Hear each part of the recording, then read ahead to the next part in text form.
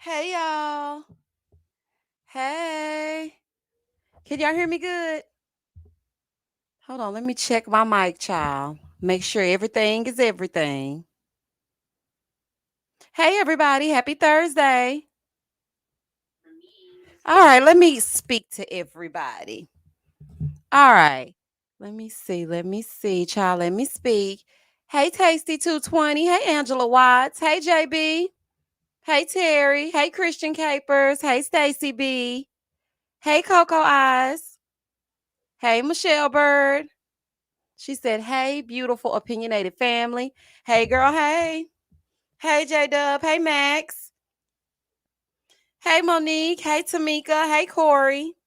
Hey, Britannia. Britannia, I haven't seen you in a while. Hey, K. Rowley. Hold on. Let me go on down, honey.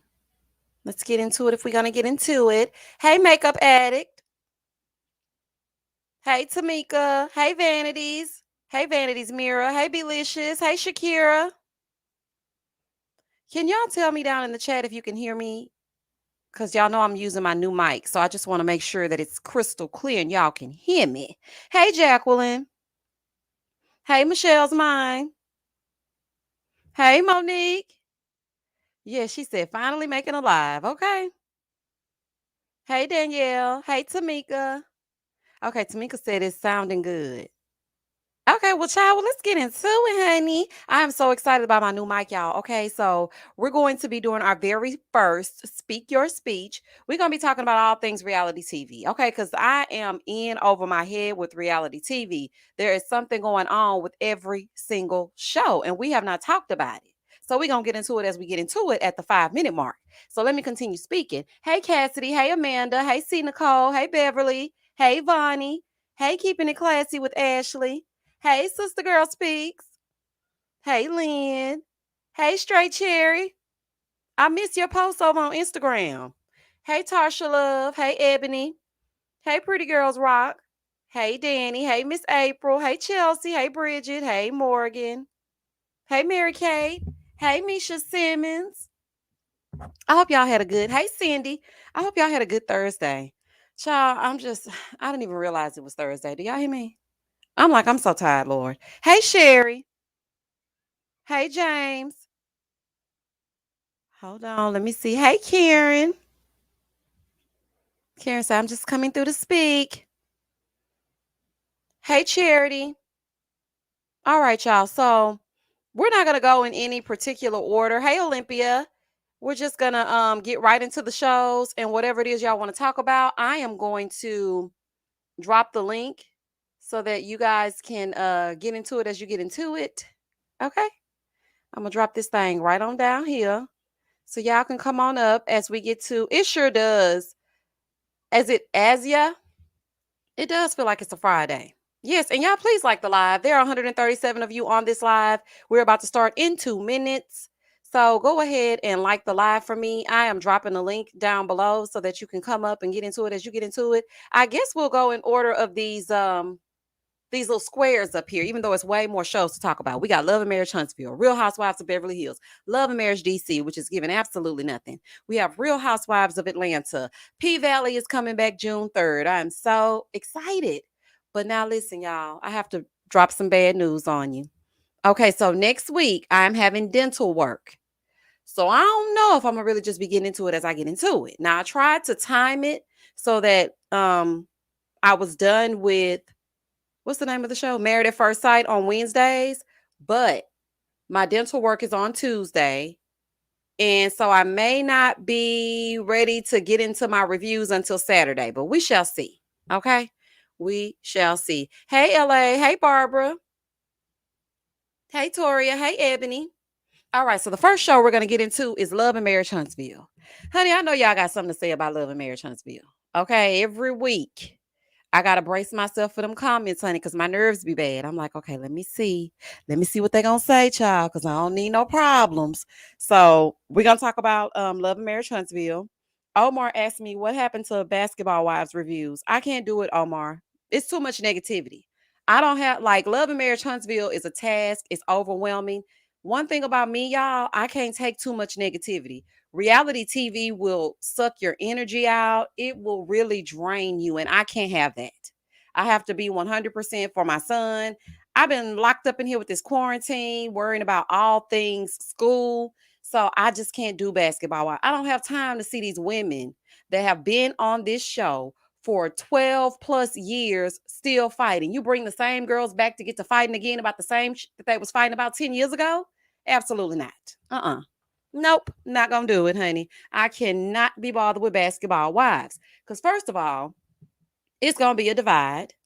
Okay, it's gonna be well, Malaysia said this. Well, Brandy said that. Well, I feel like Brandy right. Well, I feel like Malaysia right. I don't have time for that. Hell no. No, I already got to sit over here and be like, no, I don't have a problem with Love and Marriage Huntsville cast. No, I don't hate Mel. I always got to defend myself. I always got to go into my Saturday reviews with anxiety. Baby. Child, please. Look, black girls getting their shift together said Mel is fake. Moving forward. Baby, listen. Look, but you can't say that though, black girls getting their shift together. If you say it, then the people gonna come for you. The male stompers or whatever the hell they call child. I don't know what the male people call, and I really don't care. But all I know is it's always a fool. Kelly asks, when does P Valley start? It starts June 3rd. Hey, KB. Okay, so Arlene said Stormy needs to chill, and Kimmy is very sneaky in my eyes, and they love drama. Male too. Arlene, thank you for summing up the season. That's exactly what I said. I feel like Stormy needs to chill out. I do think, now this might be an unpopular opinion because I know some people didn't feel this way. I do think that Destiny was kind of trying to, be a little bit condescending when she hit her with the sweetie. I don't care if you speak like that. Don't speak like that to me when we're into it because we're not friends right now. We're not seeing eye to eye. So if you sit in front of me and go, well, Misha, I'm just telling you, sweetie. Oh, baby, I'm gonna do the same thing. I'm gonna say, girl, don't call me sweetie. Don't do that. Don't do that. So I didn't find anything wrong with her correcting Destiny in that moment. So, child. Hey, Timeless. Black girls getting their shift together said, I'm ready for them. I said what I said, and I ain't changing it. I know that's real. Pretty Girls Rock 1908 said, bump them people. Don't nobody care about the melodramas. Is that their name?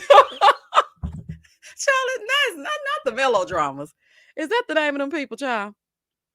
Okay, so C. Nicole said Stormy is a bit much. Mel needs to heal. Tisha needs a prayer. Okay, child, a prayer and a visual and a plan. Kimmy needs to get over Maurice. Sure do, honey, and get under somebody else. Child, all that judge over there wasting it with Maurice talking in circles. Martell and Marceau need to get over themselves, and Wanda needs to lay off that liquor. Wanda, if you can't handle your liquor, then you shouldn't be drinking. Y'all know what Miss Wanda remind me of. She reminds me of Miss Jessie from Martin. One that I like, Miss Jerry. Miss Jerry from Martin. Child. Miss Jerry and Martin get to fighting. All I could think about was that episode when they were in that in the airport and they were trying to get somewhere during Christmas, and that Santa was in there fighting with Miss Jerry. Ooh, child. Hey, Zoe. I haven't seen you in a while. Hey, Misha and fellow opinionators.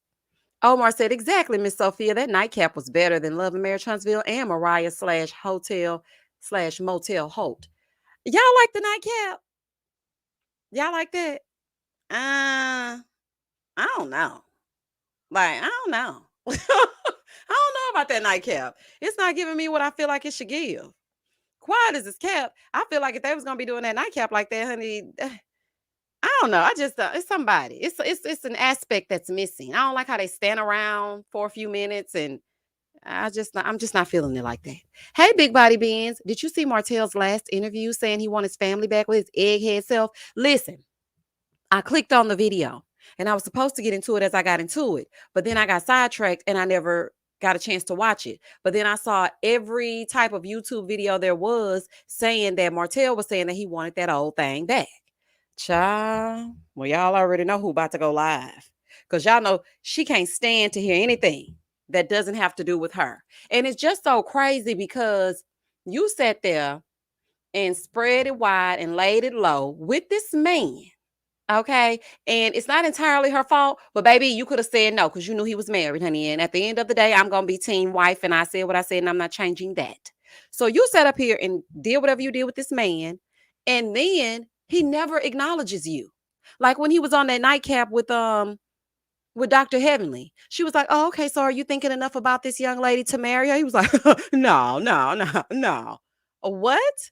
Then a day later, you do an interview saying you want Melody back.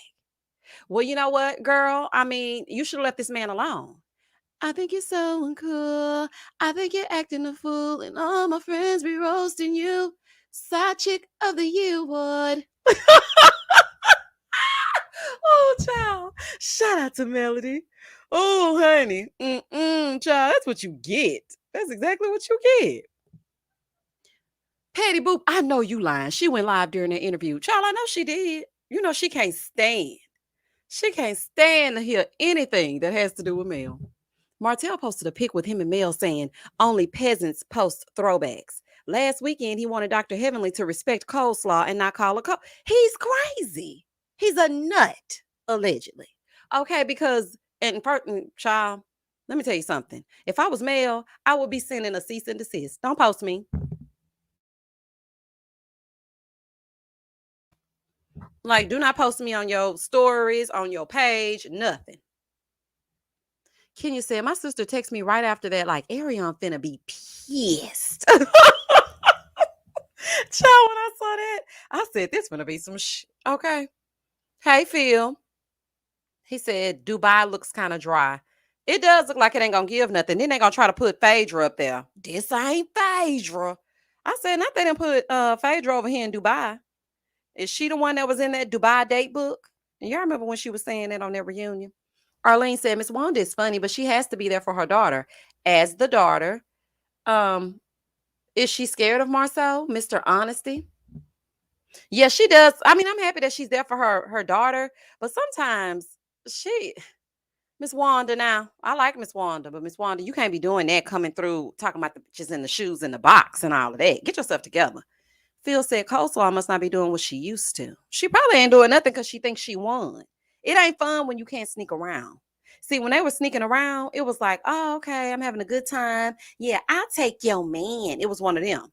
But now that she can have easy access to him, he ain't interested in her and she ain't interested in him.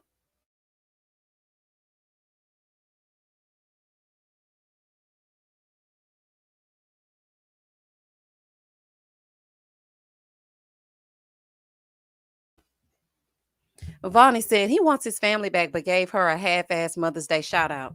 Don't even shout me out, honey. Just keep my name out your mouth. Keep my name out your mouth, move on, and go away.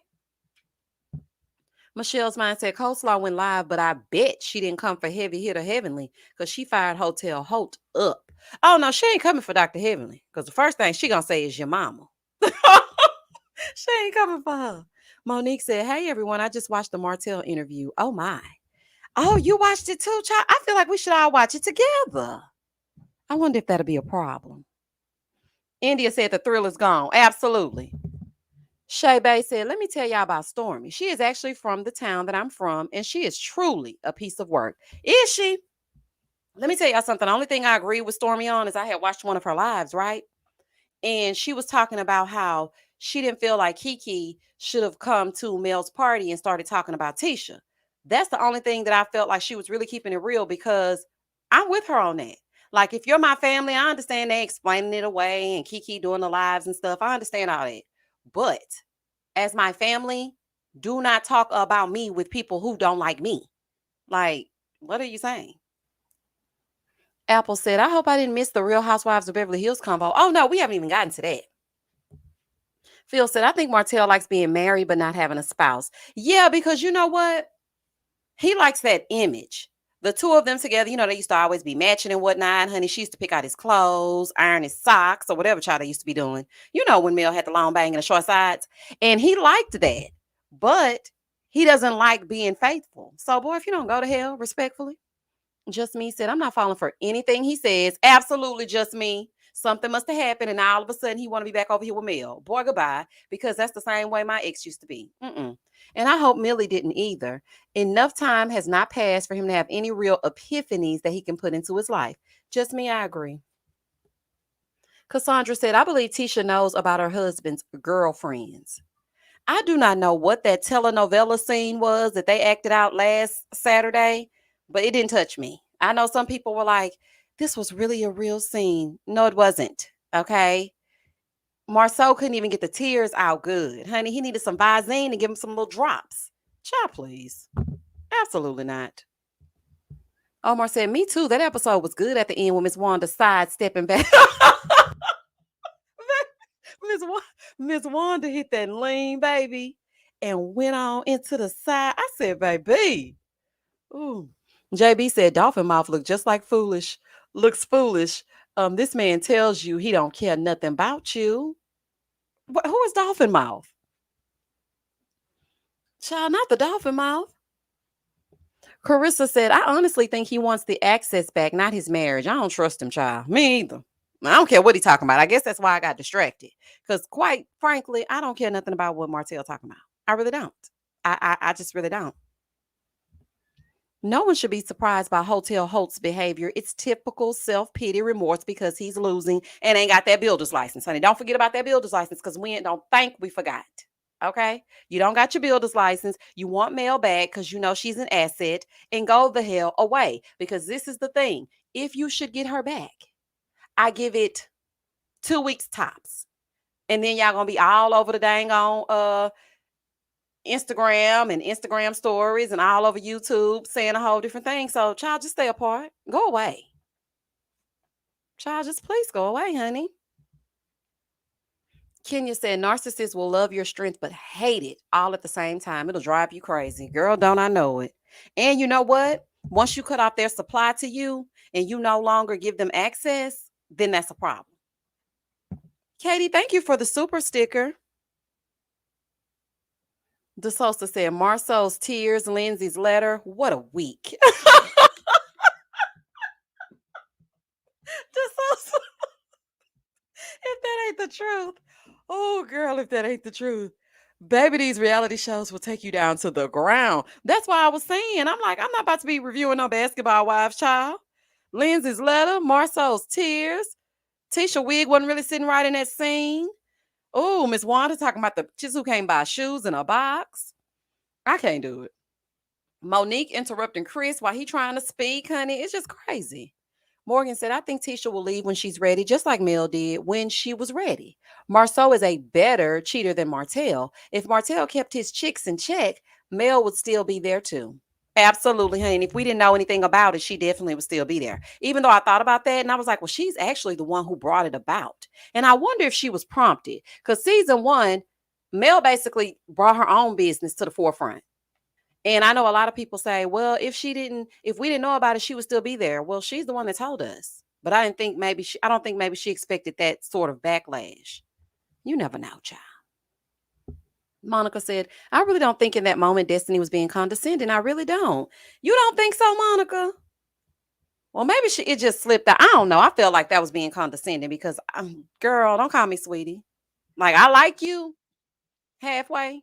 Because I mean, sometimes I like Destiny, sometimes I don't. Sometimes I like Kimmy, sometimes I don't. Like it's just, I don't know. The cast gives me on any given day. It just doesn't matter. Straight Cherry said Martell just want those builders license benefits, don't he though? All right, y'all. Listen. I am going to drop the link again so you can come up and speak your speech if you would like to. Destiny was definitely playing in Stormy's face. She sure was. Yep, that's D. She was playing in her face. AAW 1976 said, condescending as hell. With Wanda, which is it? Shoes in the box or out the box? I don't know. I think she said, I told her, don't deal with bitches that can't buy shoes that don't come in a box. So if you get your shoes from the Ross and they don't come in a box, well, honey, baby, don't sleep on the TJ Maxx of it all, okay? And the Ross, because sometimes you'll find some good shoes in there. Honey, I know I buy them out of there, and that ain't nothing wrong with me. Hold on, let's see. Petty Boop said, Miss Wanda really thought she said something with that shoes in the box comment. Girl, what? I was like, Miss Wanda, please don't say that again. Child, gone.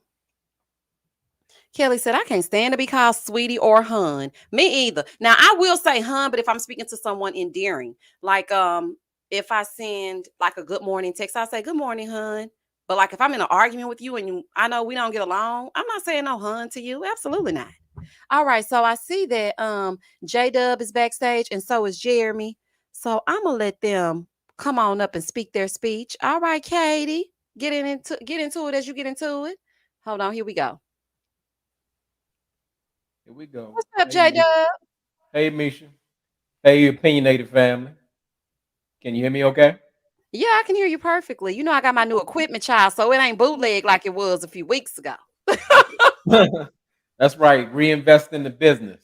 That's right. Put it back because you're in there full time. So, Yes.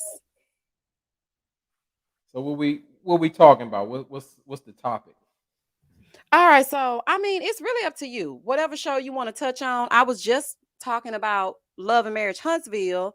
And so we were talking about whether or not we feel like Destiny was being condescending to Stormy when she called her sweetie.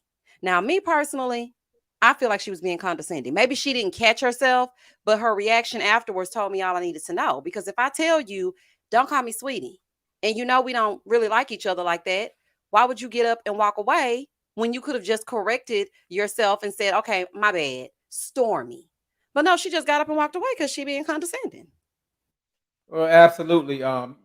Destiny, she isn't she's not self-aware, and I'll jump out on a limb and say to confirm it that she can be aggressive at times. And again, to all the beautiful black women out there, yes, a black woman can be aggressive if that's what she's doing.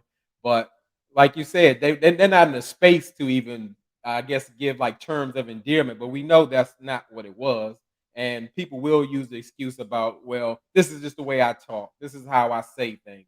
No, we having a, a debate or a conversation to try to get some solution. We're not using sweetie or honey or all that. No, not at all. So I'm with Yeah, you. I agree with that. I agree with Mhm. that. Now, as far as them using the term over and over aggressive when it comes to Destiny, I didn't like that because let me tell you why. Tell As me. black women, we get labeled that all day, every day. It could be simply us having a bad day or us just disagreeing. No matter what we say, it's got to be deemed aggressive. But then you can have the same opinion come from another race of women.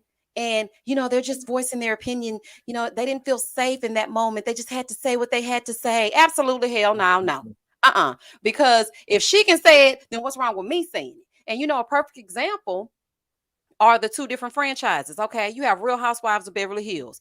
Erica is constantly calling those women bitches, going off on them. She got an attitude with everybody from Andy down to production. They ask Erica questions. She don't want to answer them. I mean, you guys can do your own dirty work. I mean, do your own due diligence. But then turn around, go over here, and have somebody like Kenya, no, not even Kenya, have somebody like Marlo say the exact same thing that Erica has said on Real Housewives of Beverly Hills, and Marlo is aggressive. I don't like it.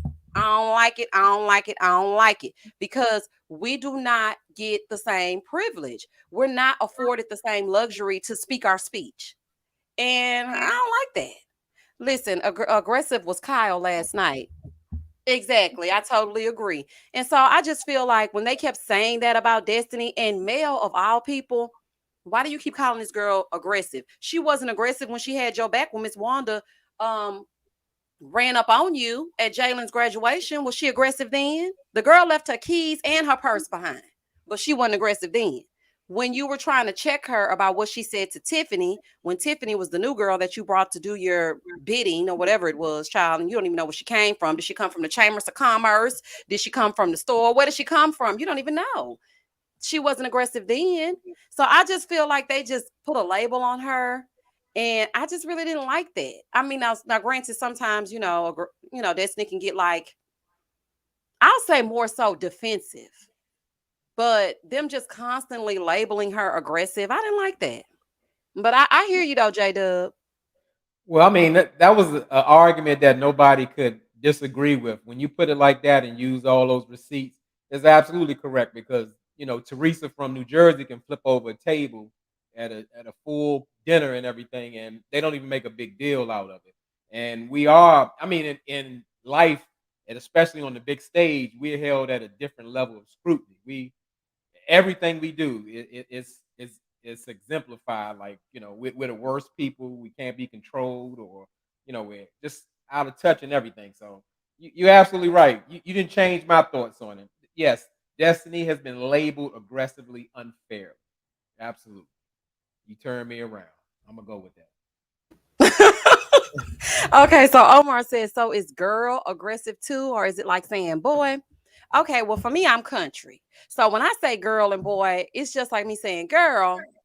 I don't feel like that's aggressive. I feel like that's me just saying girl. Or sometimes if I'm speaking in a review, and sometimes I have to catch myself, if I say a boy gone, that's just like me shooing you away. Like, leave me alone, child. It's not making no sense. But I don't feel like girl or boy is aggressive. It could be demeaning at times. So you have to be careful in the context that you use it. But aggressive, no, I don't think so. I don't think it is. Well, just like you said with the girl, well, you can say girl in a different, put a different inference on it. It's a girl or girl. It's a different type of girl. So it means something different. And uh, that thing that Destiny did, she should have apologized for that, or just corrected herself. She didn't have to apologize. She was just so frustrated. She didn't want to be corrected by Stormy. She wasn't in that space to have that discussion just yet. So I thought it was gonna turn out well because they came in like they were kind of calm and nice, but it went left real quick. And I didn't think it was gonna go well at all. And I didn't understand why Kimmy would even invite that energy into her son's space. Like, ma'am, this is where your son sleeps. I know y'all are trying to Right. produce a show, but you're supposed to be the level-headed one. Why on earth would you get these two heifers together to sit down and get the fussing? You already know what they're about to do. And with a personality as aggressive as they say Destiny's is, why would you put her with Stormy, who is equally as explosive, to blow the whole damn spot up, knowing that this is a made for TV dang on housewarming? Stop it, Kimmy. Like, you know better than that. So I just didn't understand why they put the two of them together, knowing that that was going to happen. Phil said because Kimmy is messy. Yeah, but she low key messy. The people don't see it though. Yeah, Omar, exactly. In such a small space, I didn't understand that. So I definitely understand what you are saying too, though, J Dub. I see your point. I just don't understand why she would put the two of them together. I knew it was gonna turn out like that. I feel like Stormy kind of came in with I don't know. I feel like Stormy was willing to hear her out. I really do. Right. But then Stormy has a thing about names because even when she was sitting with Tiffany and Tiffany called her feisty, she's like, "Don't call me feisty." So that one right there, I was like, "Girl, feisty is okay. You're fine." But when she told her, "Can you just call me Stormy or my name is Stormy?" I understood that. Yeah, I would rather see hypersensitive Stormy than just to be a doormat. So I get that, but that whole scene, like you said, was just a setup. Because where were the actual guests for Jalen? He don't have any college friends or some neighbors, anything. It was all Kimmy's friends and family. That's true. And that's how I know the whole scene was produced because you didn't invite Martell, but you invited Miss Wanda to come in and walk sideways and get ready to get her drink on and start a fussing and a fighting. And you already knew that was going to happen. You put Destiny and Stormy in an enclosed space, knowing that that could have been disruptive. So I feel like you knew what was about to happen. So this is the outcome that you get. And as far as his friends not being there, when I noticed that, I'm just like, okay, I know this guy or this young man that's in a fraternity has Yep. line brothers, somebody that could have Right. come. Like, where's the hookah? Where's the like? Like, I know they're about to get the party started. So this just lets me know that this was just a scene for TV, and they wanted to get us talking, and that they did. Right. Because Miss Wanda loves Jalen. That's what it was about. She Yeah, just she wanted was all like, the. "Well, Miss Wanda loves you." I'm like, "Kimmy, Miss Wanda don't even love you, honey. You just got on her good side halfway because you told Tisha that her niece was talking about her cousin." So that didn't make any sense to me. I was like, "Kimmy, what are you talking about, honey? Please don't let this show turn you into one of these people we got to talk about on the Twitter. Like Kimmy, stop. Oh, Kimmy's already gone. She's already a Scott Stepford wife. She's gone. She's more like Maurice. She's hidden. She's just as bad as Tisha, and actually she comes off smarter than Tisha, but she's burying her head in the sand as well. So, I mean, they one and the same at this point. So I'm so Hey, everybody. disappointed with her. Hey, Jeremy, What's up? what's up? That's what's up. So, but it better not be what's up though. But I Yeah. have a couple. I have a couple of things, a couple of thoughts on, love and marriage Huntsville. If you don't mind me speaking my speech. Um, I really do think it's about time that we really have to put, the flashlight on Kimmy, because the way she be moving in the background, moving in the darkness, orchestrating all of this drama between the cast, but doesn't ever have to take accountability for it, is completely ridiculous.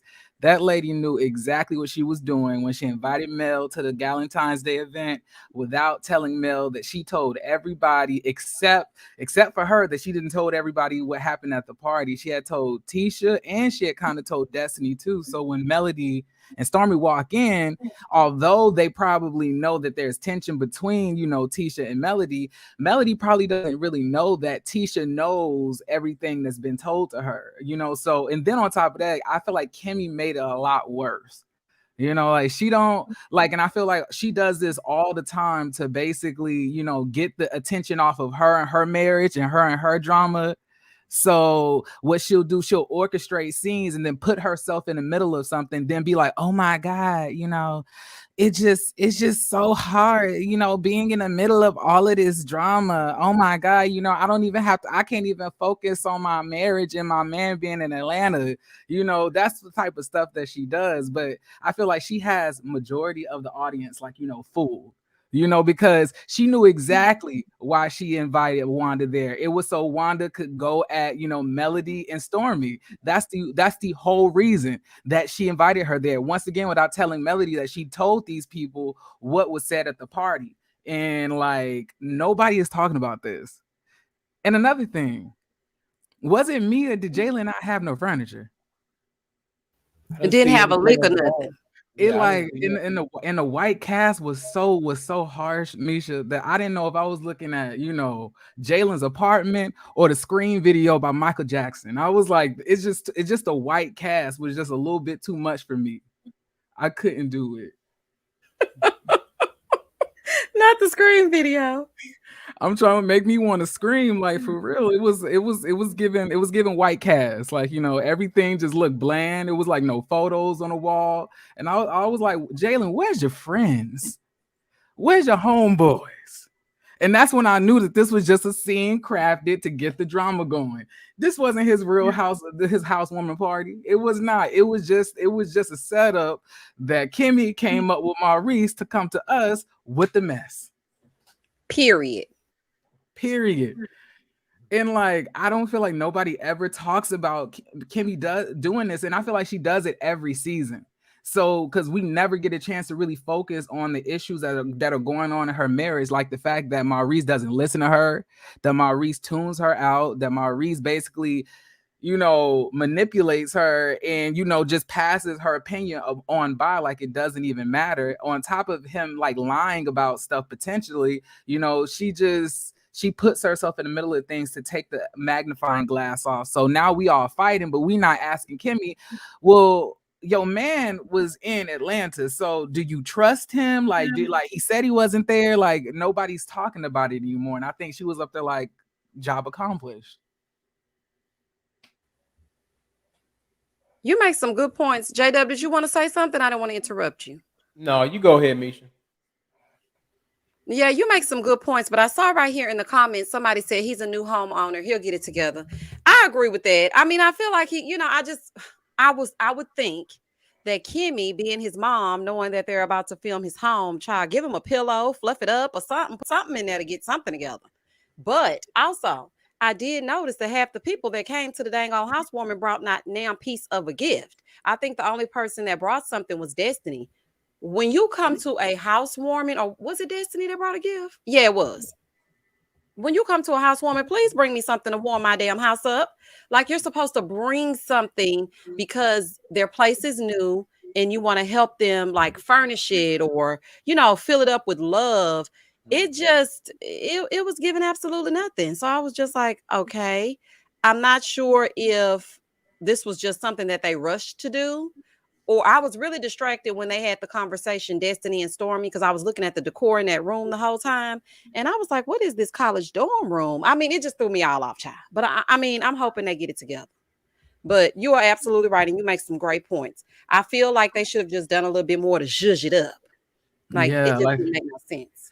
it wouldn't have been nothing to go to Ross or Marshalls and grab a little painting off off of the clearance rack. It could have been a little something added to it. You know what I'm saying? So I agree.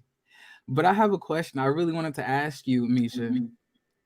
What do you think about Destiny and these fashion and dress choices that she's been choosing lately?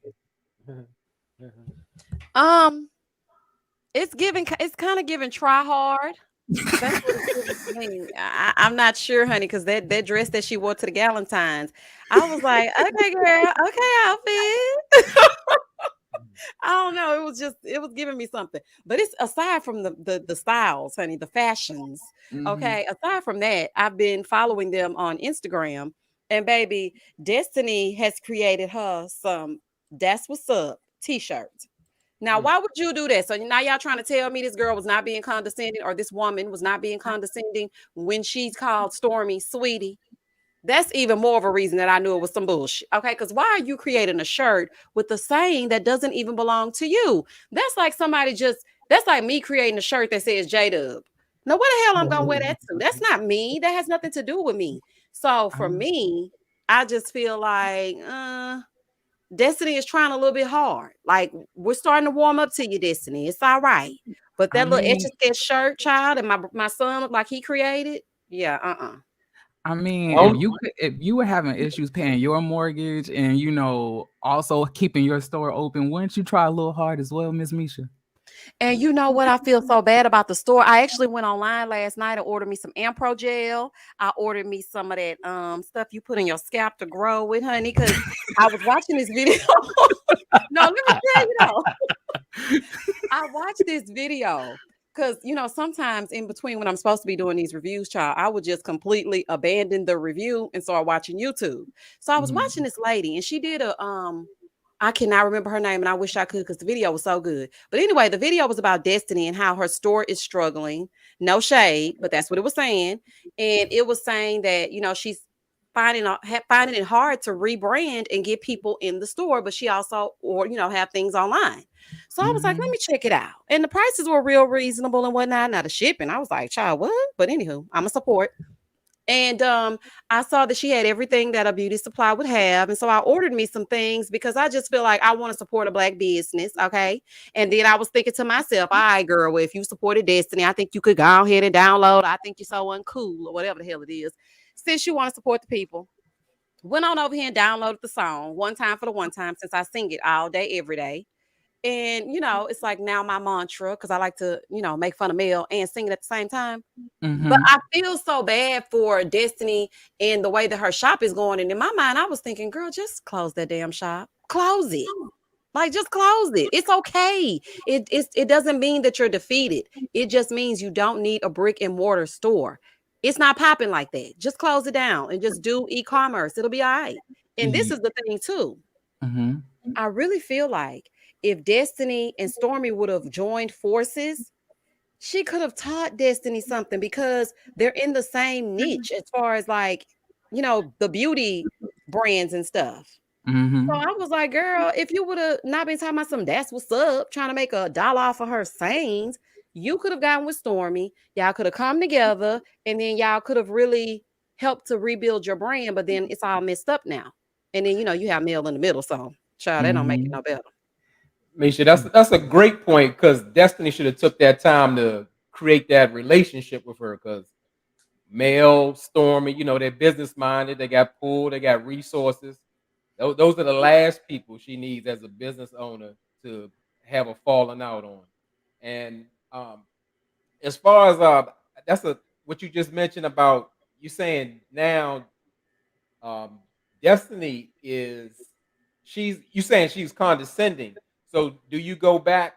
How do you feel about her saying that's what's up? Do you think she was mocking her now, or what you think on that? Because I remember you Oh, said you that's didn't a think she good did. point.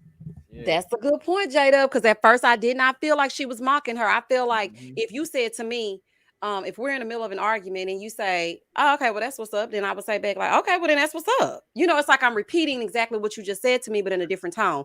I don't feel Hmm. like I'm mocking you. I feel like I'm repeating you, and that's what I feel like Destiny was doing in the moment. But now that I see you got these shirts, you're mocking her. Okay, and then when you said, well, what did she say? Oh, she said, yeah, because she was talking hood. And I know a Mhm. lot of people were debating, like, is that hood? Like, why would she say she's speaking hood? And to me, I felt like I just didn't think it was hood. I mean, that's what's up. I mean, people say that all the time. I mean, I guess people I know, child.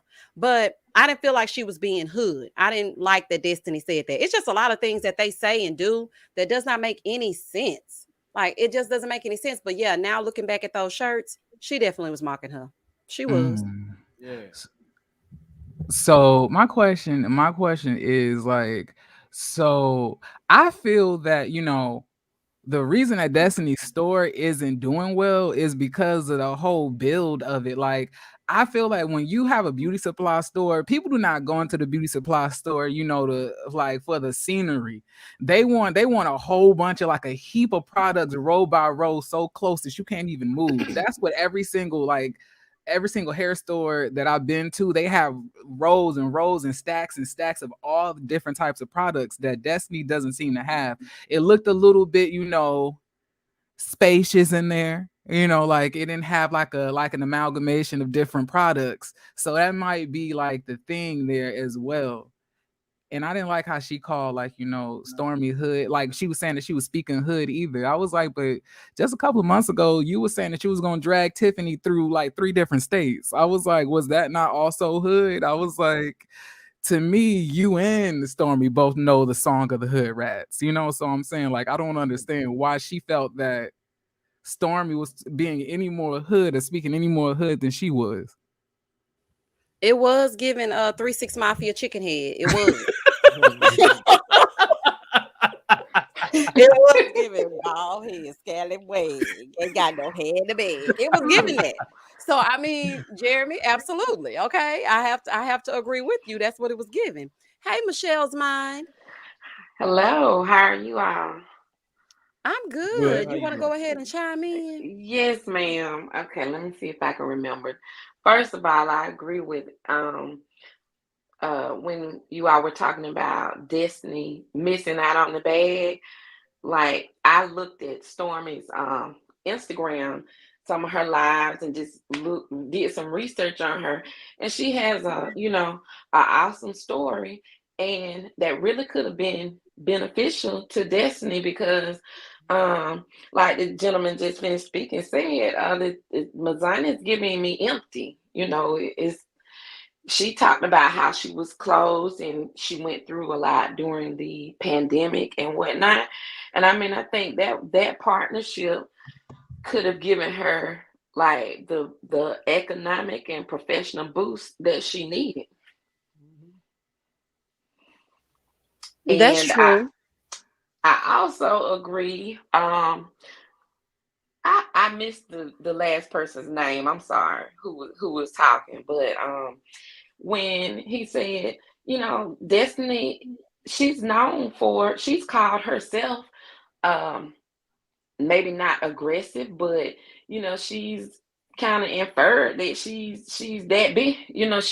I'll do this, I'll do that. Look at how she did with Tiffany. So it's kind of, ironic now that she's acting like Stormy is bullying her, but when she got on the show, her and Kimmy had, something going on. Then when Tiffany came along, I mean, I think hood matched hood. It's just, different hoods, but it is what it is. I agree with that. I agree. I feel like they both are one and the same. It's just if they were both friends with Mel. then we would see they would be skipping off into the sunset holding hands because they the same person. You know, And would. Mm-hmm. just in Yes. different ways. Now I Yeah. see people on the in the chat asking about Love and Marriage DC. Um, I'm not really a fan of Love and Marriage DC. I'm trying, y'all. The first episode I watched, I didn't really like it. I didn't care for it. I didn't like how they had their names in the back of them lit all up. It looked real amateur at the Apollo. I was like, Yes. what is this, Carlos? Like, you've been doing this too long Yes. to have these names To highlighted in the back. have this, yes. I don't like it either. It's not, it's just I struggle to watch it. Like I have to watch it in pieces. I can't just sit Wait, not down and watch the peace. whole, yeah, like I'm gonna do, okay, I'm gonna take a break, morning break, 15 minutes. Okay, let me try this. I can't watch it after lunch because you had an itis and baby. That's the concoction to go to sleep for sure. It's just it's not. I'm not impressed. I don't. You know. Let me get in this. Sunshine and Flowers says, speak up for DC. That's right, because I must say I gotta be honest with it. The show is missing and lacking something, but I'm gonna tell you, I'm born and raised in DC. I know the feel and the people. The mistake I think they made, they should have left Monique off or put her as a side person. Oh Because my when you God, look at thank you. the best thing I'm gonna tell you, what would have worked was if they made Arena and Jamie the stars and built their authentic friends around them. Because I'm telling you, I come from that era. Arena and Jamie is 100% authentic, old school DC. And that's what I mean when I do my reviews. I tell people like I'm disappointed with Ready to Love DC, Ready to Love Potomac. It's like all transplants. We are a very particular people. When we see each other, we in California. We know each other. We know. Oh, you from the area. We know. We see the talk, the mannerisms, everything. But I'm gonna say it's starting off really slow. Monique is not a leading lady at all, and we still need more authentic people. But guess what? Even Arena and Jamie don't even live in DC. Nobody lives in DC, so they should have just called it the DMV. But that's a whole nother story. Us who used to live in DC, in the old DC, most of us don't live there because it's a totally different planet now. It's not the same. Jeremy, you kind of a native. Get in there. Tell us something. Me, look, I'm from Las Vegas. But I have been here for 8 years. But Exactly. So you got to like, stop it talking about you're not from here. Yes, you were not born here, but you've been here for 8 years. So you soaked up some of the culture. I feel like I personally really did like the first episode. I thought it was really refreshing. I thought it was very interesting. The second episode is where they lost me. I'm sorry to Carlos King, but I know that, because Monique bopped Candace on the top of the head a couple of times and riled the fans up, that y'all thought that she was a fan favorite. But she's not. She never was. She never had, the personality, to carry anything. Is given like, light as a feather, stiff as a board. As far as her personality goes, it's like every scene we have to see her basically go at it with Chris. And I'm like, at this point, just say that, you're not attracted to him. That's what I feel. I feel that she's not attracted to Chris anymore. I feel like it's something about him that it's almost kind of like it repulses her, because when she's talking to him, she's over it. When she's talking to him, she just seems so irritated. She's already on the defense, and she don't care about throwing him under the bus on national television, basically saying that he left her stranded up in the upstairs room while she was battling COVID. Like, it's given that she don't like him no more. Yeah, she's picking that man apart. I mean, she's finding any and everything. Granted, uh, any husband in a long-term marriage are most likely slipping in some areas, but it's like she's looking for any and everything that's wrong with him to pull him apart. Like he said, I don't have any babies coming to the door. I pay the bills. I'm a good dude. I help with the kids, but Monique is trying to paint another picture of him. Like you said, it may be just for the show. It may be she is not attracted to her because at this point she's like in Ashley's position. Her her position is secure. She got 3 children, but she can leave him and still be rich and keep the Bentley and the house. Mhm. Yeah. And I feel like she knows that, and I feel like that's why she has that specific attitude, because she's at this point like, I don't need to be here anymore, and you still not doing what you need to do. It's like she's just not feeling him. But I feel that, I really hope that she's not gonna let this show like destroy her marriage. Like, I do feel like maybe she should like humble herself a little bit more, because I feel like because of all the hype from the supporters, that she feels like, she could just do anything. But like the last thing you want to do is lose a good guy who just has maybe some things that he needs to work on, but it doesn't destroy the whole house. It leaves a messy room, but it doesn't destroy the whole household. Like I feel there's things that they could work on, but apparently she said it's been 10 years, so I don't know. That's crazy. For me, I feel like some of that might have been true before she exited that other show, Real Housewives of Potomac, when they were saying that Mhm. she was kind of feeling her trainer. You know what? When she probably got with Chris, he may have been at the height of his career and she saw this big football player. But to me, she kind of puts him down because he's from the South, like he's a little bit less than.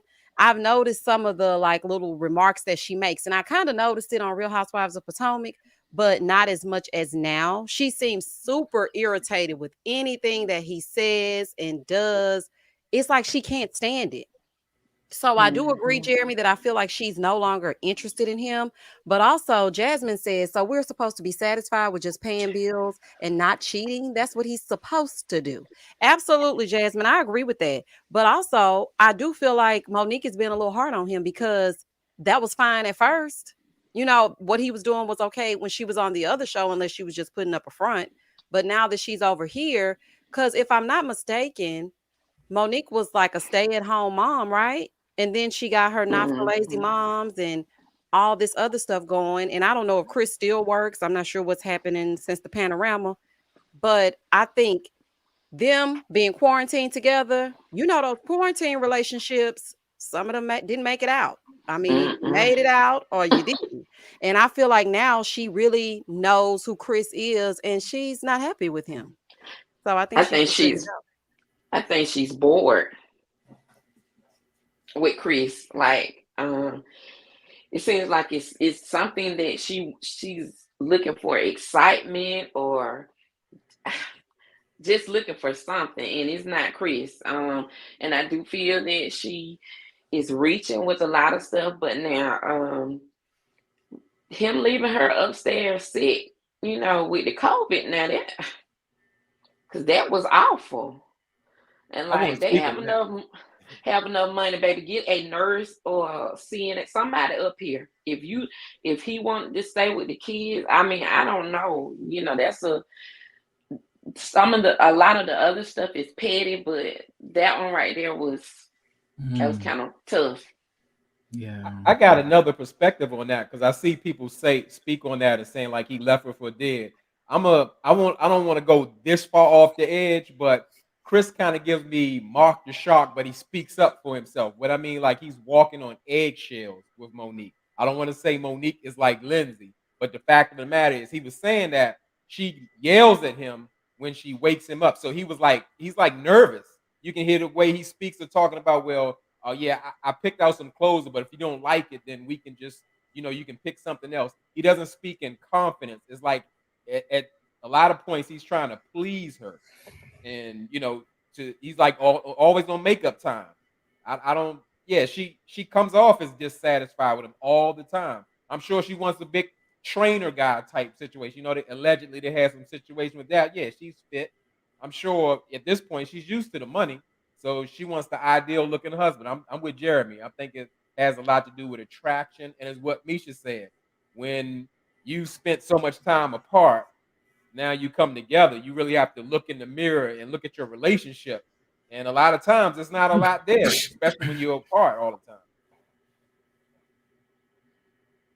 So that's it for me. That's true. And I feel like the two of them are just going through like, I don't know. I mean, it's been 10 years. It's not going to always be where they're just so in love. And like what they're really arguing about is I didn't understand the whole list. She was like, I want him to give me a list of who he is. I'm like, what are you talking about, Monique? What do you want? What do you need a list for? Like she wants a list to know if what he's I think the list was about what he really cares about or what it is that he wants to do or something. It just didn't make sense to me. I was like, okay, Monique, once you get this list, then what? Are you going to be more satisfied with what he's providing for you? And he even said when he was talking to Nope. that scammer, he was talking to the scammer, Kevin, that didn't go to ice skating but didn't embezzle the funds or whatever Kevin was talking about. When when he was talking to Chico and them, he said, you know what? I actually do need to check back in because I have not been courting my wife. I haven't been doing what I should as far as the romance department. I've kind of been checking out. And I just feel like Monique is probably using this show to make sure that she can voice that so that it's magnified. Because quiet as it's kept, I think she on her way out. Because why do you need a whole radio job? Like, Yes. what are you getting Hmm. this radio job to do? Because I mean, you have not for lazy moms. You over there on YouTube with that binder. You over here with this show. Like, what else do you need to do? So I just feel like she's trying to get herself together to Hmm. exit. I'm hoping not because, girl, let me tell you something, Monique. I'm speaking directly to you, honey, because I know you be perusing the YouTube streets. It ain't nothing out here in these streets. Do you hear me? Not nothing. Nothing.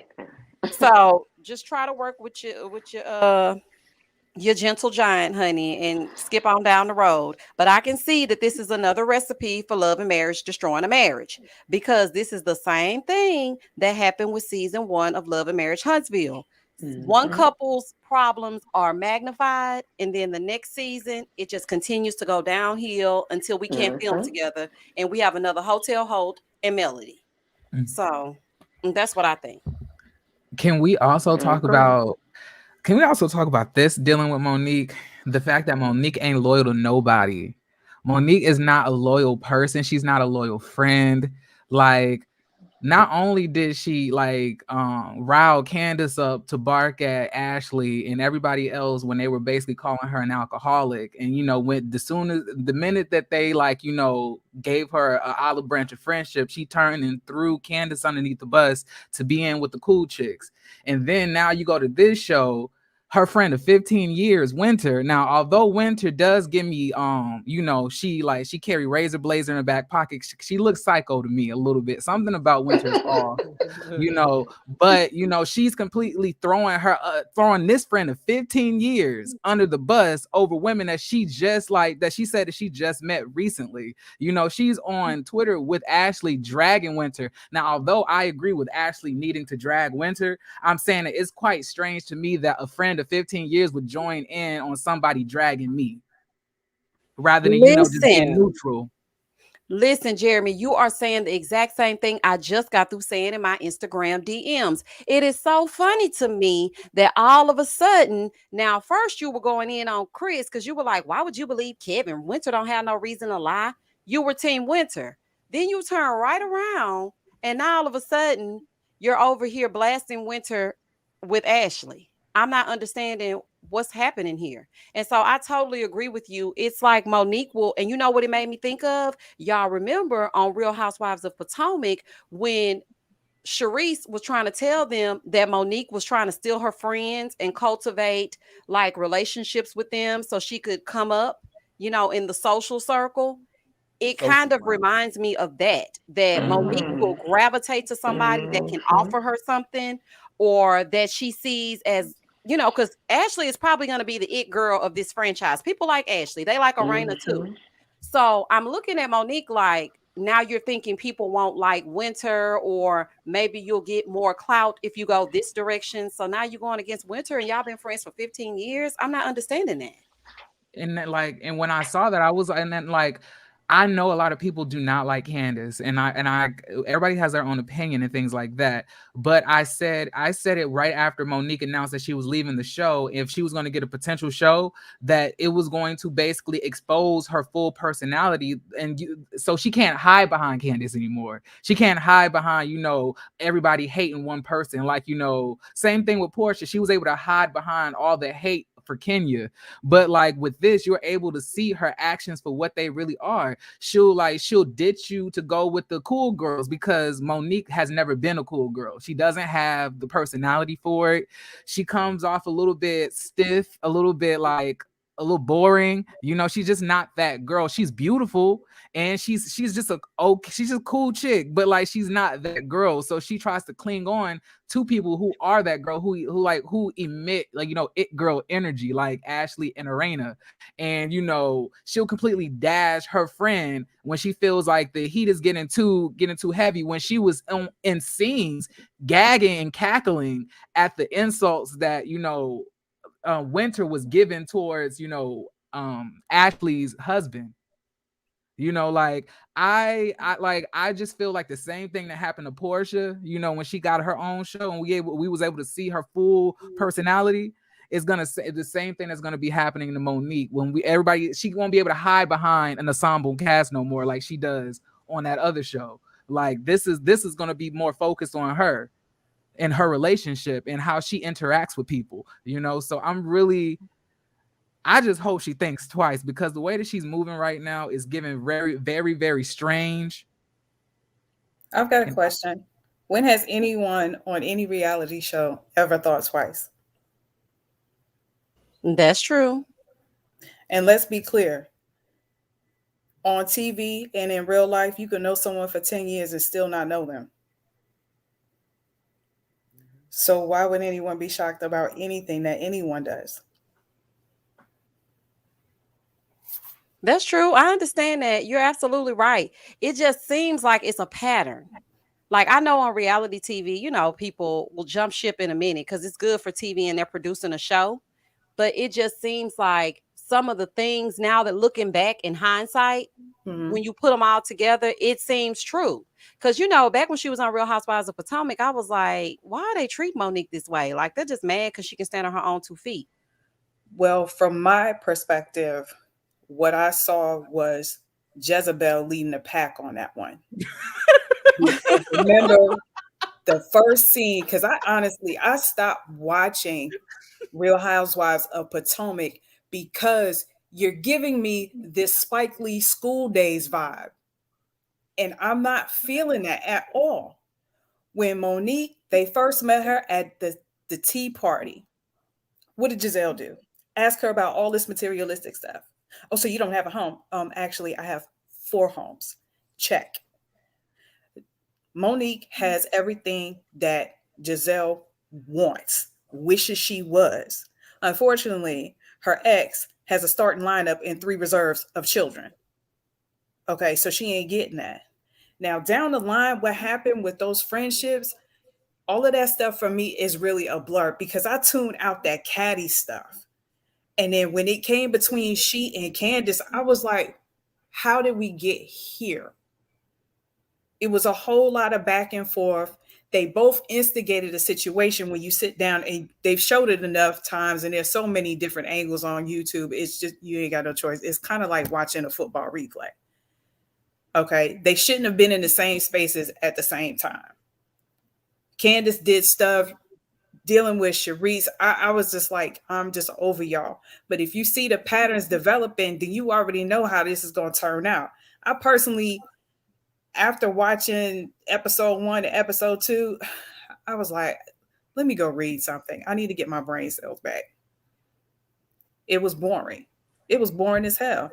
Winter, her and her first quadrant shaved head or whatever she want to call that, she's the only interesting one, but she's not even a cast member. Make that make sense. She's not? No. Everybody keeps saying she's not a main cast member. And I'm like, because if you Yes. see in the introduction, it's only the couples. Mm-hmm. Oh, wow. I never even noticed that. That shows Yeah. how much I'm not paying attention. It's like Love and Marriage Huntsville, with the exception that Destiny is a main cast member. Yeah, initially, Winter was a part of the main cast, but she broke up with her husband, so she What a can't be. shame. She has to be a friend. What a shame. And I'm just gonna say this about Winter. And now I was like, this is what's gonna make this so interesting. They're really gonna have to develop what's going on between Winter and that other girl, because she and the other chick, they start to look like to me the same wigs, the same makeup, the whole nine. The fact that you saying that you're a relationship expert, you came out here with this Dr. Heavenly stuff. I'm a relationship expert, but you're not even smart enough to know where this man lives, have been in his house, had to even have dated him for at least a year and a half before you said I do. You can't tell me anything. You spitting facts though, honey. You speaking your speech, child. See, this is why we need to have these, these forums because it gives you a different perspective on what people see when they watch the shows and what they think. I So yeah, mean, you speaking your speech on that one. I got to I give mean, it to like, you. seriously, would you marry somebody after what she said? What, 6 months? And Something never, she's never even gone to his house. She didn't even know where he lived. like. So you don't know if he's living in a shoebox, in a hotel, in a motel, with some other chick. You can't You- trust the man that can't buy shoes that don't come in the box. Child, I don't know, honey. I'm It didn't just make no saying, sense. like that does not make sense. Like a parent, I can't even imagine sitting in front of my father and having that conversation. Because I know as a man, as a Virgo man, he's gonna come out with all of the questions, the power of the questions. And if I was Winter, I'd be like, I'm gonna let me get back to you on that, Pops.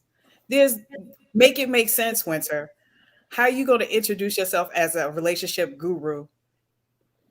And you done messed up the church's money by sitting up here telling us that you only knew this dude for 6 months. You didn't know where he lived and you married him. Girl, bye. And I could just tell he was a scammer in the first 5 seconds of him speaking to Chris. I was like, you can look at him and tell something is not right. And Give Cab Calloway his slick back.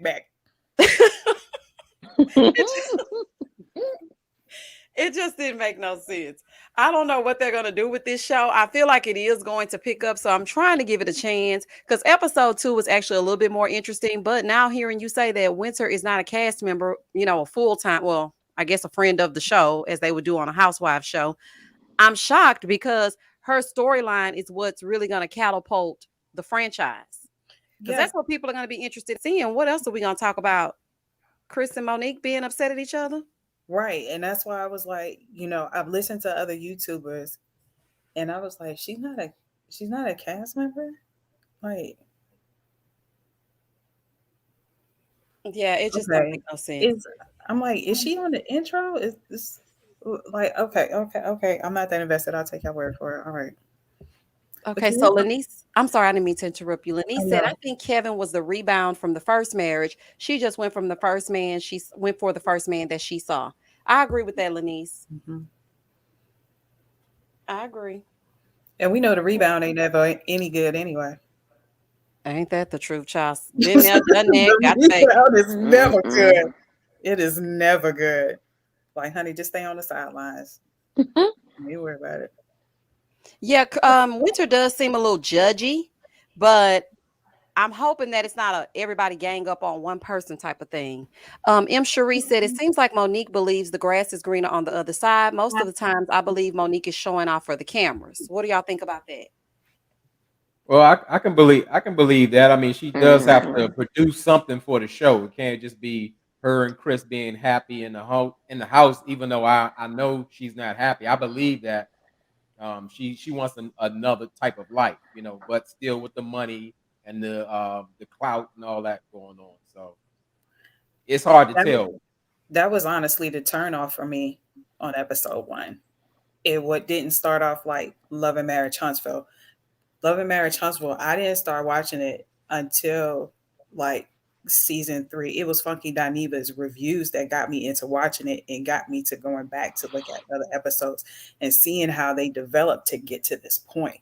Monique, the way they started out is like, oh, we got this drama. It's like y'all started at the middle where Love and Marriage Huntsville is right now, and y'all like trying to keep up with them by just coming with. To me, it just seems like some forced drama instead of letting it Mm-hmm. naturally develop. So the bickering with her and Chris, I'm like, baby, It's not that deep. It's really not. And I really do agree that I believe that a whole lot of the stuff between she and Chris is really exaggerated. And honestly, that stuff should have been discussed years ago. And it probably was something that they talked about, but it was never resolved. And here y'all are 10 years down the line. So that means there's a communication breakdown. Well, I mean that's not uncommon, especially from a husband that is normally not in the house. Uh, Again, it's like a stranger walking to your house. You've been living your life your way on your terms, and the husband pops in, when he's not busy or busy with his career. And I know I'm not. I sort of wanted to subscribe and say, well, not having a baby and paying the bills is minimum, but in that lifestyle of multimillionaire professional athletes, it's very common for infidelity to be present. It's almost accepted. I mean, it happens in regular life. So I mean, it depends on the female, because a lot of women who get with the athletes, they do leave them. But I'm trying to think back to when Monique described how she and Chris met. Was he still playing ball at the time? Because I I think don't he really was on think the he end. was. I think he was coming at the end of retirement because he said they've Okay. been married for 10 years. He's been retired for about 10 years. So Okay. when they So met, his career was there ending. was yeah, his career Yeah, was already over. yeah, it was. Okay, and he never was an analyst or anything like that, so he wasn't out of the house, because I stopped watching after Trump got involved with football, but I hadn't seen him do anything He was outside of some that. type of coach He was. somewhere, like some type of offensive lineman coach somewhere. I don't know on what level. Okay. After I don't know if he's Um, still doing that. it doesn't seem like it. It doesn't seem like it. But I mean, who knows what their agreement was when they got together? You know what I'm saying? She may have agreed to be a housewife.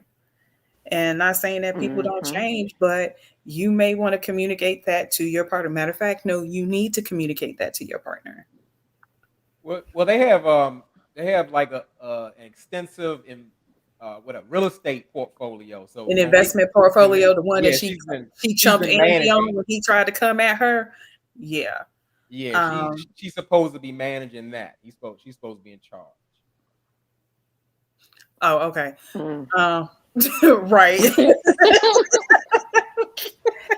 And I think that's part of the problem that Chris's mom has with Monique, because I think maybe she did come in with the I'm gonna be the stay-at-home mom, I'm gonna have the children, I'm gonna stay back, I'm gonna be inside the home and you're gonna be the one working or the breadwinner or whatever. So she saw Monique kind of as a gold digger. Now I don't know how their relationship is now, because last time I saw them, she was on that other show and the mom apologized to her. So I'm hoping that their relationship is better. But I just think that as far as Monique and Chris are concerned, I feel like their marriage can weather the storm. And I think that's the reason why Chris did not want her to continue with Real Housewives of Potomac, because he could see, what was going to be the outcome. And that was going to be the demise of their marriage. Because when she got in that fight with Candace, then she had all this backlash. People were divided. People were looking at her like some hood rat that fights in the streets. So Chris could see that. And he was just like, no. And plus, Andy was gaslighting her at the reunion and whatever. So he Okay. was just like, let's get off. But then Carlos presented her with an opportunity, because Carlos always lurking, trying to, figure out what he gonna do. And she denied, she didn't want it. She was like, you know what, I'm gonna go ahead and decline this offer. And she waited for about a year and then she accepted it. So I'm not sure what happened in between the time that she thought about it or whatever, and what made her accept Love and Marriage DC. But I will say this, me personally, I feel like Carlos chose the wrong place to do the spinoff for the franchise. I don't think DC Agreed. was the next step. That doesn't give us the zhuzh that, I mean, listen, Mm-mm. when we were introduced to Huntsville, it was like, now who's giving these people in Huntsville a show? It was intriguing. Like, what do they got? What's going on down in Huntsville? Because that's not something you hear Mm-hmm. on TV every day. But now you have the own network. They're diving into the DMV area. You have Ready to Love, and there are other shows. And one thing that Carlos is very good at is going into untapped in uncharted territory, like with Bell Collective down in Mississippi. Bell Collective was not the greatest, child. I could have done without it. But I did like the fact that he's giving places that would not otherwise be highlighted on TV a chance. So when he went down to Mississippi, I was like, all right, well, let's get into it. I don't think DC was the next step. I feel like he should have chosen somewhere else. I would have even been down for Love and Marriage Miami or something, just something to like spice it up a little bit. I think it's a little bit too subdued, but I say that. But Love and Marriage Huntsville was a little bit on the snooze fest side season one as well. Well, a few episodes into season one. Because me personally, I loved Love and Marriage Huntsville from episode one. It was just something about that cast. They stood out to me. They gelled their friendships. They didn't really have friendships, y'all. Their comeback group. They had something that tied them together. So I was like, okay, well, I mean, I guess it's gonna be good. And then all of a sudden, when Mel, you know Mel, when she had the long bangs and the short sides, she was like, okay, let me tell y'all about my man and how he cheating. And the thing that really started making people perk up and pay attention is because a lot of us women have been through the same thing. So we resonated with Mel, and it's like, girl, and then he did what? And so each episode, we were more and more intrigued with Martell not keeping his penis in the household. With Monique, it's in Love and Marriage DC. Nothing against Monique. I feel like people are going in and they're looking at it through the lens of Real Housewives of Potomac. So they're already prejudging the show. They're prejudging Monique. They're waiting to see what she's going to do. They're waiting to see how she's going to behave. And it's not a fair shot for the franchise. So I just feel like he should have started somewhere else. Like, I don't know. That's just my opinion. I feel like ease us into DC because, you know, people will come from Monique because of the whole thing that happened with Candace, and making her the center of the whole thing is even worse. So that's just my opinion on it. Well, let me get in here, Misha, because I gotta stand up for my city. I think the biggest mistake is what they made. They're not showing the authentic DC at all. I'm gonna tell you like this: we are such a unique place. People think this is the nation's capital, but this is really a small town. Like we pretty much you're connected with somebody, any and everybody around. You may not even know people who are your cousins and your family. We all know each other. We're very familiar. We have a certain way of talk. We have our own music. We listen. I'm gonna tell you about this. It's in the history books, even in the rap songs.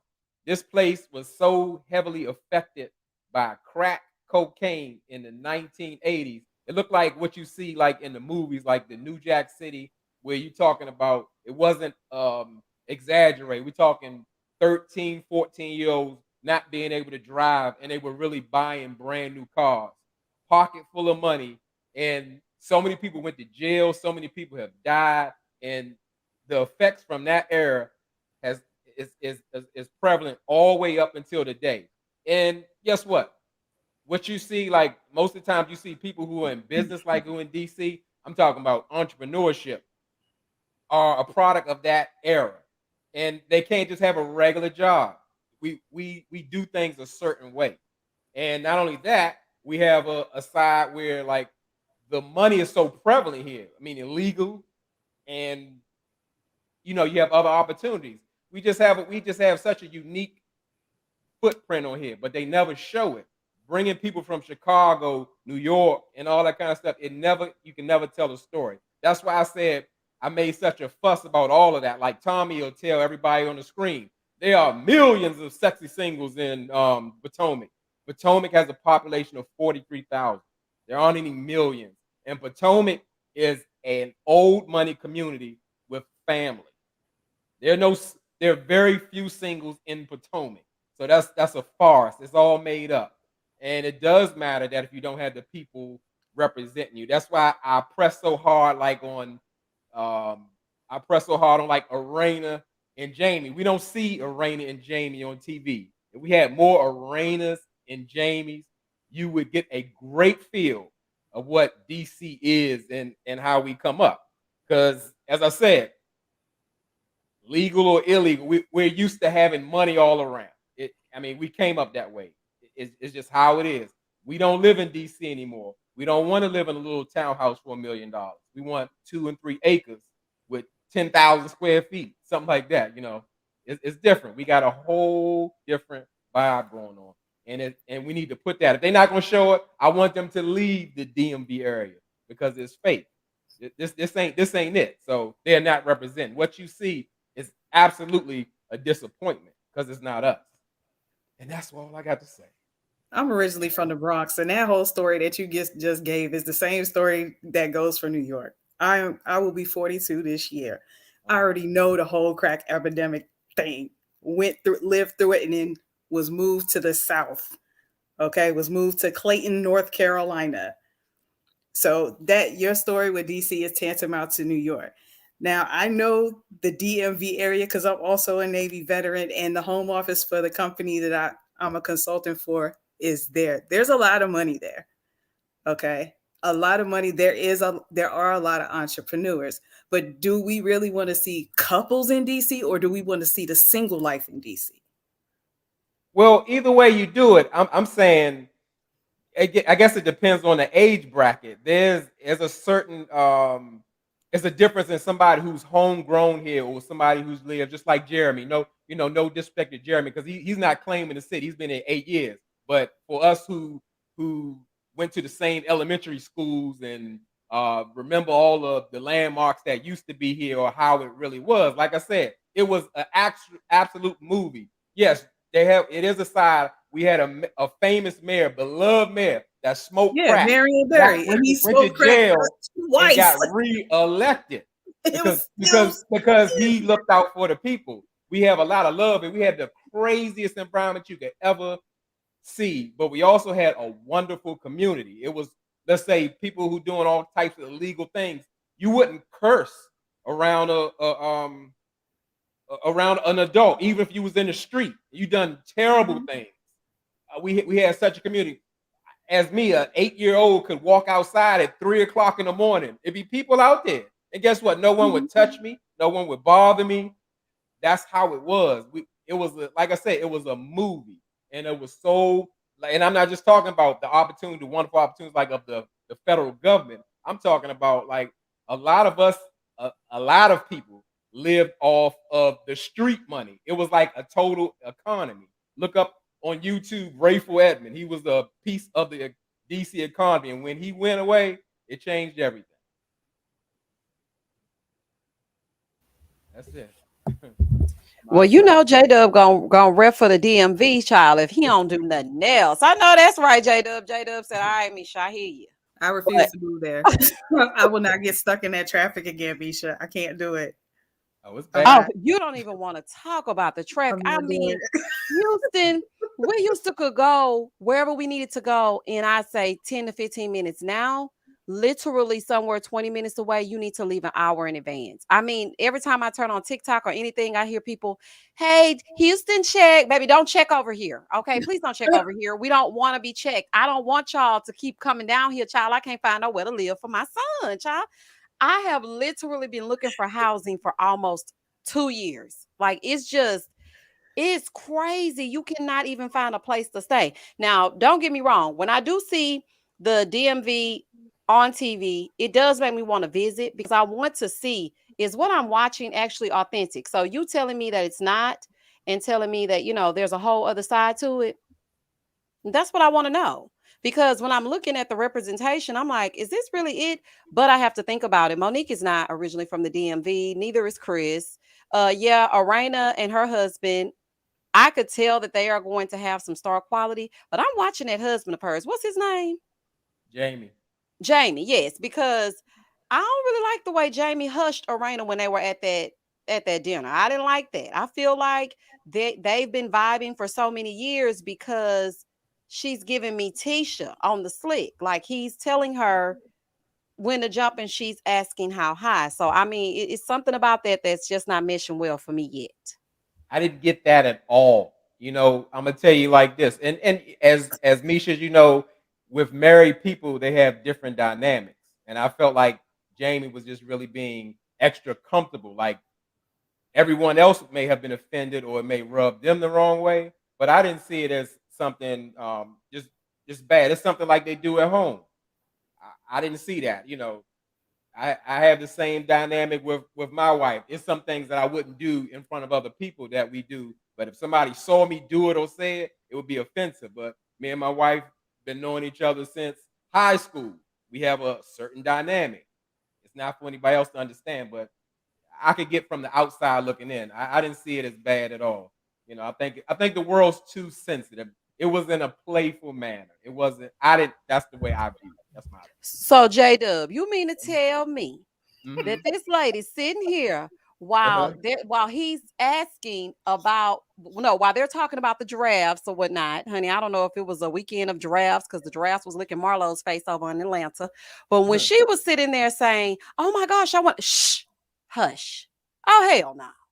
J Dub, no, no, and I know you not out here treating your woman like that because this is the thing. It's not like she was interrupting them or turning to him and saying, "Babe, you said we couldn't go, but see, they're going." And then, like she was just basically talking to Monique, and she was like, "Oh my gosh, I really want to." Shh. I was like, babe, okay, look here. Okay, that, I that mean, you can that call me wasn't that overly serious, Misha. sensitive. It wasn't. I know it looked bad. It wasn't that serious. It wasn't. Okay, so you trying to say that us women or some women, I mean, I'm Mhm. just gonna speak for me watching as a viewer is overly sensitive because I think that that was disrespectful of him to hush his wife in the presence of company. Well, I'm not going to say that. I'm going to say, and from the outside looking in, some people may like Winter or yourself or anybody else may be offended. But I know from somebody if they've been together over 30 years, they may not move like everybody else moves. They're super familiar with each other. A lot of people haven't been together that long. It's I get it. I get it because again, you're in front of company. Maybe he should have done something different, but I can see how they play like that or move like that. I mean, I get Yeah, it. I mean, I guess that if you've been together for a long time, you have that. I don't know, child. I just know for me, honey, I would have politely excused myself and I would have been on the I-10 by 10, honey. Whoever was left there at that place could have brought him home, child, because you will not, because I know me. If you would have looked to me and said, hush, all hell would have broke loose, child. So I feel like him in that moment, he was being disrespectful. If we have this type of relationship, that's Uh-huh. us in the house. Because I mean, I also found it very odd that they didn't want to answer any question. Now, I did find it odd that Monique wanted to turn everything into a Q&A. Girl, if y'all don't go to a counselor, but Exactly. also it was like, we don't want y'all in my business. We don't want to tell you what happened to us or what we went through or whatever. But at the same time, just watching their interactions with each other, I do feel like, they love each other. And I think that their relationship has weathered some storms. But I don't care if you've been with me for 30 minutes or 30 years. You hushing me is a hell no. It's just a hell no. Like, But I guess to each its own because some women can endure that. Because I've been told I'm a little bit too, child, let me find the word, honey. I guess opinionated, child. That's probably why this channel is called, in my opinion.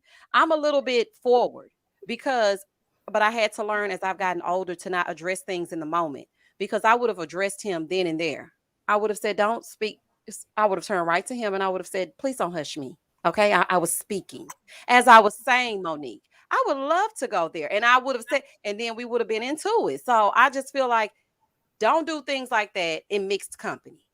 Now, if we're at home and I'm saying something and then you feel like, okay, give me a minute, because I guess the same could be said about Chris hushing Monique. Now, she was talking all over him. She was speaking her speech all over him. And he was like, all right, then hush. And I felt like that was disrespectful. But then at the same time, I also feel like Monique, girl, be quiet and stop trying to make your point only be heard and him not be able to say what he needs to say. So I don't know. I guess it's just according to how you feel. I'm with that. What you said, Misha, because even in your relationship, marriage, or whatever, if you feel disrespected, you do have the right to speak up for yourself. When I see people like I would have went off or set it off, I mean that's no way to behave in a relationship. When something happens or an infraction, you got to flip the table. No, you can say, "Hey, don't do that," or "Please, I don't like that," or everybody got a right to do that if you feel disrespected. And as her husband, he's supposed to back up or check himself or apologize or all the above. So, That's very true. I have a few more people in the back that want to come up. So I'm going to let them come up. I have okay. JB back here and Amy. Well, if you need to Miss make Misha, more room, I really want to drag Kyle. I really do. Okay, we about to get into Real All Housewives of right, Beverly Hills. I got the Hey drag. Amy, hey JB. Hey, Hey, Misha. Okay, y'all wanted to chime in. Yeah, On the Real Housewives of Beverly Hills. I want to comment on all of them. Okay. Oh, Go okay. for Well, it. I'm gonna let JB go ahead and chime in since we're talking about DC, and then we'll move over to Beverly Hills. All right. So, DC, I'm with y'all. The show is bland right now, and I don't know why Carlos felt the need to make Monique the star of the show. She's not a star. She couldn't do it on Potomac. That is Karen. That is, as much as I cannot stand Saturn's Rings, aka Giselle. That is her and Karen's show. Monique couldn't do it. So when she left Potomac, even she came up with so many reasons why she left Potomac. I've heard she sent in a resignation letter. I've heard she, was offered a contract and she didn't even want her contract renewed. But now she's over here on DC. I agree with J Dub. We should have had Raina as the lead of this show because I like Raina more than I do Monique. I'm realizing what it was about Monique that I didn't care for particularly on Potomac. She talks too much and she doesn't let anybody else chime in. And when when she was talking to Jamie and Raina, that was their anniversary party. Who wants to sit here at an anniversary party and discuss the downfalls that they've had in their marriage? Common sense would tell you we don't want to talk about that. We're here to celebrate our relationship.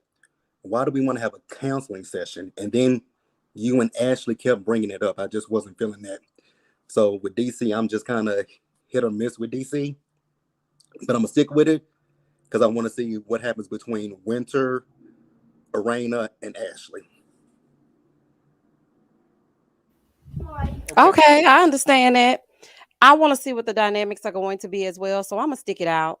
But we'll go ahead and wrap up Love and Marriage DC and journey on into Real Housewives of Beverly Hills. J Dub, I don't know if you watch Real Housewives of Beverly Hills, probably not, but I don't, so I'm gonna excuse myself. That's the franchise I don't. I know y'all love it and it's popular, so I'm gonna say it good night. is. We love it. Well, thank you for actually coming up and sharing what you wanted to say about Love and Marriage DC and Love and Marriage Huntsville. I appreciate you. And we are going to be doing this once a month where we come together and just talk about all things reality TV.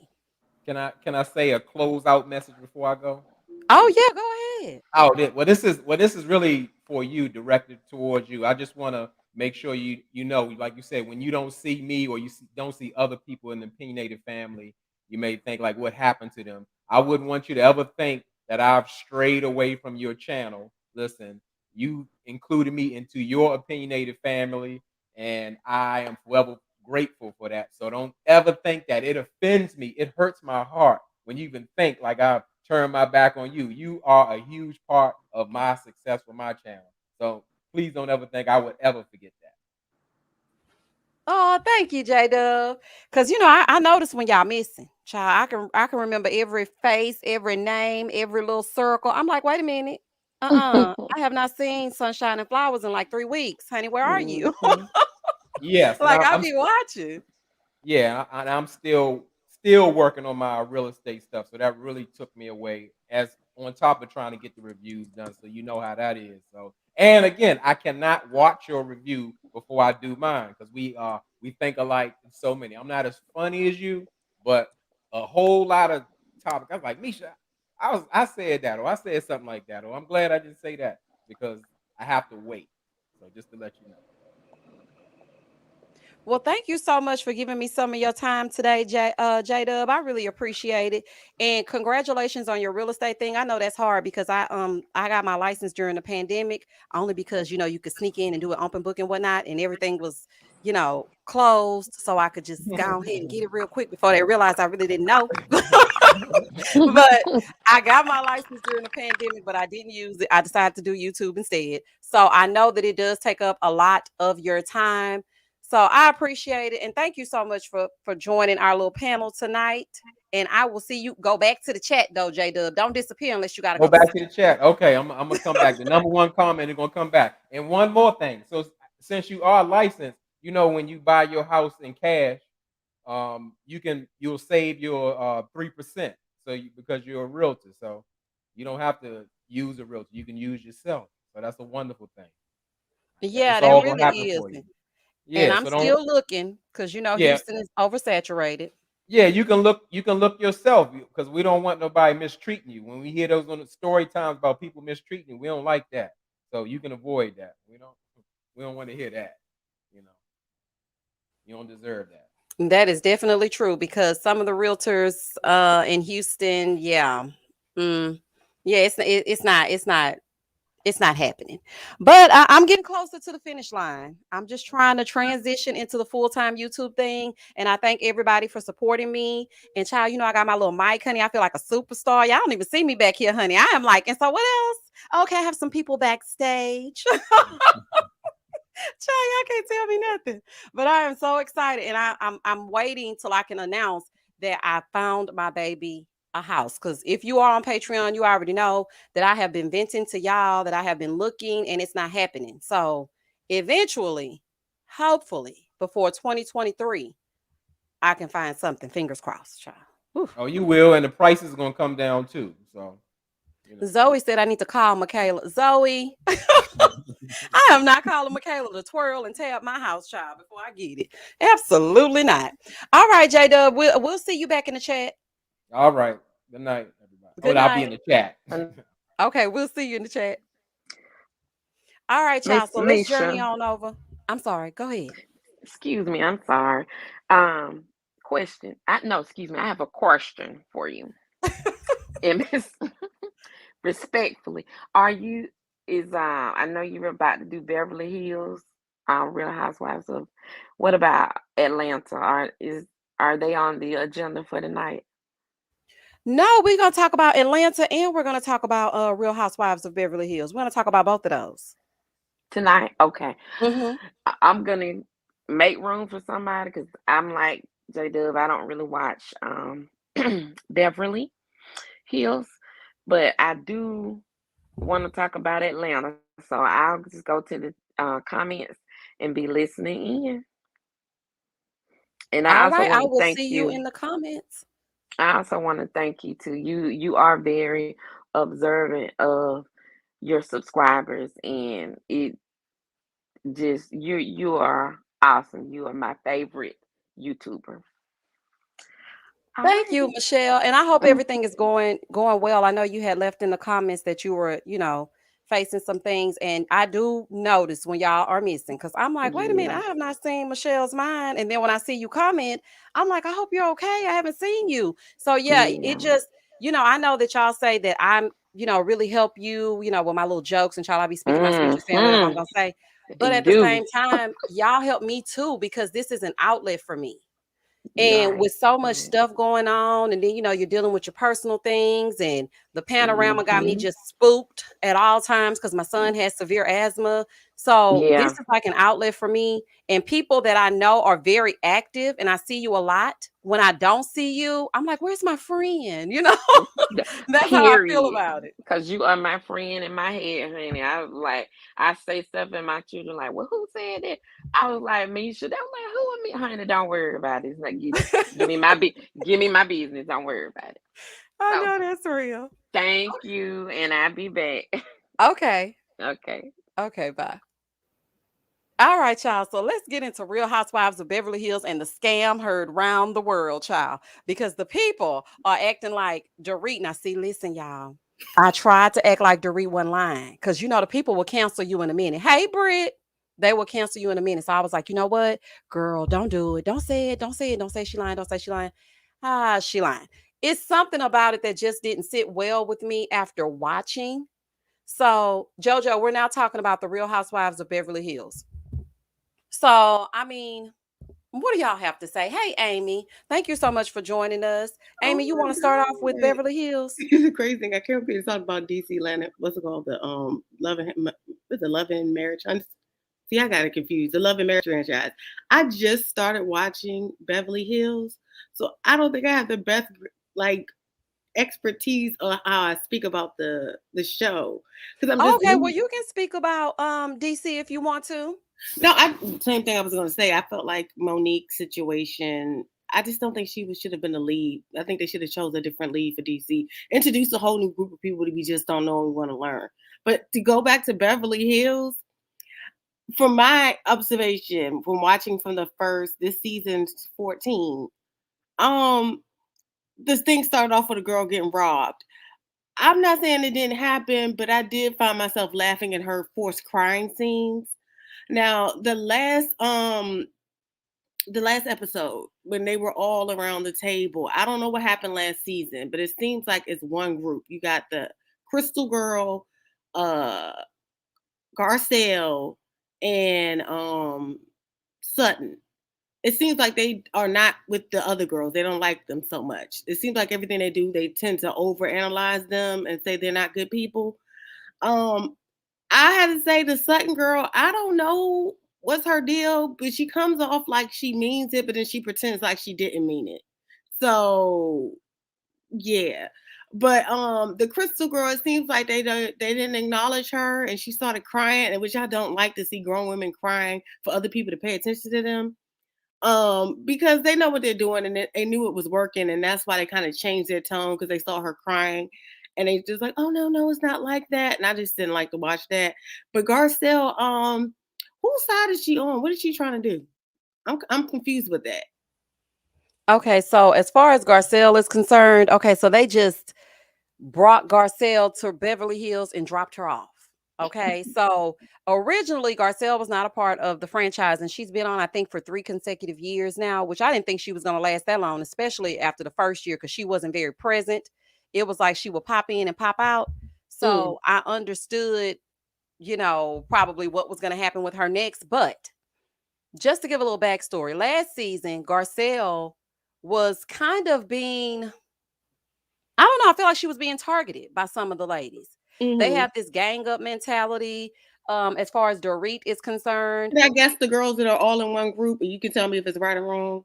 It seems like Kyle, Dorit, and Erica are all on and the Lisa Renner girl are all on the same page. Or they just yes, they it's very cliquish. It's okay, they seem like their own clique. Okay, so go ahead. you have Erica, child, And Erica. You Erica have is Erica. lying about embezzlement stuff because when they kept doing the past scenes of her not having the right information, I was cracking up about that. I don't know all the things about it, but I could see that she clearly got some stuff with her. Oh yeah, she has some things with her. You need to watch last season and then you'll totally understand what's happening with Erica. But in the little clique is Renna, Erica, Kyle, and Dorit. You cannot penetrate those four. I do not care what happens, they will always stick together and they rally behind Erica and her bed of lies and her cars rolling 15 times down a hill when a mountain when it was snowing in sunny Southern California.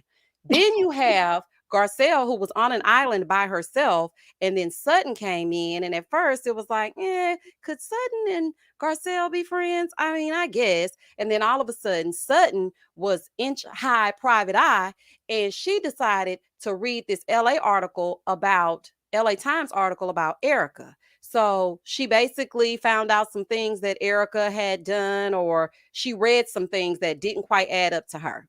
Mm, Erica was telling all of these overly exaggerated stories. Garcelle knew that the stuff wasn't true, or she had an inkling that it wasn't true, but nobody wanted to speak up except Sutton. Sutton spoke up for the group. She took the fall. Erica and Sutton, she was basically, punking Sutton because she knows that she's a little bit timid and a little bit sensitive. And mm, so Garcelle decided to team up with Sutton for this season. Then you have Crystal, this is her second season. Crystal doesn't really add much, but she gave a little bit this episode. She came in and she had a thing with Sutton. Sutton is socially awkward. Okay. Everything about her, I'm not exactly understanding, but I like Sutton. Don't get me wrong. I just feel like she puts her foot in her mouth a lot of the times. So now it's Team Sutton, Crystal, and Garcelle. And then you have Erica, Dorit, Renna, and Kyle. And that is how the high school of Beverly Hills is divided. Don't forget their new addition. Oh, I'm sorry. Diana, the new girl who came in, right? Diana. So when is Cherie coming? That's what I want. That's why I was watching this season because I like Cherie. That's what I wanted to know too. And I think they're going to introduce her a little bit later because, see, the people on the Twitter, as Giselle was saying, they were all saying that Garcelle needed a friend because last season they were calling Garcelle a bully. You know, they were saying she was aggressive and all this type of stuff. So we felt like Garcelle needed backup. So that's why Cherie is coming this season. And I don't know what episode she's coming because I really feel like Garcelle is holding her own at the moment. But I think they listened to the fans. And so Cherie is going to come. Now, what I did pay attention to is I didn't realize that Diana was holding a diamond until I watched the credits. And I said, Diana is a full-time housewife? Oh, honey, I'm not here for that, child. I'm not here for that. But yeah, she's coming soon. So did she take Cherie's diamond? Because I think they chose her because she's super rich, right? She got 250 mil from as a divorce settlement from her ex-husband, who is a financial advisor or something like that in in the UK. Yeah, another rich white woman. How original. I have a question. What makes these girls so special that they can completely like tear these girls, the other girls down, and they get to crying and no one sticks up for each other? Nothing. Absolutely nothing. The center of the controversy is Erica. She is the person that everyone is afraid of. But see, she knows who to play that with because if you implanted Erica into another franchise, she would spontaneously combust. There is no way that she would last with any other franchise, not even Jersey. Teresa and them would tear Erica up. The only franchise that she could probably do this with is Beverly Hills. Now, if you're looking at Kyle, OC.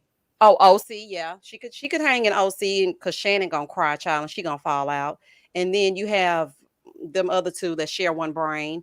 They not gonna do much. So yeah, that's true. I don't need to know these people, but I know I didn't like that dog was eating the food off the table and they were okay with that. That was nasty. That was disgusting. And the fact that Lisa kept eating told me all I needed to know. I was like, see, this is why I don't do potlucks. This is why I don't do. You wonder, did she get lip injections? Or are they infected? Ooh, you did. That right there took me over. That's when I saw a level of privilege that I had never seen, and I knew that they were in a group that cannot be penetrated, but I couldn't figure it out because I was like, why would a dog get the gall to go eat off a platter? And none of these girls, I don't know if they've seen it or not, but Crystal, Garcelle, and Sutton didn't vocally say that's just nasty. Clearly, they're scared of her or something, or they're scared of being outcasted. That's what I got from it. I mean, I've had one of my dogs before, sneak up and take my sandwich, but I ain't gonna try to take it out of her mouth. It's not that. I'm saying like the way they were taking small things and turning them into molehills. Like Kyle brought up some topic without the girl there to defend herself. To kind of, it was to carry a moan, right? She's like, yeah, she was on the phone with me and she said blah blah blah blah blah blah. We were together and she acted like she didn't care. And then they get to this place and they're discussing it and everyone's like barking down these girls. They're barking them down. And they're scared to even defend themselves. I was like, obviously they have like some type of power because to me that's such a small thing. She didn't say it to the girl directly. Now it would have been a little harsh if she said I didn't get shot in the face or I didn't have a gun carried on. But it seemed like they were being petty about that. I don't think it was so much that. I'm sorry. Go ahead. No, I wasn't talking. I think that was the other guy. We can't hear you, Ozzy. I think you're on mute. Okay. It's Asia. All right. So Kyle is a sucker MC, and this is what I want to rip her about because that was stupid. That is really dumb. Why are you insisting that other people become invested in other people's trauma? That's dumb. There is such thing as secondary trauma. Okay. And there is a such thing as compassion fatigue. Sutton does not need to be that invested in someone that She already said they don't have a relationship like that. If anything, Sutton saying, that's unfortunate. I hope she and her kids are okay. I hope they get through it. Moving forward. Why? And Kyle is just dragging this thing out. So for me, seeing that, Kyle is miserable. Kyle is absolutely miserable. And I watched another YouTuber talk about it today with Kyle not validating Crystal's feelings, because Crystal had a point. He pulled up the clip of Kyle not validating Lisa Vanderpump's feelings when her brother died. I was like, ooh. I said, you know what? Somebody the only person that'll probably bring that up is Andy during the reunion. And I actually mentioned that in my last review because I remember that episode like it was yesterday. I have been a faithful fan of Real Housewives of Beverly Hills. And when I saw Kyle say that, I was like, what kind of hypocritical BS is this? Kyle, you stood right in LVP's face and said, I mean, I have stuff going on too. Kyle, really? So But she like somebody else. Damn, that's cold. And they were supposed to be like this. Yes, Lisa loved Kyle. Kyle's a pot stirrer. I was introduced to Kyle watching the girls trip last with King and them, and I actually liked her a little bit, but watching her with this group of girls, I was like, she's rude. Baby, if you go back in the episodes, because I've had to take breaks in between these, like I don't even watch Atlanta anymore. Like I'm just over it. It's too much negativity. With Beverly Hills, I've had to take breaks in between there too. If you watch Kyle and her sister go at it. Yeah, and the fact that she called Kim out in that limo about being an alcoholic and how she stole her property and all this other kind of stuff. And that's why I said in my review, I'm like, you know what? This is typical Kyle. If you do this with your own sisters, no wonder they want nothing to do with you, because this is how you behave. Always stirring up mess, always starting drama. And I completely agree with Crystal, because Kyle, you want everyone to adopt your feelings at all times. And if it doesn't align with what you think, then it's an automatic no. And I understood what Crystal was saying, but what I didn't, I was trying to give Doree a pass, child. I was really trying, because Doree started cussing and hollering, and I was like, dare you? Oh, but listen though, Asia, but if a black woman would have done that, J-Dub, shout out to J-Dub, then we would have been aggressive. Okay. She was looking for a moment. They all were looking for moments, and they were doing it on one person or the people who weren't in the group, and it's clearly obvious. I don't know them, but like you can see that, like, it's like they all have an in sync way of thinking. So one person goes at the person, then all of them start doing it. So when she started cursing, I was like, this is going like left real quick. You're absolutely right. Because if you look at last week's episode, if you look at the dinner, Rinna, it was okay for Rinna, Miss Misha. I think you even said the same thing too. It was okay for Lisa Rinna to sit there and call Sutton a liar. But as soon as Sutton broke out the receipts and read them, I mean, homegirl put on her readers to read. Here's Diana. That is just so distasteful. Shut up, Diana. Ain't nobody asked you. And you just got here, ma'am. You don't even go here. Go away from me with this, Diana Jenkins. But here's the thing. Why was that Sutton girl crying? Her eyes were watering up. You got receipts. You should be like, bam. Oh, okay. Well, she's having PTSD, child. They dragged Sutton so good last season. Erica basically got in her face, threatened her, told her that she was going to sue her. I will come for you. Yeah, she said, I will come. You get slapped in your mouth. Period. Okay. The Erica that was crying about her phone and how they had sent it outside and her kids. And no, that was Doree. That was Doree. No, the girl who's lying about having money. No. The money. Erica is the one lying about stealing the money. Good, her. The investigators already proved that Erica did receive a $20 to $25 million donation from her ex-husband's foundation, and she never returned it. So Let her tell it. Sorry. right, exactly. Let her So tell she's been Erica is vindicated. saying that she was vindicated. Bravo can go do the research. Obviously, Bravo, you think Bravo doesn't know that you haven't been vindicated, honey? Like, that's why you're probably being sued civilly. Little blonde hair OJ. That's why you're being sued civilly. I need them to stop crying when those girls come at them now. That's all I'm saying. Because the Crystal girl started crying. The Sutton girl started crying. Crystal started crying because But I he was was like, telling Kyle that how Kyle was coming at Sutton was reminiscent of how they came at her last year. Yeah, that's why you make your point, because it seems like once they see that they have gotten you rattled, they come a little harder. Then they pretend to mother you after they have beat you up. That's I feel like in this situation, it was different because Crystal had a good point. I think Garcelle, what she's doing this season, she's actually taking a seat back and just letting the cake bake, just letting these chicks implode and just explode on one another. And like, here, Sutton, you got the receipts, go ahead and show them. Don't talk about Sutton. She's not here. Have this conversation with her in her face. Because she's not if she's going to be here, I guess she's just like fed up. I'm not going to deal with the bumfoolery. And I don't blame her. When Crystal and Kyle were having their exchange, when Crystal started to explain herself, when she started articulating her feelings, that's when Kyle was like, this is apples to oranges. She started becoming aggressive.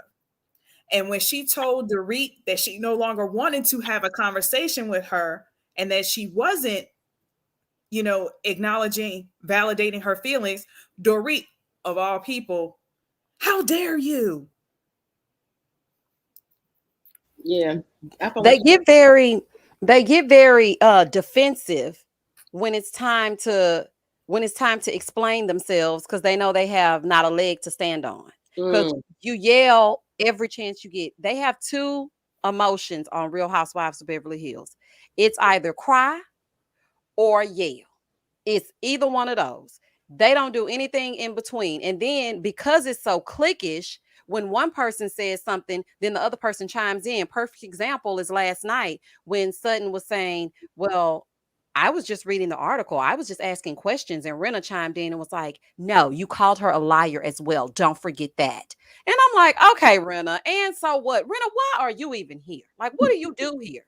Because why does this kept? Renna has not ever had a storyline. She's lying and using Harry every chance she gets, saying that Harry is sending out text messages and he's upset about this, that, and the third, when in reality, Harry could really care less about these heifers. He don't know what's going on, child. He's just trying to find him some new acrylic nails from AliExpress to get sent over before his next gig, child.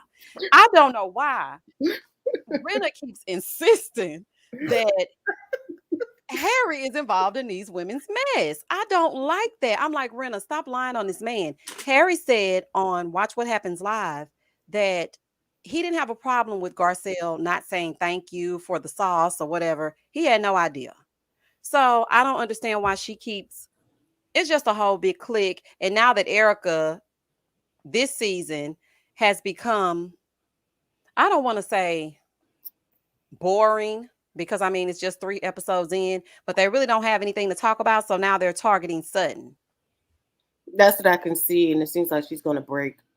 I think they're targeting Sutton because Sutton, her back is standing up. Her back is straight now. She's piping up.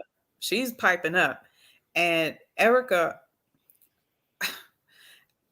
somebody did an article on Erica. I watched a video today saying that the Housewives she admitted that the Housewives was her only source of income, which is approximately like $600K a season.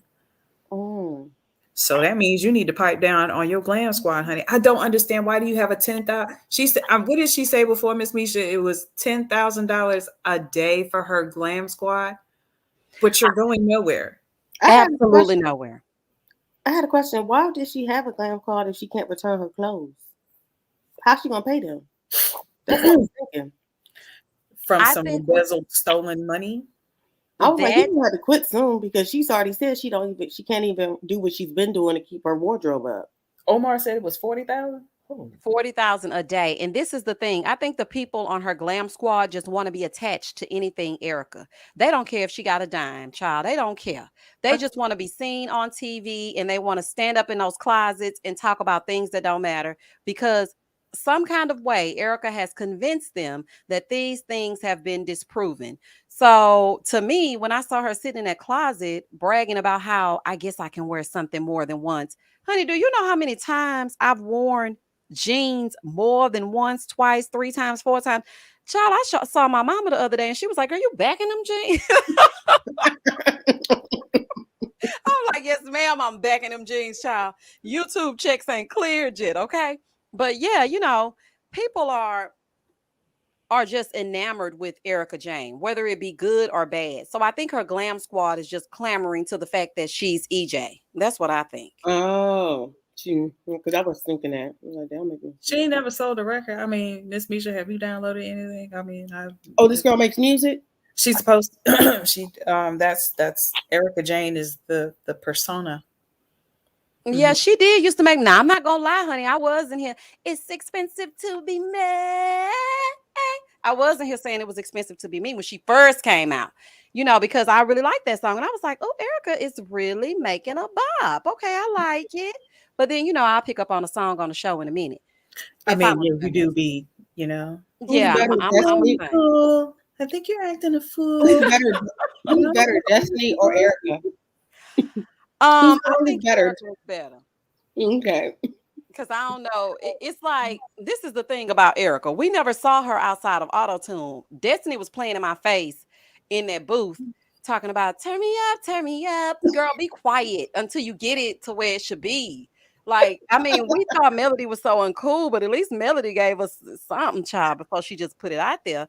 So I just feel like if I had to choose, because Erica Jane was going on tour, she got music videos. Look at So his videos.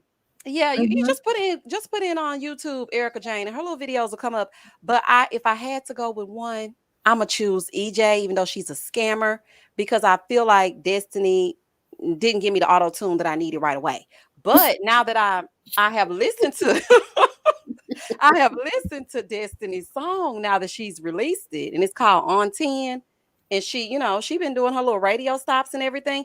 I said, Destiny, girl, I know that's right, girl. You better tell them, honey.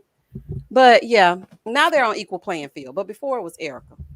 Look, Mel refunded Destiny her money for her downloading her music and buying her hair products. So I was like, Did ooh. she? Yes. If you watch the Ooh Ladies first panel, they interviewed Destiny. Destiny said that she had bought Mel's her Fifth Avenue skincare line, and she had bought Mel's music, and Mel refunded her money. They were all like this, and so was I. I was like, oh. Oh, Mel don't play. Okay, so let me ask y'all this about the Real Housewives of Beverly Hills.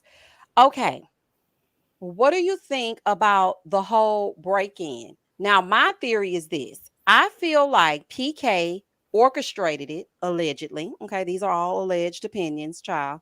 We just talking. I feel like PK orchestrated it without Dorit's knowledge, and maybe that's why she's reacting the way that she's reacting. And he maybe told the men, "Hey, don't hurt my kids, don't hurt my wife. Take what needs to be taken so I can pay this debt and go on about my business."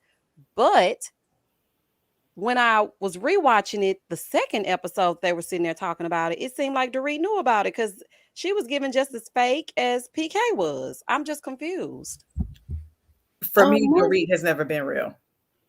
yeah. For most robberies, if they break into your house and you are there, they usually bring you all out into one room so they can make sure no one is not there. They check the whole house to make sure no one. You know how people stumble upon a robbery and then you have to stuff happens. So that alone let me know something was off about it. And then also him leaving the cell phone. Why would he do that? You can call the cops on the person. Here's the thing. And then also her face crying. That kind of really gave it away. Her saying in the first episode, was it Miss Misha? In the first episode, y'all, where she said they left the alarm off in case the kids got up and decided to walk around.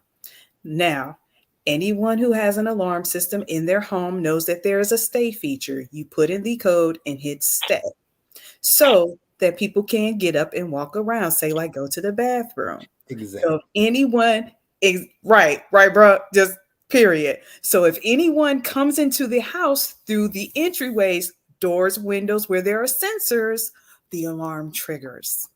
The fact that that large window was broken and somebody walked through it and no alarm went off. You speaking my language. Yeah, that was like, and then when she was like, I told him, please leave. He brought the phone and he said, I'm going to leave it. Just come. That was like so nice of a robber who But just held you at gunpoint and told you he was going to kill you all. Who's gonna leave a cell phone at the gate? You can call the police on them. If I'm robbing you, and then here's the thing that I noticed. I don't know if you said this, Misha, but somebody said this and I caught it. When the robbers broke Dorit's window, they had backpacks on. When they came back out, they had comforters. And then here's my other thing: they stole valuable stuff. PK and Dorit have, especially let the retailer all the stuff that they have. Oh, Bubba, we have this and this and that. When he was talking to Renna and to Erica about that $60,000 watch, okay, if a robber's gonna come into a rich person's house and they're gonna take your $60,000 watch, all the Reese fashions, who are they? What are they doing? They just putting it in a show closet in their house. They didn't try to sell it. And then on Watch What Happens Live, when she was on there with Kyle, she said that they still haven't even caught these people, and that was back in October after that when the reunion was airing. That was back when the reunion aired last season, part 4 of the reunion, because one of my subscribers DM'd me saying, "Hey, look at this with Dorita." I'm like, that's a storyline. And I don't want to believe that Dorita would put her kids in a situation like that. But who, first of all, when they broke into your house, you didn't. I mean, you mean to tell me you didn't hear that loud bam when that window broke? You didn't hear that? You didn't wake up and be like, oh shit, what was that? And then y'all don't have a gun. Y'all live in a glass house. You need something in a glass house.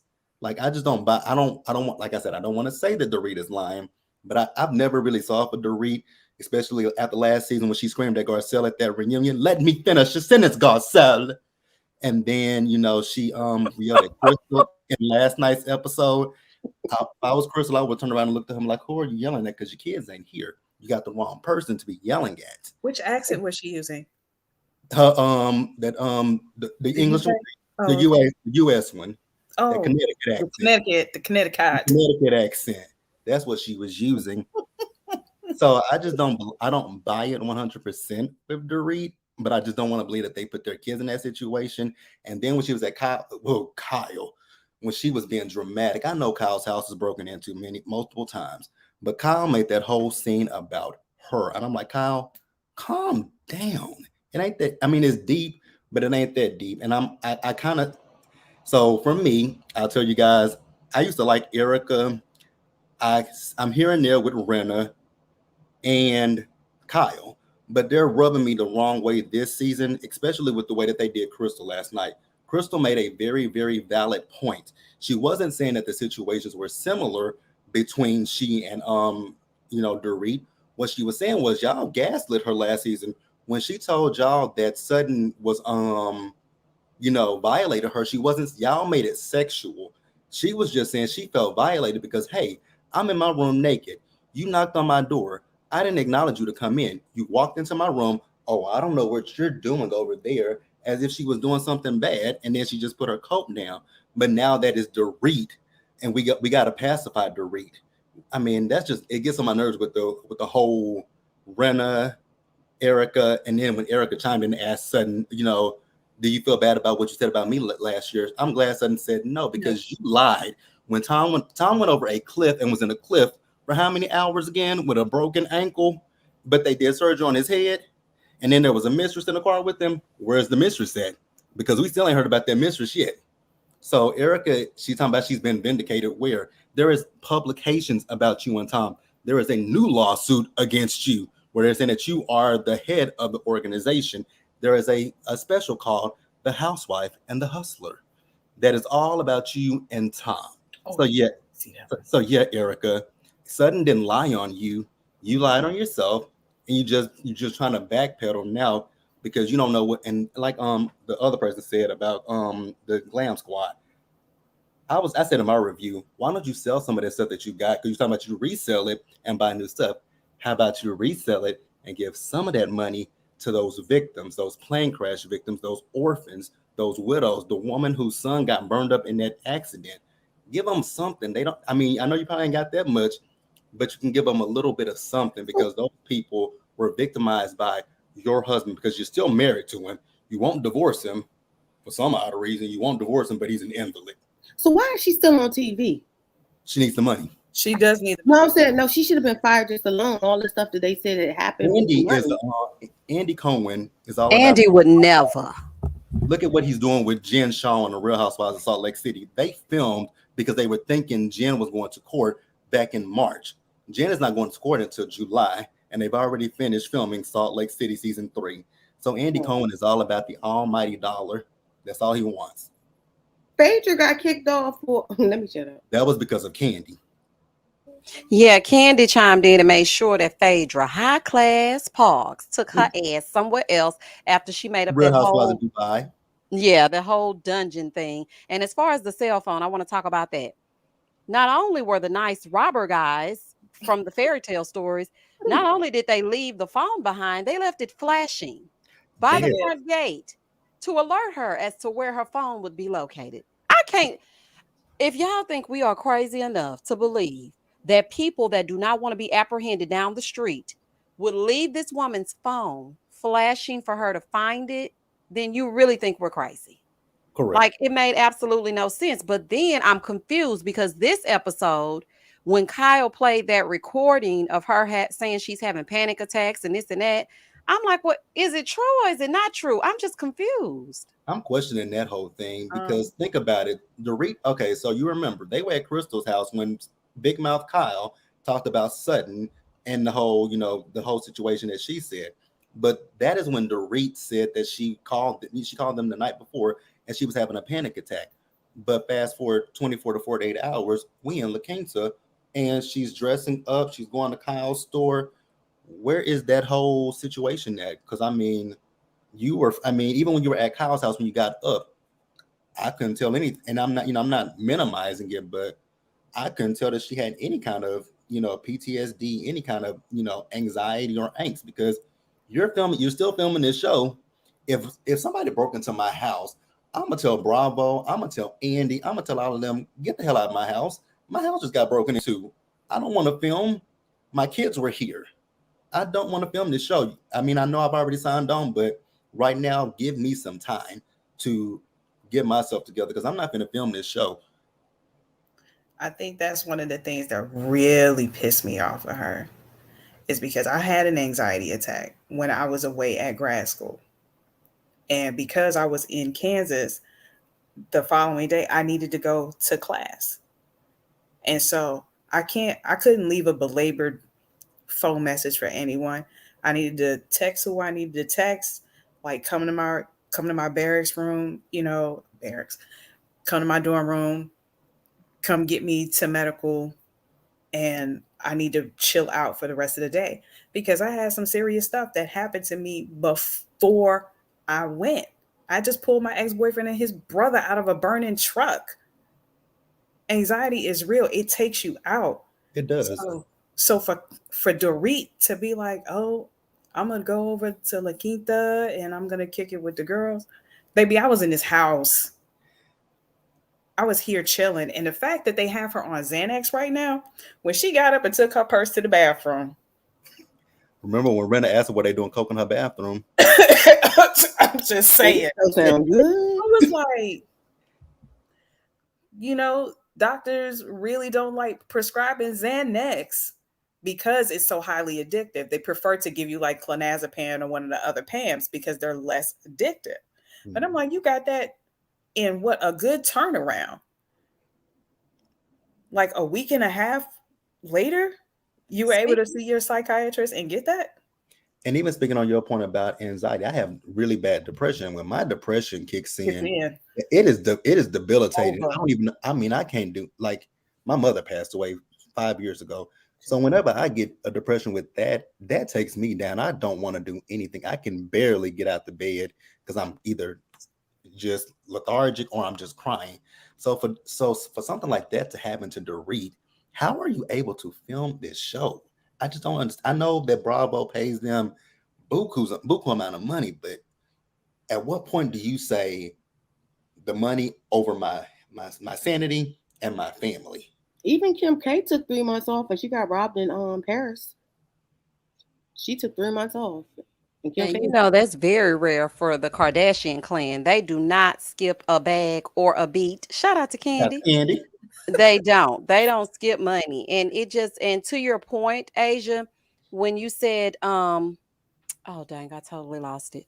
When I think you were talking about the fact that it was almost like debilitating for you when you had your anxiety attack. And I can totally relate to that because I had one when I was pregnant with my son and I didn't even realize what was happening to me. So there was no, let me leave you a text message for Kyle to play during the time that she's filming her confessional. And I was like, what is happening? And it kind of made me question it, but at the same time, I don't like to question people's mental health or anything that they're going through. I don't want to diminish if in fact that is happening with Dorit. So I don't want to just totally take it there. But I did find that strange that she was able to, send messages when she was going through that. That was just strange to me. It's almost like on Portia Family Matters. Remember when Portia sent that video chat to her aunt telling her that she wasn't going to be able to make it to the Hosea Feed the Hungry event? I don't know if y'all watched that or not, but I thought that was strange too. Also, speaking to another point, as far as like this happened twice already. So this happened in season 9, episode 1. PK and Dorit's home was broken into. So now you're back for Yeah, they season moved. 12.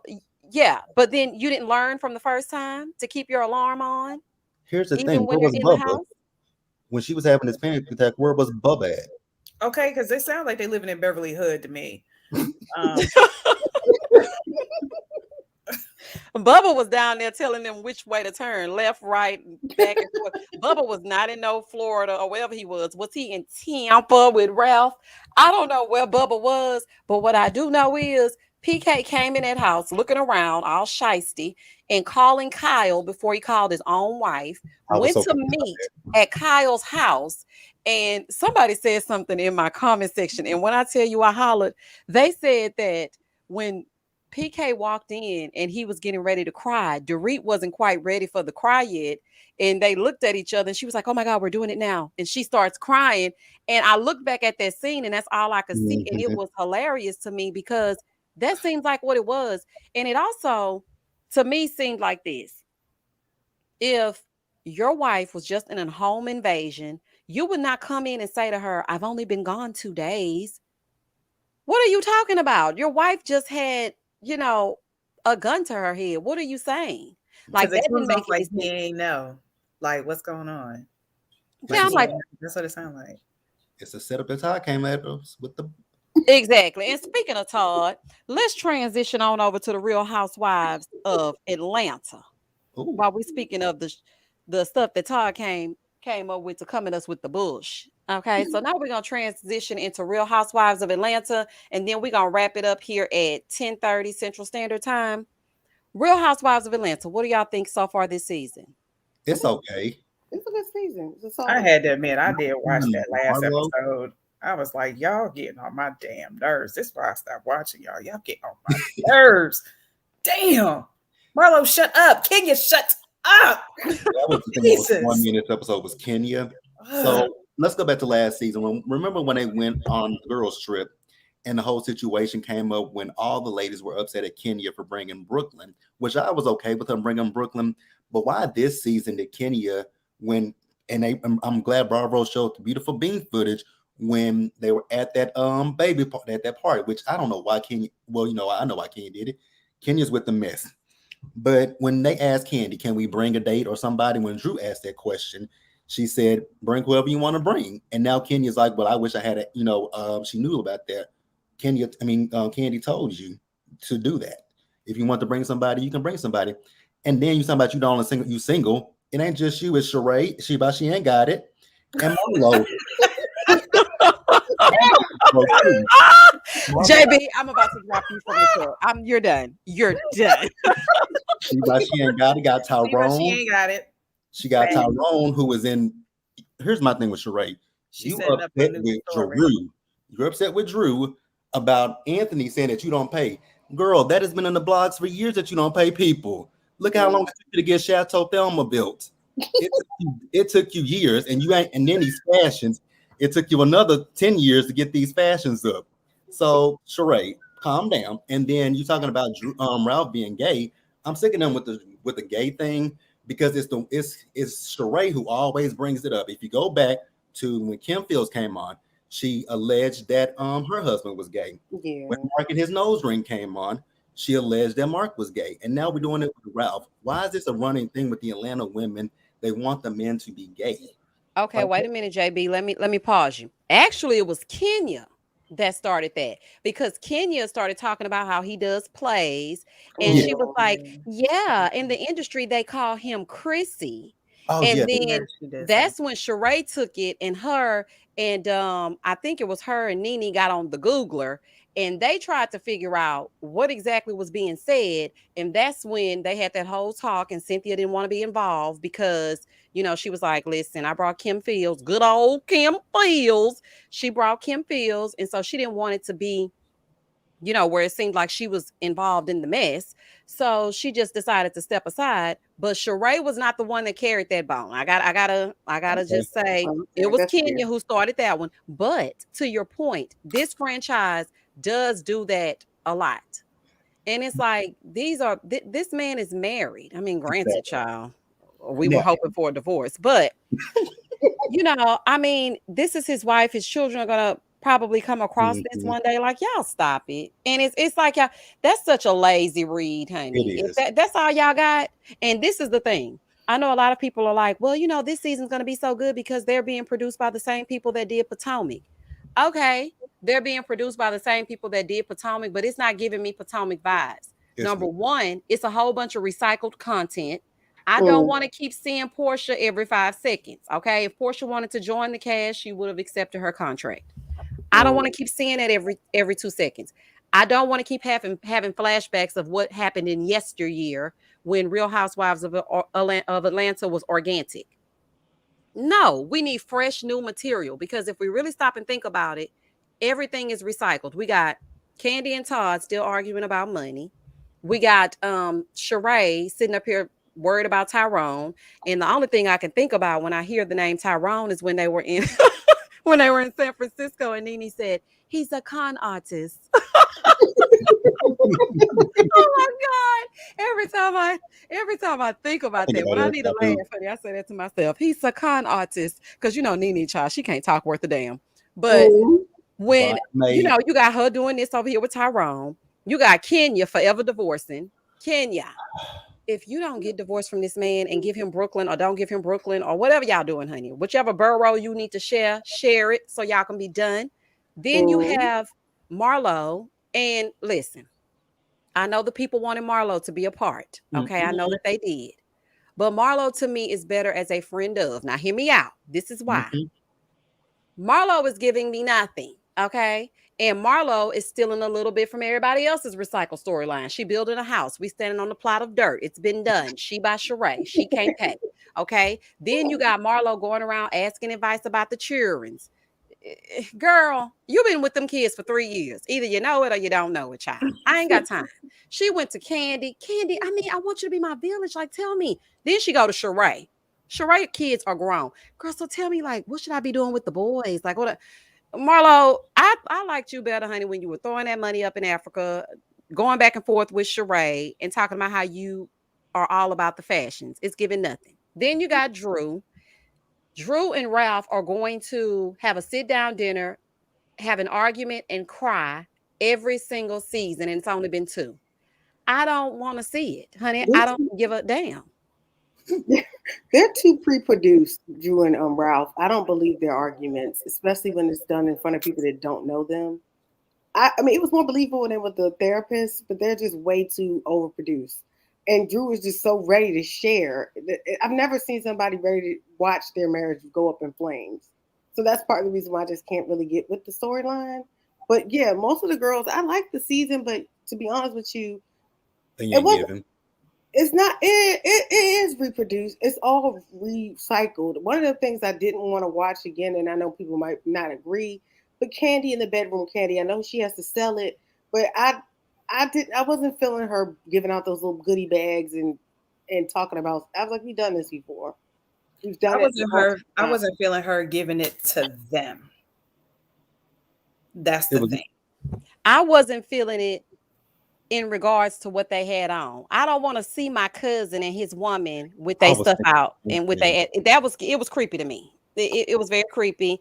I don't feel like Miriam should have been sashaying up there in front of these women's husbands. Child, we already don't know if Oh, Ralph Ralph. and Ross. Okay, and baby Ross was back there licking his lips so good. And I was like, all right, now Ross, I'm watching you. But I just didn't like, I mean, do what you gonna do, child. I'm not approved. But at the same time, I don't want to see my cousin Patrick with a ball gag in his mouth walking down the street with Miriam and her pasties on. I just don't want to see that. I mean, I just over the whole. I mean, I know that's her thing, the dungeons and stuff, but I was really over it when they got to New York and was giving sex stories. I was like, you guys don't really share real things. This is cringy. And then on top of that, we've done this before. They gave a setup scene. Yeah. And then Drew took over, which I mean, I like King. King will always, she does no wrong to me. I'm Team Twirl to the, forever. So I liked when she stuck up for Drew. That was the only part I took away from that episode that I really liked. Yeah, but she was taking up for somebody else, but she couldn't take up for herself. Exactly. She could So never she need to call fall out. back, fall all the way She back. Matter of fact, she needs to have every seat at that table. Exactly. But see, it's easier to step outside of your own situation because I think Kenya was just she really wanted that marriage and she really wanted the whole family. You know, she been talking about that since she was introduced season 5. So Yeah. for me, looking back on Kenya's relationship with Mark, I think she was afraid to make the wrong move because she wanted that family dynamic, even though it wasn't anything to be trying to keep. That's just what she wanted to do. So now she's living vicariously through Drew and fussing and fighting with Ralph and just really saying all the things she wanted to say to Mark. And I appreciated that because I'm like, Drew has lost her voice. I mean, she's Yeah. piping up on everybody else, but she ain't got nothing to say to her man. And that's the same thing with Kenya. So I think in hindsight, now looking back, Kenya can be like, you know what?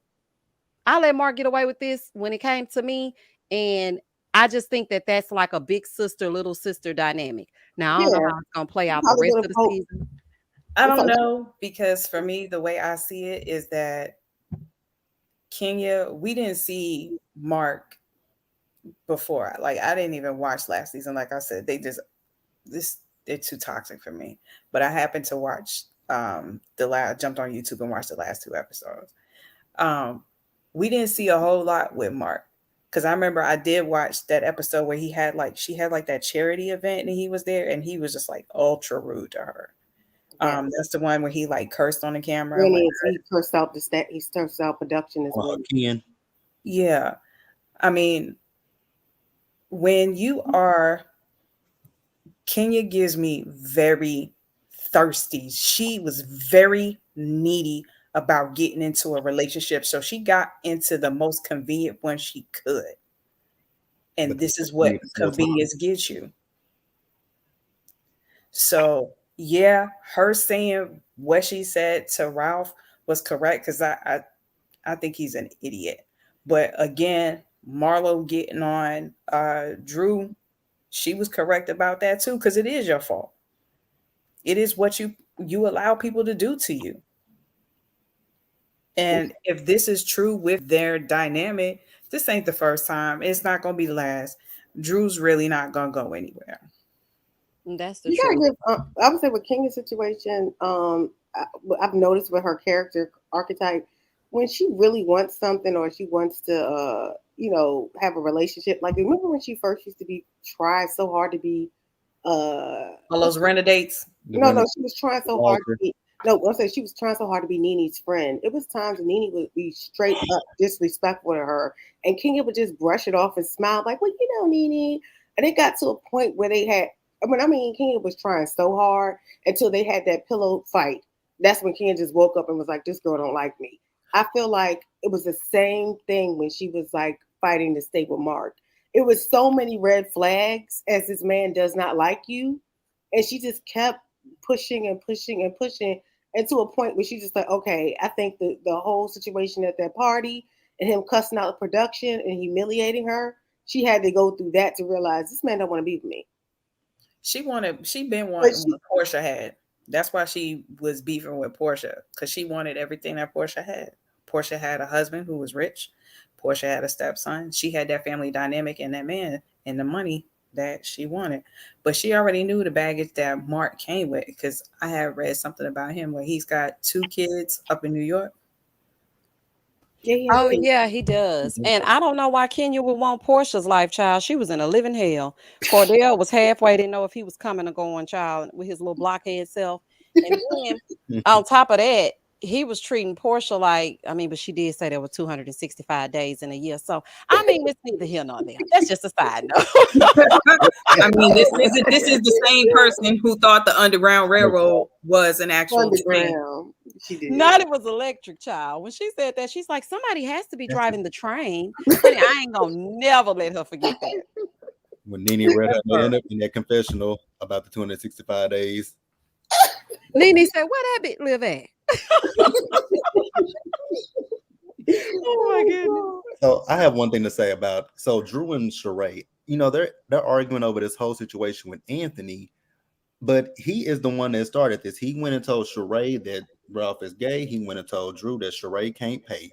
Why y'all arguing with each other and not him? And then Sheree, I got an issue with Sheree. She mad at Candy, but ma'am, you sat there, you knew the whole situation about Phaedra and Portia, and you sat there and let Kim and her wig talk about Candy, but you never said anything to her.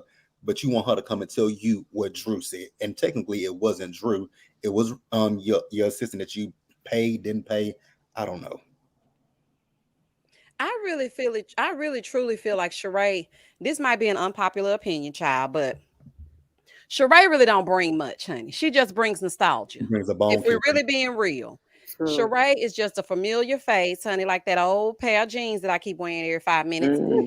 They're comforting. You know, they're comforting to look at, but I don't want to hear every season Sheree get these throwaway t-shirts and get to writing joggers or whatever she gonna write on them, or child who gonna check me boo t-shirts, and she gets to putting them out to get sold or whatever. But every season it's not given. Now I do think next episode she gonna, you know, get a little bit more in depth with what's going on with Tyrone, but I just honestly don't see. I just don't see the reason for bringing Sheree back. Now, who I would like to see back is Lisa Wu. Yes. I really don't think they should have brought Sheree back. We already got her storyline, and it was wrapped up when they got rid of her. Sheree has never gave anything. She's been a big disappointment because she came in with the glamour and supposedly had money, and slowly we found out she was broke. And I think the biggest indication of who Sheree is when she was in that screen with that beat up wig on. That comes from her not paying her people, and it comes from her pretending to live a lifestyle that she doesn't live. You don't belong on that 10 years. Huh? Yeah, so that also goes to the men that she marries and dates. Because look at Bob and look at Tyrone. I thought you were supposed to level up, baby. Yeah, leveling up. All of Sheree was seen in that beat up wig, and she was sitting there, and then she made fun of it and said, "Oh, what I paid for, what I got, and what I asked for." I was like, "You got what you paid for because you don't pay people." That's who you are. It showed in your progression on the show. You came showing as one person, and slowly we got to see that you were like no substance. You had nothing, and they keep bringing her back, and I don't know why. They've been trying to bring Sheree back for the last few seasons. Like when she was going at Drew last week on Twitter, I kind of read her too, because she was talking about Drew has a rancid peach or something like that because of Portia and Cynthia. But hey, you just read yourself, because you, Marlo, and Drew only have peaches because of Cynthia and Portia being gone, because salaries are gone. And Sheree, they've been trying to bring you back for years, but as a friend of the housewife, you should be so embarrassed. You are an OG of this franchise, and they keep bringing you. They want to bring you back 2 seasons in a row as a friend of. You can talk about Drew as bad as you want to, but Drew got a peach last season. They wanted you to be a friend, so Drew is doing something a little bit better than you, my dear. As fake as her storyline might be, she has a storyline. You are following them behind a man. They got to ask for permission to leave the halfway house. Speaking of Drew, I'm sorry. I have another question. it's burning in my soul. Can anybody tell me why does Drew have 17 handmaidens and 4 butlers? Why does she have all these servants? Anybody, what are they doing? Helping her get out that squat. I told y'all last review.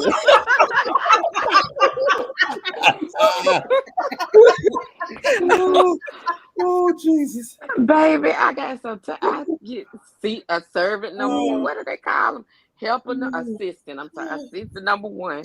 Assistant number two. I need details. What are their job duties? Like what? What do y'all have going on? Nothing but the red. That girl is a big fraud. NADT. And I want to do not a thing going on. I'm just over it. I'm like, ma'am, y'all have nothing going on. The house is echoes in the house. I mean, the kids, like, where is her mama at? I was interested, like, bring her back. Somebody. I can't. Yeah, they couldn't get Nene or Portia, so that's why we got Drew. And honey, they're not gonna. Nene is not gonna work in entertainment for a long time. Not To a major network for $50 million. They go over to Zeus. Call them racist and think somebody gonna give you a check after you're upset, allegedly, possibly because you didn't get a spinoff. Wendy Williams, was she right? Your life is boring without the Housewives. Don't nobody want to see you. Don't nobody want to see your sons. What happened to the recession? How well did that go over? Yeah. And also, I wanted to say something about this because somebody had left this comment in the on my underneath my review, and they were getting a little snippy, honey, but they were snippily blocked, child, because I ain't got no time for that. But y'all are doing too much. I'm over here sweating, laughing so hard. It's hot down in the South. Listen. Real Housewives of Atlanta is supposed to be some lighthearted fun, child. They done took away the Portia versus Kenya, so I thought it would be safe, honey. It's still not a safe space. Shout out to Crystal Minkoff, but I want to say this. I had said in my review that they don't need to be worried about where Marlo get her money from. And the person was like, are you dumb? It's a reality show and this and that. They start going off. Well, let me just say this. We don't know where the hell Sheree got her money from. Sheree got a whole mansion and everything else. I ain't seen Sheree work a day in Atlanta Housewives history. Sheree has been having parties. She claimed, what's the man with the eyes? What's his name? Bob. She claims Bob has never given her a lick of child support. Ain't nobody asking her how she built chateau she can't pay. But everybody worried about Marlo money. We don't care, ma'am. If you got your money, get your money. As Candy stated, I can pay for every motherfucker in here if I want to. And that's her business. Leave that woman alone about her money. Now, I do understand that Marlo was a little bit more guarded when she was just a friend of, you know what I'm saying? So we didn't, people want to know where she got her money. But we already know Marlo tapped in allegedly to her, a good old sugar daddy that had a lot of, you know what I'm saying? He had a lot of coins. Honey, they make it in your size when you got the coins. So that's where she got her money. So like you cussing me out in the chat, but ain't nobody asked Sheree a peep about how she got her money. Now we know that, Kenya, she been in the game for a while. We know Kenya holds her own. She, she was in that place with them white refrigerators, child, and whatnot. But she said it was 4-star. But as I stated, honey, it was giving we'll leave the light on for you. But she said that, it was 4-star. So I'm going to go with Kenya more. Okay. But ain't nobody asking Sheree nothing. And it just really makes me mad because it's like people don't pay attention. Sheree has never said, this is how I get, and no money from the divorce. Exactly, Omar. But nobody is asking Sheree, where is she? How did she build this mansion? Like, what is happening? Even if the home is in her mom's name. And this is what I want to know. Speaking of Thelma, where were you? Okay, during the quarantine, because baby, you had everybody in an uproar. Remember they were looking for Thelma during the quarantine? Right. She was missing. Episode with Sheree. And this is the thing. See, this is what I thought. When I saw that, I immediately said, oh, Sheree gonna be back on the show, and that's gonna be part of her storyline. We ain't tapped into Thelma's disappearance yet.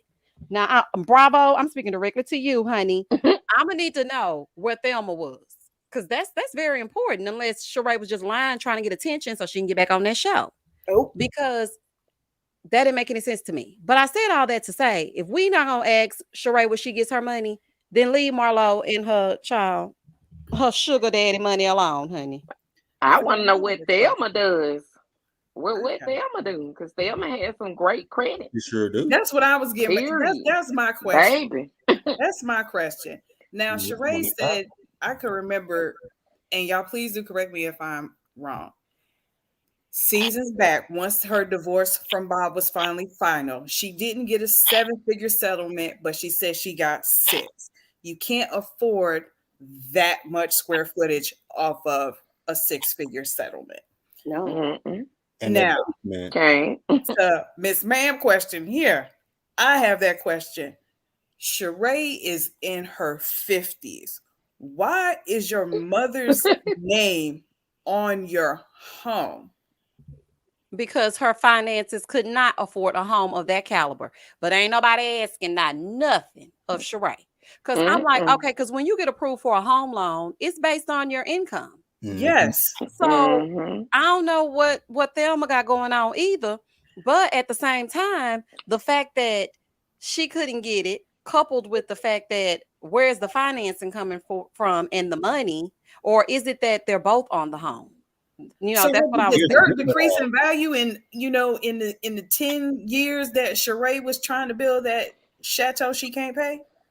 Mm. I'm just saying land does depreciate. I'm just saying the capital does depreciate. I'm just saying, did they build something else up? Is there like a Dollar Tree behind her house or something like that? How she I keeping heard that she car throws open? parties in the basement, and I think she probably charges a cover fee. That's all I can think. Not a good old rent party. Yeah, they said she throws parties in the basement. I'm not about to play. Oh, child. Oh, See, that's wow, what this I'm is like saying. giving me 1980s, 1990s Boys to Men Motown Philly basement party. Mm-hmm. It's No, giving her me good basement times. looks like a club. And that's It what does. She could make a little money renting it out as an Airbnb. And I don't really think she lives there because Kenya called her out last time they had their reunion. And Kenya said she drive by all times of night and ain't never no lights on. I don't know who actually kind of lives conservative. there. Steady. I don't know who actually lives there, but I just don't trust that charade. I mean, she was taking some pictures in there during quarantine. Because let me tell y'all something, honey. I was so bored before I decided to start this channel, child. I was watching and investigating everything. Now, I saw that she was doing some TikToks, back when TikTok was just now popping, in her home. So I was like, oh, okay, I guess they all quarantined together. Then Thelma came up missing. Then Thelma reemerged. We haven't heard nothing about it. And then she popped up with her joggers on this season of Real Housewives of Atlanta. So something ain't adding up. I don't know what it Mm-mm. is, but something's not right. Is she doing No. bookings? I'm trying to understand. Sheree used to lift weights. Why does she have a personal trainer? She used to be in She tip missed the top mark. shape. Tip top. She could have Mm-hmm. been an IFBB pro, gone and did Miss Olympia. She could have had workout videos, started, a workout channel and all of that. And I'd have been here for it. Like, Sheree why don't have a didn't business she? mind. I just want to know, why didn't she go with what her passion was? Because going with what your passion is, will help you get some It's income. true. She has I no said business. she was the biggest disappointment because she came in with such a glamorous, I got money image, and then slowly we saw it unravel.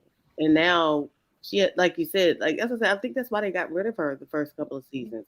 She Because wasn't she had good. that Nene attitude before Nene. Yes, No, exactly. that's what that was. And then Nene became the monster that she is now, but Nene was Yeah. very humble in the beginning. And now Andy's they reaping that right now.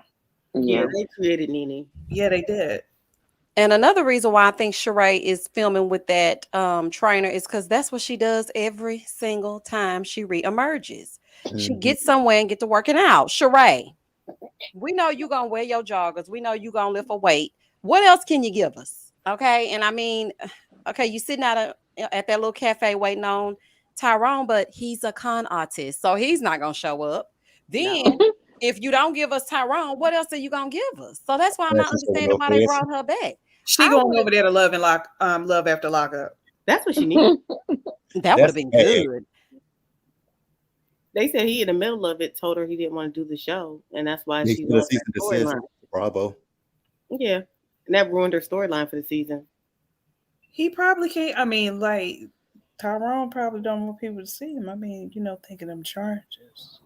And this, okay, so Zoe says She by Sheree was a great idea. She just couldn't pull it off for some reason. And you No, know what, Zoe? That to me doesn't make sense. You have access to Candy. You have access to Kenya. Pick their minds. Right. Candy can make something out of nothing. I can give her an empty water bottle, and you best believe we're gonna make $1 million off that water bottle being empty. Mm-hmm. So Yes. I just feel like Sheree had so much access to people, but Bob said that about her season 1 when he, got invited to the fashion show with no fashions. He was like, "You're always doing stuff, but you just never executed." Now, at the time, I was like, "That's an a-hole thing to say." But looking back, Sheree doesn't know how to properly execute things. So they just get pushed off by the wayside, and then she comes with a product that's not really up to par. So her having access to all these people, and you're in Atlanta. Yes. There are designers in Runners Atlanta. everywhere. Listen, if Quad over on Married to Medicine could get couture puppy outfits For the made dogs, for the yes. dogs, girl, you can get She by Sheree going. Come on now. And that would have been her $1 million baby because she Right. was known for working out. Mm-hmm. It that's what really she needs would to do. have. Is athleisure wear, even Right. on Shark Tank. I mean, She by Tacky is okay, but I'm just saying, Sheree, clearly, oddly, Bob was correct because here it is, 2022, and when did Chateau She Can't Pay get finished? Mm-mm. And when did She by Sheree launch? Never. She by Sheree January the still ain't launched. 1st. Right. Sheree just keeps creating different commercials for these clothes. And I'm like, don't show me nothing. Child, somebody had tagged me in it. I'm like, you're blocked. I don't have time to keep watching Sheree. She don't Sheree is do two not, this things. is not real, honey. Because Sheree is not actually executing any of these things. She's just putting it up there so we can shut the hell up. But what I do love is every reunion, Andy is going to ask without a shadow of a doubt, are you wearing Or She she by Sheree? And that's her, that's her thing. So I Mm-hmm. really, before her reign is over, if she doesn't come back next season, quite please frankly, I God think they don't. need to scrap the whole franchise and start all the way over. But if she doesn't come back, I really hope that she does finally give us something to shut us up, just like she did with Chateau Sheree, because Nene was calling it Never Never Land, and the people didn't think it was gonna happen, but then She it wasn't happened. wrong. She wasn't wrong. From what I heard, the finale party is her fashion show. I don't know how much fashion we getting, but the finale party was her fashion show I because think she's Apollo just walked trying to in with be like trendy just to say or try to do something to say that she is doing something. She really doesn't know what she wants to do in life. And there are people who are like that. And I mean, like, look, if you're gonna be a bum, be the best bum that you're gonna be. Okay. I who believes that she's going to get a new contract for next year? she shouldn't. She's giving nothing. The new I said, bone. who believes she's going to get this contract for next year? I don't think she's going to get another contract. I Mm-mm. do. I, I do simply because they're tired of Atlanta, really. Child, just let them all stay and just add somebody. Because, I mean, you take her away, but then you bring her right back. So just leave her alone.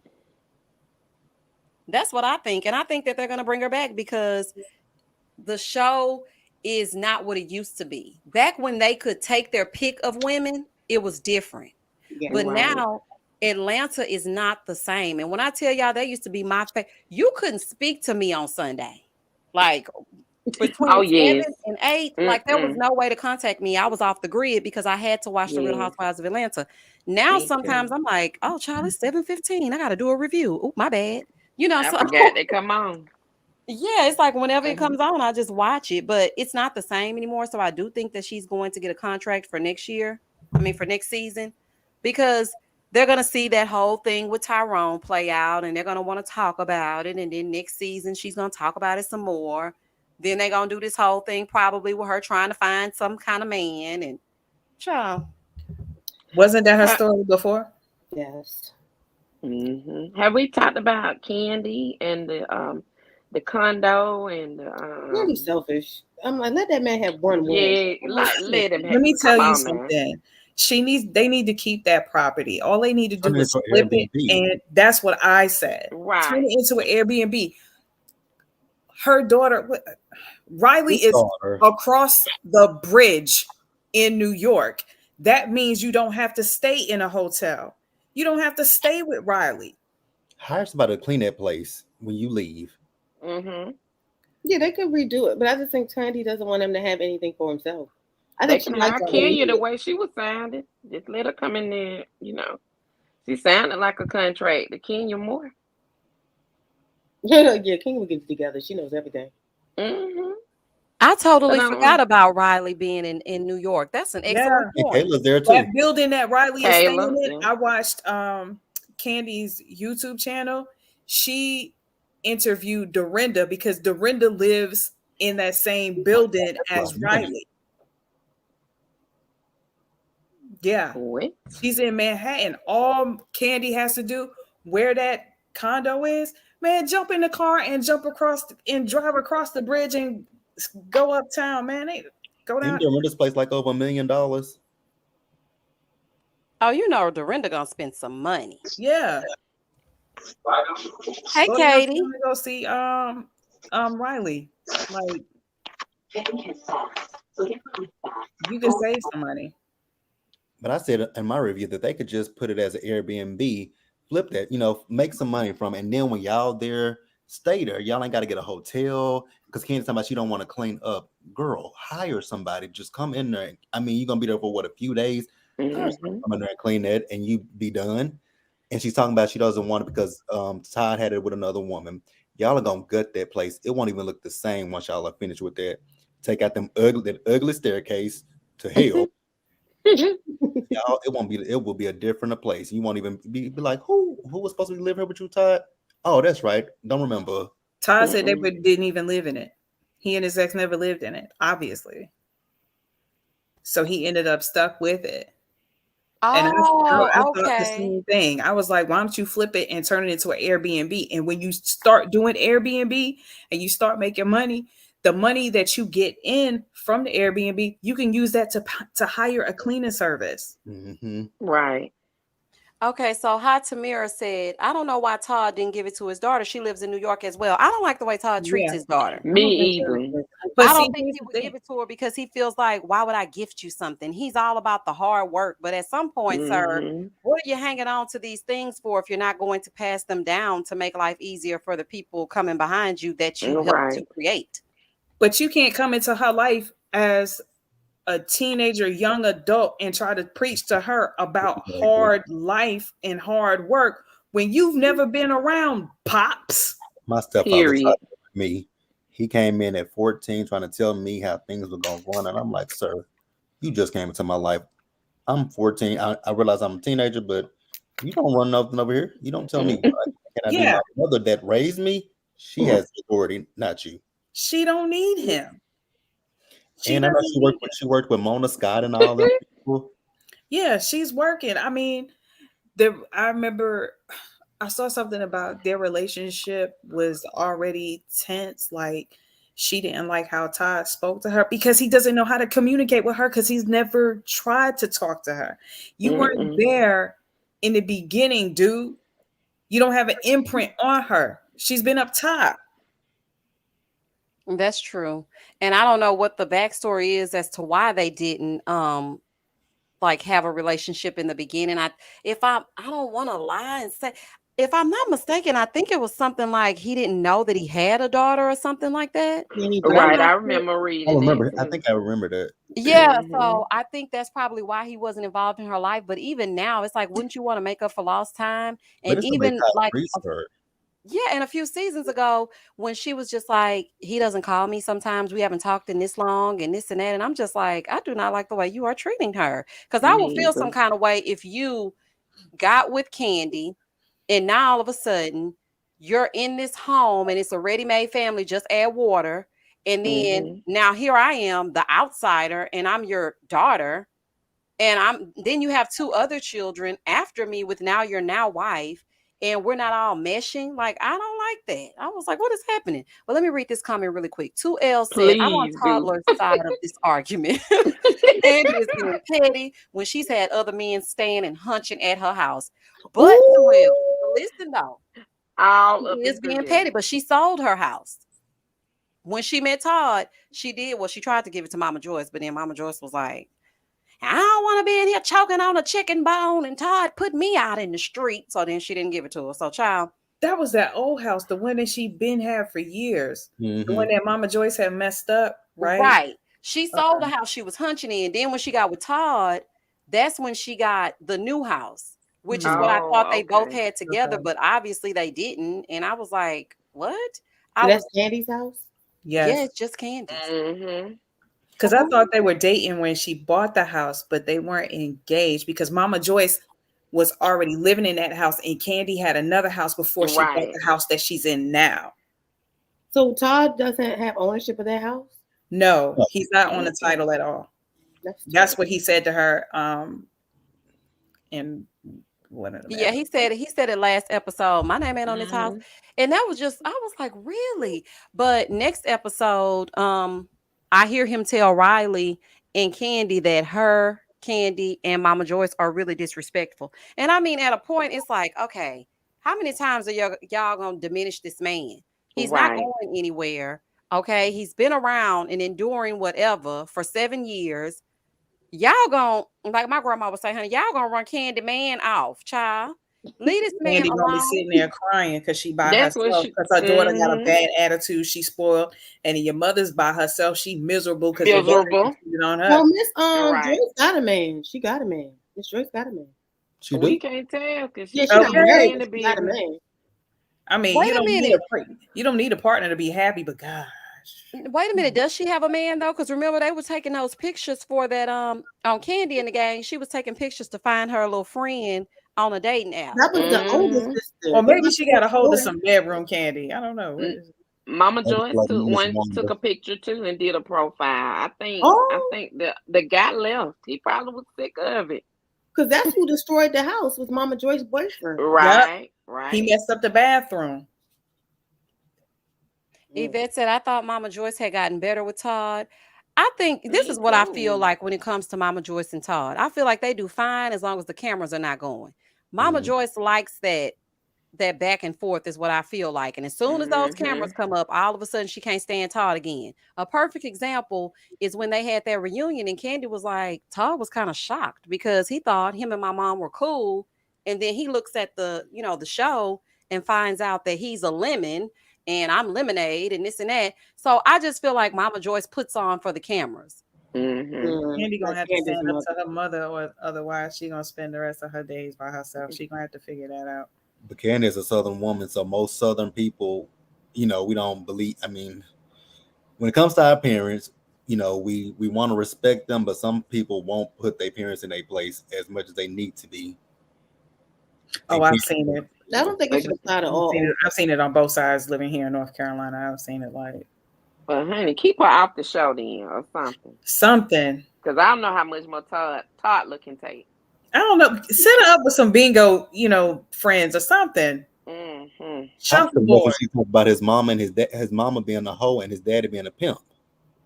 That whole thing when Oh, she wait, came that was and when so she made that disrespectful. comment about Todd's mom and his mother, and Passed then away. his mom passed right after that. I was like, you know what? She called the boy's mother a A prostitute. hoe. She called her a Yes. hoe, She and called his daddy was Todd's mother a hoe. A whole hoe. Oh, Mm-hmm. man, that's wrong. And but she said that she was Todd ready to was pay her. raised. I'm sorry. Go ahead, JB. Yeah, I miss his mom because she was ready to get with Mama Joyce at there. Oh yeah, she What was. was it? She was ready Period. to get Mama Joyce, Mhm. but Mama Joyce is so disrespectful, and Candy, like I said, I don't think she's ever gonna stand up to her mother, but your mother demeans. And then didn't she make a comment about Riley and Kayla at one point? And I think that might be the issue with Kayla is that she saw some of that stuff on the show and she's just distanced herself from them because I know Mama Joyce at one point made a comparison between Riley and Kayla. I just don't remember when. It What's was, and I think baby Kayla looks like she might give it to her. So she probably just keeps her distance from Mama Joyce, and I what did don't Mama blame her. Joyce say? What she said? Um, I but can't it was remember the something comments she where it made. was like Riley was better than Kayla, but she tried to spin it otherwise. But it Mhm. was along the usual disrespect, and I think Todd's restraint says a lot to his mother because Anybody else would have, now by this time you talking about my child, you talk about my mother, they would have told her off. That is so very true. And they would have been extremely combative with Mama Joyce, Mhm. constantly Mhm. putting them down every chance that she got. So, Right. to be honest, Candy needs to step outside of herself and take a look at the actual circumstances because it could be worse. Now, speaking to Todd, when Sheree and Marlo were sitting together and Marlo was having her makeup done, and Marlo was like, "You think Todd be doing stuff? Well, he ain't as freaky as Candy, so I don't think he be doing nothing." What y'all think? Y'all think Todd be doing stuff he ain't supposed to be doing? Marvin be doing stuff. I was about to say Marvin. Of course you tell it. Who is Marvin? I'm confused. You know, Of that's course, what a they few said, seasons Todd ago said that's what Todd alias. is his alias when he's in New York shooting on Candy. Oh, oh Yeah, my. and to speak to the whole thing between comparing Kayla and Riley, that was when they were getting married. That was on Candy's wedding special. And Oh, Mama Joyce Mhm. had said something about Kayla, and Kayla was within earshot. And so it was like a whole big old mess. That's what happened. Yeah. Yeah, it oh, happened Mhm. during their okay. special. But 'Cause Yvette said Todd should have never married into that family. Mama Joyce is not going to change. Mama No, Joe He should she's doesn't not. have have to. man. Because you guys have to remember, she did this with AJ when, on season 2 when Candy came on with the cockatoo hair. She did this to Oh, AJ. She's done so. I don't think Mama Joyce really wants Candy with anybody because she anybody. feels that they're gonna she come feels like the honey pot is going to be taken away from her. Like, together. I guess she Mhm. does not know how math works. I think Candy, and I really want to believe that Candy is smart enough to have something set aside for her mother in case something happens to her. Absolutely. Her Candy is and rich, Riley. rich. Okay. And so when you're out here and we see it and you see it here in the South, when your mother is miserable like that and they project that misery onto their daughters, guess what Mhm. happens? Their daughters end up miserable like that. Right. Right. Yeah, didn't you see Lisa So, Ray and her mother on that show? okay, thank you. It's matter of fact, it's three Yes. generations in one roof, under one roof. Mhm. But what about the song? Yeah. Legs, hips, and thighs. Yes. Legs, I don't hips, and like that body, song. body. Body. That's been in my head for days, and I tweeted it. I'm like, this song got to get out of my head at some Me point. too. I'm like, But but I liked it. I do like With it. It's a good song. but the comment, they are tearing her up on TikTok. They saying it sound like a Brazilian butt lift ritual and just all kind of. I'm like, Hey, Mish, I saw why two L's that I was looking at where they said they don't think Candy is a freak. I agree with that. I do not believe Candy is a freak. I think Candy is me? one of those people that probably she barks out orders in the bedroom. I don't get freak from her. I just Mm, she might sell these sex toys, but Candy does not give me freak. No, Candy, Candy give me tired. Sandra is said that Candy seems like she's a little bit lazy. She does seem like she just lays there. Now, what I think they Mm, might mean by freaky is that, she'll allow somebody else to join them or she'll bring in a prop or two. But do I think Candy is swinging from chandeliers and letting them stick it in whatever hole he mm, feel like it? I don't think so. mm, But You're doesn't she hang out with the crew, Ti and Tiny and them? Don't they have those mm. little parties together? I'm saying I think it's very possible that she's freaky. not Allegedly. like that. Mm-mm. Thank you, I Ava think she Child. was Allegedly. back in the Allegedly. back in the Mhm. day, but now she gives me tired. Like, honey, How come time on do over you here and have get sex? it. How's Candy a freak? And she said they ain't even really doing it like that. Right. A freak would be ready to get it in whenever, wherever. Like Ralph and Drew having sex in the ocean with the whales. How far But- deep into the mm. ocean y'all be having sex with whales? Y'all ain't Okay, so drowned. Orca gonna come up and stick its nose up your butt right quick. Like, come on, y'all. But listen, JB, just because you'll do it anywhere, that doesn't mean that you're a freak. No, it That don't. doesn't mean Mhm. and the reason why Candy is getting older and she might put on them little clothes, child, and get to posting her pictures on Mhm. Instagram. But Candy is working 24/7. Ain't she? Like Candy need to let one of them jobs go, child. I'm not She said saying, that. I know they say that we wouldn't tell a man to let one of his jobs go or whatever, but she still has small children.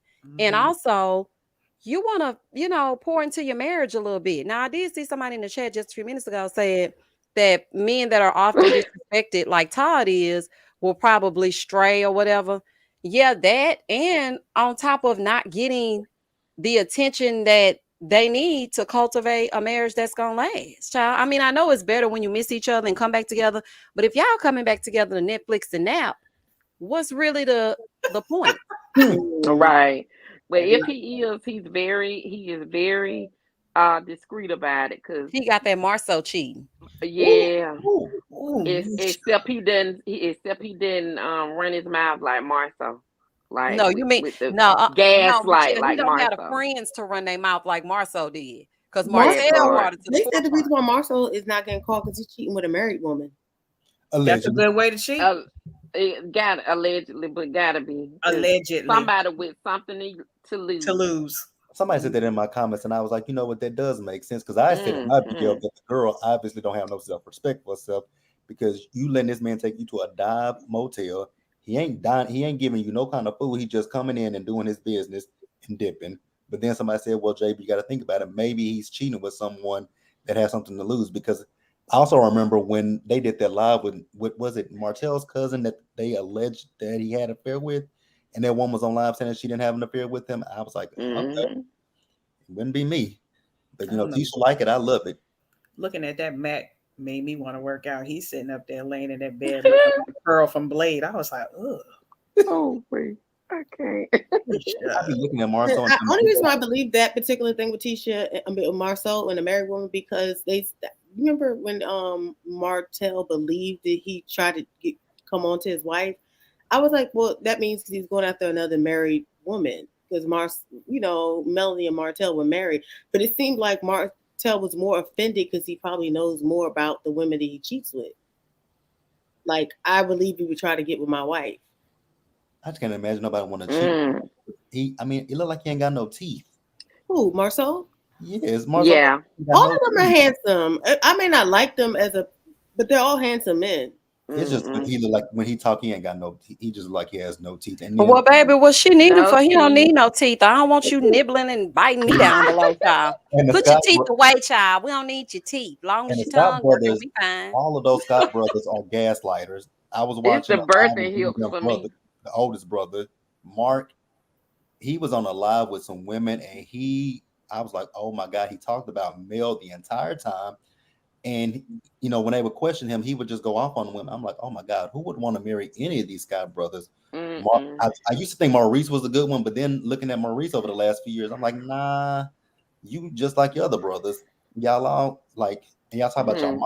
mama. What was your mama like? What was she like in her marriage? Because God, Maurice the Mark ringleader. Mark is a horrible, isn't he? I don't find him physically appealing in the visage at all. Mm. Right. Who you He say? was just like Mark. Marcel. Mark. No, Mark Scott, their Her other other brother. brother. Oh, I never seen him. Oh, Ooh, don't worry, you're definitely not missing anything Yeah. at all. I was watching The Real T, his live, and I think Scotty by Nature was on there with him. I could be mistaken, but I know I was watching The Real T, and Mark was down in the live chat. I that's was why like, you over here trolling? they all do. Yeah, he does. He's over there often. I was like, dude, you were not even on the show. You as bad as coleslaw. Who got dolphin mouth? Mm-mm. Yes. I was like, dang. I mean, he was like, yeah, the real T was like, yeah, I'll interview you. Let's set it up. Oh, I wouldn't interview none of them. That's just like when I watched Scotty by Nature, who gave you a shout out, Miss Meacher. He did your He did. he did moving forward. Yes. Yeah, he interviewed Wanda and Oh my God, Kiki. Ooh. He interviewed Wanda and Kiki came into the live chat. That's how that whole thing about her mom and the abortion stuff started because Scotty asked her one question about her relationship with Kiki. I was like, Wanda needs to be coached because she can't answer a simple question. Wanda needs to go back to school and get re-educated because I don't know what. Second grade minimum. I don't Yeah. know. I saw his interview with Miss Wanda, and he had them people in the chat. As far as Miss Wanda is concerned, For proof, you can never give her proof. Oh, let me go to YouTube. Why are we in it? YouTube ain't done nothing to you or Tisha. So go to YouTube. No, if you got proof that Marcel is cheating on Tisha, she's asking you to show her. She's literally saying, show me the proof. You have nothing. Mel just wants someone to be in that same boat with her in this situation with Martell and Dolphin Mouth. That's what she wants. Sir, please leave Flipper out of this. Flipper has done absolutely nothing to you. Yeah, we're using her image. We're using her likeness right now. So okay. Well, So Mel said, do y'all think that Mel doesn't have anything, or that she knows something per Martell, No, but Carlos is I don't they think Mel won't let has it it. out to keep the Carlos is suspense missing. going on. yeah, I don't think Mel has He anything. would if Carlos knew something. Carlos, only person he protects on this show is Mel. That's the only person. True. That's why we're not gonna say her name, but that's why she's never been on this show because he's protecting Right. Mel. And she But never will be. well, unless Mel leaves, because the rumor is she's allegedly getting her own show, Love and Marriage Atlanta. I've heard rumors about that. But Mm. In Martell's recent interview with the lady who created Chem Ministry, he said they're filming the new season now, and that he and Mel are filming together. oh God, please don't let them argue. Oh And no, he want he to get said, back with her. according to Hotel Holt, allegedly, um, things are okay. Mm-hmm. And he posted something on Twitter. I'm not on Twitter. He posted something on Twitter, a picture of he and Mel, and said, only peasants post throwbacks. Oh my God. This is after the nightcap when he tried to jump on Dr. Heavenly and say, basically, you need to respect my baby mama. But he don't But respect her. he doesn't respect Period. her, and he doesn't respect Mel because remember, he called Mel a hoe and Mm-hmm. has been trying to flip this on Mel the whole time after Mel had left and had a fling with some guy. And he's been out here trolling Mel, stalking Mel. Like, you are obsessed. And Mm-hmm. it's not that he misses Mel. He misses his meal ticket. That's exactly Right. He misses his that crutch. builder's license. He missed that builder's Yes. license. The builder's license. Miss Misha, when you said you had looked it up and saw that it was an open book test, I jumped on my phone to look it up myself. I said, good God, But it see, I is an heard a rumor open that book test. Hold on. I had heard something that Martell had a felony that's why he couldn't get the license. Yeah, Allegedly. Martell robbed they have robbed someplace, and it was They like stole an ATM. I know. yeah, it was like the whole family, his brother, his Too. sister, his What is mom. this, the barbershop? Yeah, all of them were a part of it, and he was like a lookout or something. When I read that, I said, "Oh, she really was just she really liked him." That's all I could say because That's like what I thought he couldn't get it I didn't because think of she would the date felony. somebody like that. Okay, Or so did she know? Yeah. I hope she we're didn't know. talking Maybe. about Huntsville, Alabama. As far as Pooch. I'm just You're thinking, right. with You're the South. right. Okay, it's Huntsville, Alabama. So he's just not that bright like his Never, baby. never. But Martell in graduated from America. college, or did he? And Is he that used to like be a teacher. yeah? What he teach? What Child, did he probably teach? Jim. Lord, yeah, that's what I'm getting GB. ready to say. Because, Teaching kids how to Kel. finger paint? huh? What'd you say, JB? Did he teach kids how to finger paint? Because I couldn't I learn nothing can't deal from with Martell. you. I can't. My Did y'all thing is, see Mel's brother did a live about comparing himself to Martell? Either he taught I preschool, remember seeing that. health. no, he taught middle school. Girl, Really? what? Yeah, that's how him and Mel. They both were working in middle school I thought they teaching. met in college. They graduated from college and they both became teachers. He left the job first and started the contracting, like mowing lawns and stuff. And then she left and he got her to like do the builders that license. That's when they started the building houses and selling them.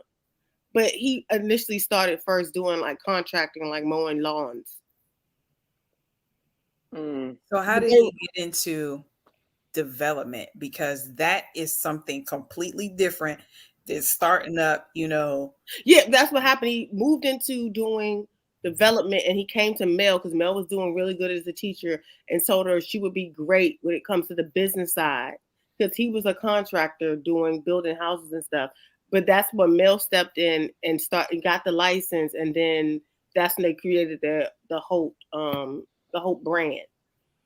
So he goes from robbing the bodega across the street from his house to set it off, then to teach kids. I'm just saying. Yeah, he has a really, really interesting story. I'll say that. Because, like, I don't know if he got, because I know the robbery and stuff happened when he was a teenager. Okay. So maybe that's why it didn't carry on to his adult record. Because it was a Or whole he got family it. Somebody said situation. he got it expunged. That last comment. I think they were trying to say he got it expunged off his record. It was a whole family. It was the uncle. It was the aunt. It was him. It was his brother. Yeah, they robbed a bank or something, and he was on the lookout or something. I can't remember. I know I saw they stole an ATM. I don't know what Like the plan barbershop. was for that, but that right there is giving me slow. Okay, because I'm like, Martell isn't even like flick on the light bulb trying to. And I think that's why he likes Arion so much because she's smarter than her. Yeah, he's smarter than her. So she makes him feel big. He can color inside the lines and she can't. Yeah. Her household. Y'all remember that. She grew up in a 2-parent household. She sure did in this 2-parent household. Oh, child, please don't mention that girl on my channel. Because if she come over here, follow up in my comments, honey, I'm going to have to dedicate a video to her ass because I'm not in the mood to be playing with... God. If you did, I'd be here for it. I'm going to get my popcorn and I'm going to sit like Angela Bassett in American Horror Story. She keeps saying that the bloggers want to talk about me. Ma'am, I don't care nothing about you. Okay. The only time I will address anything that has to do with her is if somebody just says, Misha, please, we want to talk about this or whatever. But other than that, I don't watch her lives because she is not interested. She ain't never saying nothing. She just looking into the camera with her hair all over her head, talking about what. And what they say, I don't watch that show. I tried, y'all. I just crying. I'm like, girl, you have watched every single episode of Love and Marriage Huntsville. Cut it out.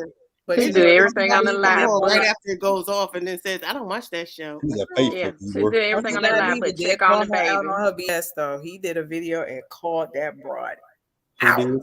Yes, he did. When she was talking about she was feeling suicidal. Oh yeah, honey. He did a video because she has sent him a message talking about some you bloggers, this, that, and the third. You know, they always coming after y'all, saying this, that, and the third. You know what I'm saying? You need to. She told him that he needs to interview her. I said, oh, bitch. You don't know who you talking to. Who was this?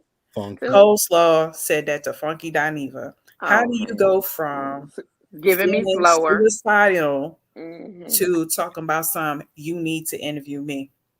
Yeah, she's giving me slower. Yeah, go to his page and watch that. I was dying. Yeah, I just said like he seems to like her because she makes him feel big and smart. It really isn't about the sex stuff that he said with Melody. It's just that he can run circles around her and she's still okay with like even allowing the situation that's going on now. He doesn't claim you, but it's kind of like they are together but not together. Mm-hmm. And he's always like, he's online trying to get back with Melody. He has no respect for that girl. Leah she said, I took him with my eyes closed. Well, maybe she should have opened them to see what she was really getting. Child, she might have took him with the eyes closed, but she took him with the legs open. And that's why she's sitting over there with her hair all over her damn head with this baby howling in the background. And Martell is over here making apologies.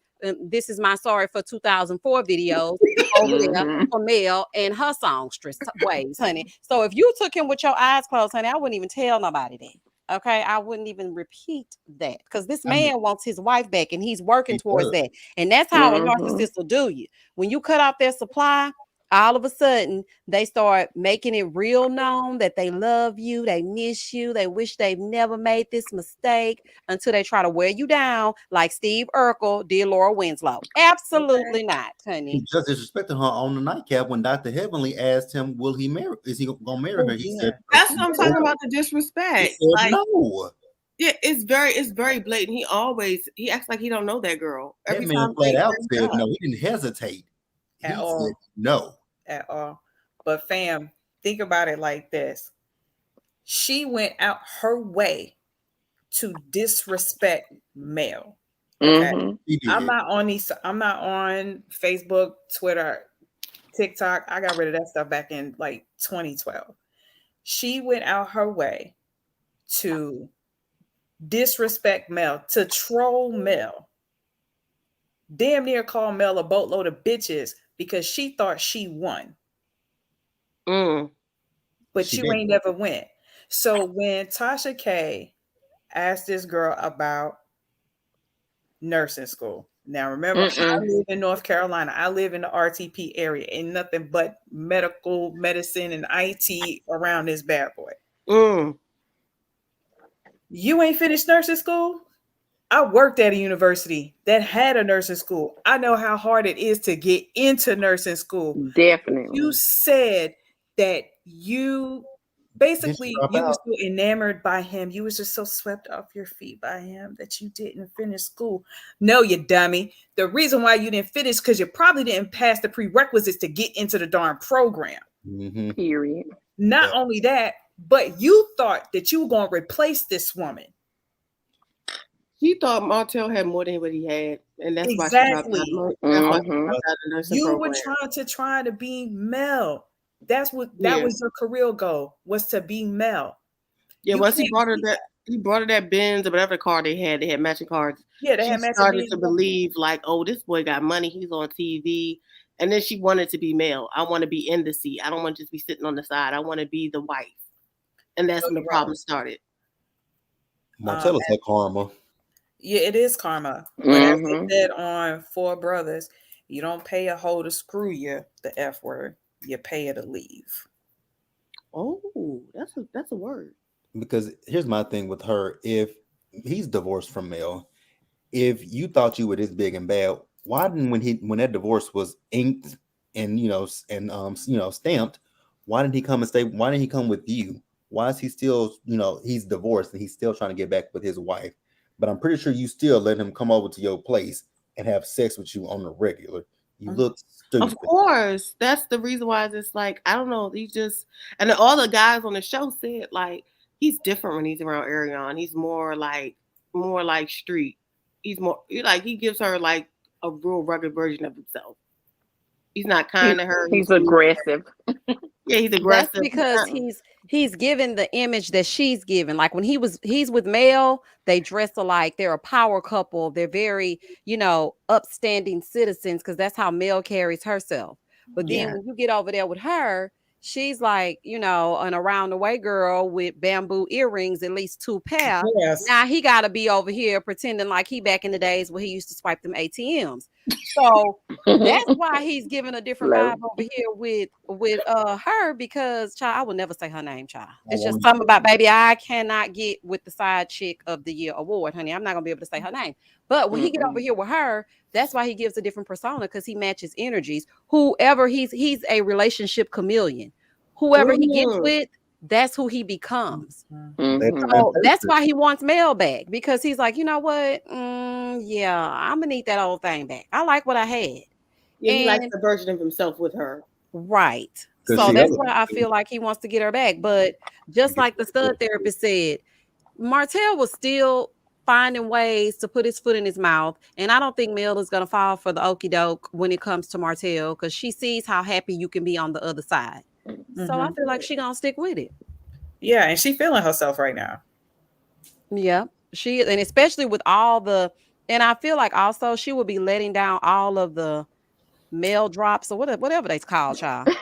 Melodramas, Millimeters. millimeters. Okay, yeah. She'll be letting all them people down, child, because they'll be like, what? Oh my gosh. But then Yeah. again, they might support because anything she do, they gonna support it, child. I would be. She would be letting me down, and I would put her on the same level that I Let have me Wanda get J. Blige on at that point. Well, No, I ma'am. really wouldn't put her on no level. I would just sing her song. I think you're so uncool. Yes. Like a fool. Go ahead, Miss Misha. Go ahead, sing the rest of it.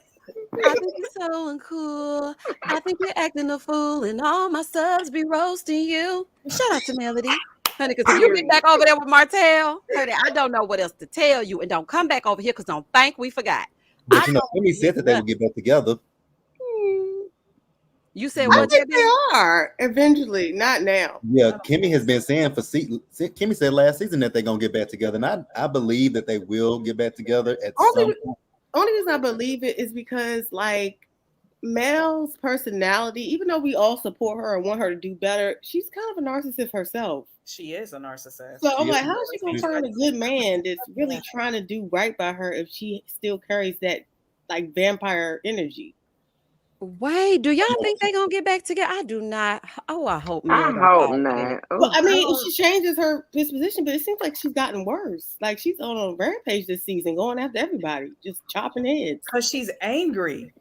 Mm-hmm. Is Only person that's on her She angry, side is. dude. is She is Stormy. really angry. And she may feel like the stuff Tisha has said, At that reunion, the reunion did it to me. But yeah, Tiffany, she's like like maybe it's just me and how I deal with people.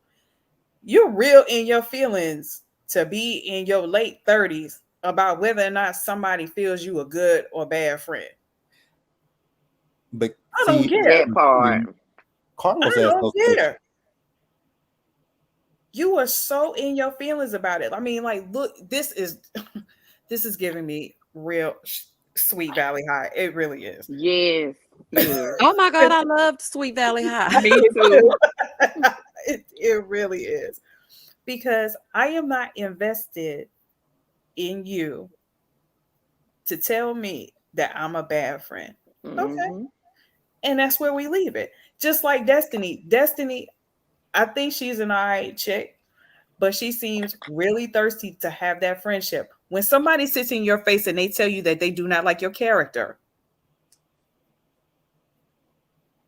That's true. You gotta go. Gotta move on. Sweet Sass said, I think she wants to get back with him. Whether or not she does will depend on her ego. That's what I agree with that. get. I agree with that, sis. I I agree. agree.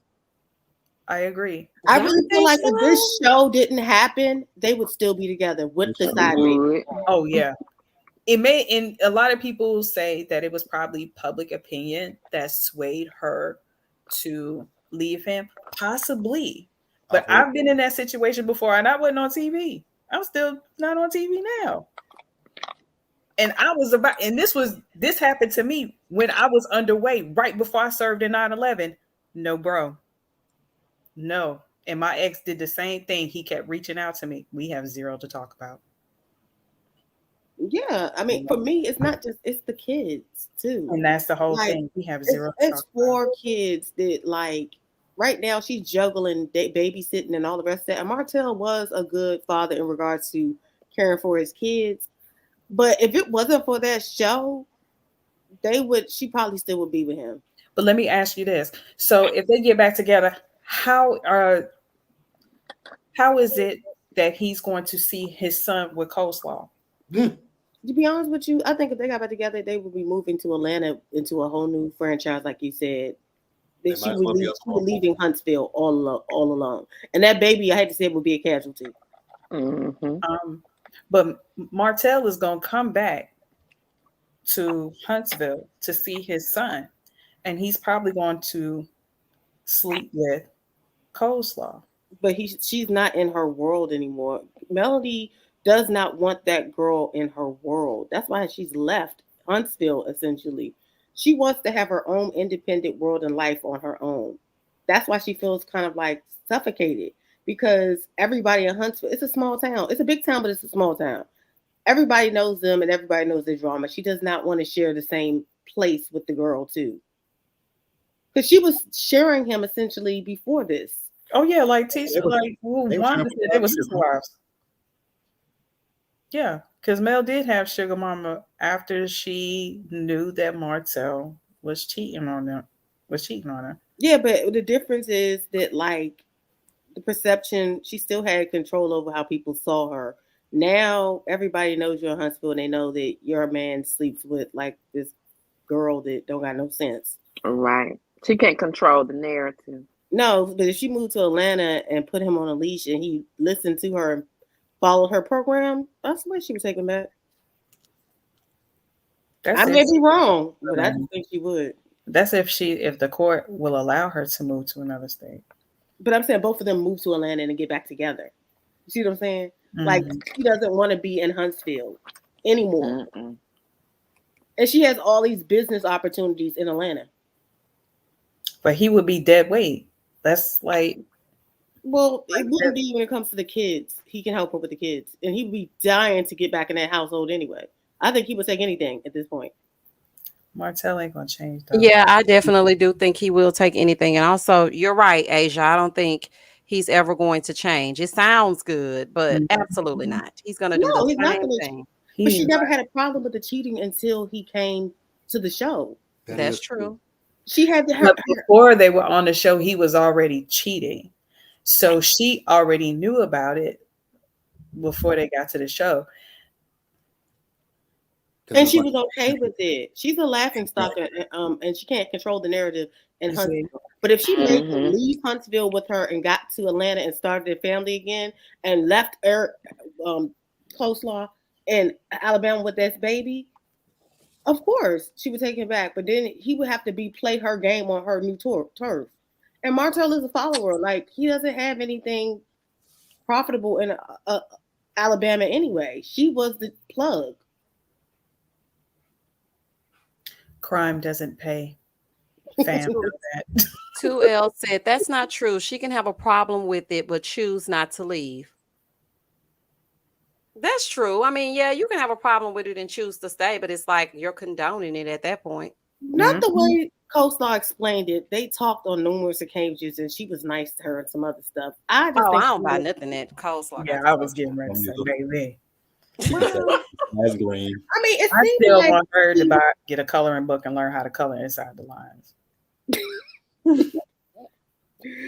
I just think he needs to get her back and being private again, and it will work fine. Now you know what? I'm sorry. Go ahead, JB. Now, if they got off this show, I definitely see them getting back together, and he is still gonna mess with Dum Dum over there, and she'll be cool with it because I mean, because what Tisha was saying is at Galentine's, Mel already knew about this situation. They tried to hide it when they came on the show. They tried to give us this facade that they were this happy couple, but Melody already knew about that. Like when she was talking about the whole situation with Marceau, when she called Marceau and they went to the bar. That was prior to the show even starting. That's what Ms. Vanessa was talking about. That Mel and Marceau had got into a huge argument about the dummy because that's when she had called his phone and Mel answered the phone. She hung up. She called back. She told her to give Martell the phone. Baby, you ain't gonna call my husband's phone or my wife and tell me to give them the phone. I'm gonna ask you, who the hell is this and who are you talking to? That part. Yeah, her college days would be over. That part. I said Kimberly Renee, exactly. She would be right in good companies in Atlanta. Oh my Lord, yeah, and the thing about it is, honestly, moving to another state doesn't make the problems go away. If anything, it gives them new stomping ground to do some more dirty. True. And this is Atlanta. We're talking hot Atlanta. It's not called hot Atlanta for a good reason. We're talking about Atlanta. This is where the stuff went down at, well, not necessarily went down at, but that's where, the boys trip, all of that, that's still trauma for her. But she's in Atlanta now. She wants to move to Atlanta. But I'm saying if she wants to move to Atlanta, is it better for her to move to Atlanta with him or without him? Because having him there is a trigger. It depends. I mean, y'all right. I guess so. That's the last place she needs to go is Atlanta with him. Because, honey, that trifling with a capital T. I'm in Georgia, and I'm honey, they will steal your underwear off with you sitting there looking at them, let alone your man. Baby, listen, these hoes in Georgia do not play, okay? I mean, No, I like ma'am. Portia Williams, but look at Portia with the Simon situation. Mm. Okay. Hello. But listen, that. I agree with what Amy is saying though to an extent because it's like one of those situations where you keep telling your friends, "Girl, I'm done with him. Girl, I'm done with him. Girl," then y'all get back together. You sneak and get back together, and you don't tell anybody that you're together. Everybody's like, "Oh, did y'all get back together?" "Oh, girl, yeah, we worked it out." I feel like Atlanta is that girlfriend. You can't be seen with Martell in, I mean, Huntsville is that girlfriend. You can't be seen with Martell in Huntsville because everybody gonna be talking like, "Girl, now that you took him back." But if she Mhm. goes to Atlanta and they start a new life, then I could potentially see them going there together outside of Love and Marriage Huntsville, not being, not shooting the show anymore, and them being a family again. If she were trying to hide it and, get back with him. I But give it 2 months tops. I'm here's telling the you, thing: these women. they're already known nationwide. True They, that. True that. they can Yeah, be known, but what I mean by that, she doesn't have to deal with Huntsville because the way she was crying on the reunion, it yeah. seemed like Huntsville is a different sore because It is. she had so much power in Huntsville, which she doesn't have anymore. Because everyone looked at her like a big dodo bird, and now she has to And deal with all the respect. yeah. And it's Hmm. also I hate to say it, like a lot of people, it seems like it's been insinuated this season that she knew, and no one. The reason why no one told her because she knew. Because remember, she tried to act like you all knew my man was cheating and da da da. And Tisha kind of spilled the beans, like, "Well, you knew for 3 years." So it seems like, for the most part, Huntsville is the real sore. What's it called? And the only The reason I trigger. think it's a possibility because it's 4 children. Like, listen, I only had one, and all it took me is one, and one and done. But if you have 4 kids and they're young, that's very hard to kind of just walk away from the way she did. Not saying it's not possible, but it's really hard, especially when the kids like are talking about those kids talk like they're gonna get back together. Why want you and daddy back together? That's just weird. But see, the children are already scarred because the way that Mel and Martell would get into it, kids don't forget stuff. And parents Mm-mm. be thinking children are naive. No, children are not naive. That's Okay. Children are right. They sponges. know everything that's going on. They hear every conversation when you are not around. And kids learn by behaviors, not by what you say. So Hmm. knowing that whole do as I say, not as I do, I see why parents say that because the stuff that you do is messed up. Some of the stuff that you do is messed up. Yeah. Having those kids around Martell, knowing that they have access to the internet, that's Only crazy. how I would see Melanie moving on if she married, got with someone else, and had another child. That's when I would know it's completely done. But Hmm. for me, when I look at her and I look at those 4 kids, I just look at it like it's always a possibility because there's 4 people that would be very happy if they got back together. But is it healthy for them in the long run? You, of course, it's not. But I look at it like the show's not healthy for them. Right. So let's look at it from a traumatic perspective. When those kids grow up, they're going to have many, many questions because stuff just does not seem right. And the stuff that they Hmm. do, the first thing they're going to tell their parents, well, you did. Of course. I mean, I just look at it like when the show first started and it went left, and then it season after season. That's why I said like I'm not always team male because it was certain times where like she was manipulating the children too as well as him. Right. And I Hmm. said to myself, I don't think they should do this show no more. But here we are in season 4. So the kids are going to have some level of damage because of them being public figures and having a public divorce. Hmm. So I don't know. I'm not saying it can't happen. It's possible. But I want to ask one question. How old is Kimmy? You took the words right out of my mouth because somebody had commented and they said I shaded Kimmy because I said Kimmy looks great for her age. Well, I was saying that because Miss Wanda made it seem like her and Kimmy were not far apart in age. So I'm Yeah, like, she does keep I saying that. read she was like in her 50s. Right, and I thought Kimmy was probably the same age as my mom, and that's why I was Mm-hmm. like, "Oh, Kimmy looks great." And somebody was like, "What are you talking about? Kimmy's in her 40s." I'm like, "Girl, you must be out your mind. If Kimmy is in her 40s and I am 39 years old, then I must be the curious case of Benjamin Button because it is I no must be. damn way Kimmy is in her 40s." Okay, so Lanice says she's 53. She looks Okay. good. She looks She look great. good. Very I good. need people to understand and look up Ernestine Shepherd. Okay?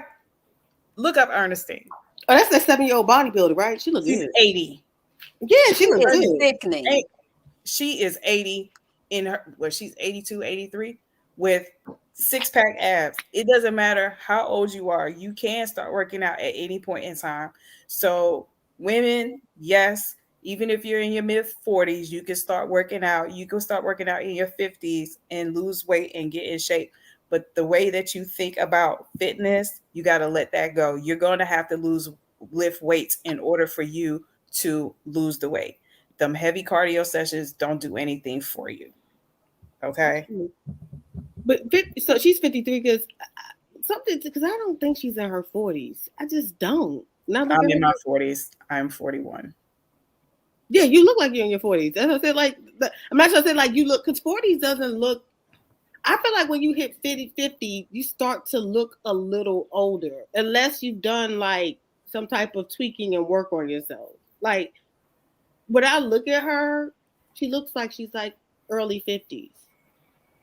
I think it's the way that Kimmy carries herself that I must say makes she her read more mature or a little bit older. Mm-hmm. But I do think that she looks awesome to be She do look whatever age good. she is. She's a baddie.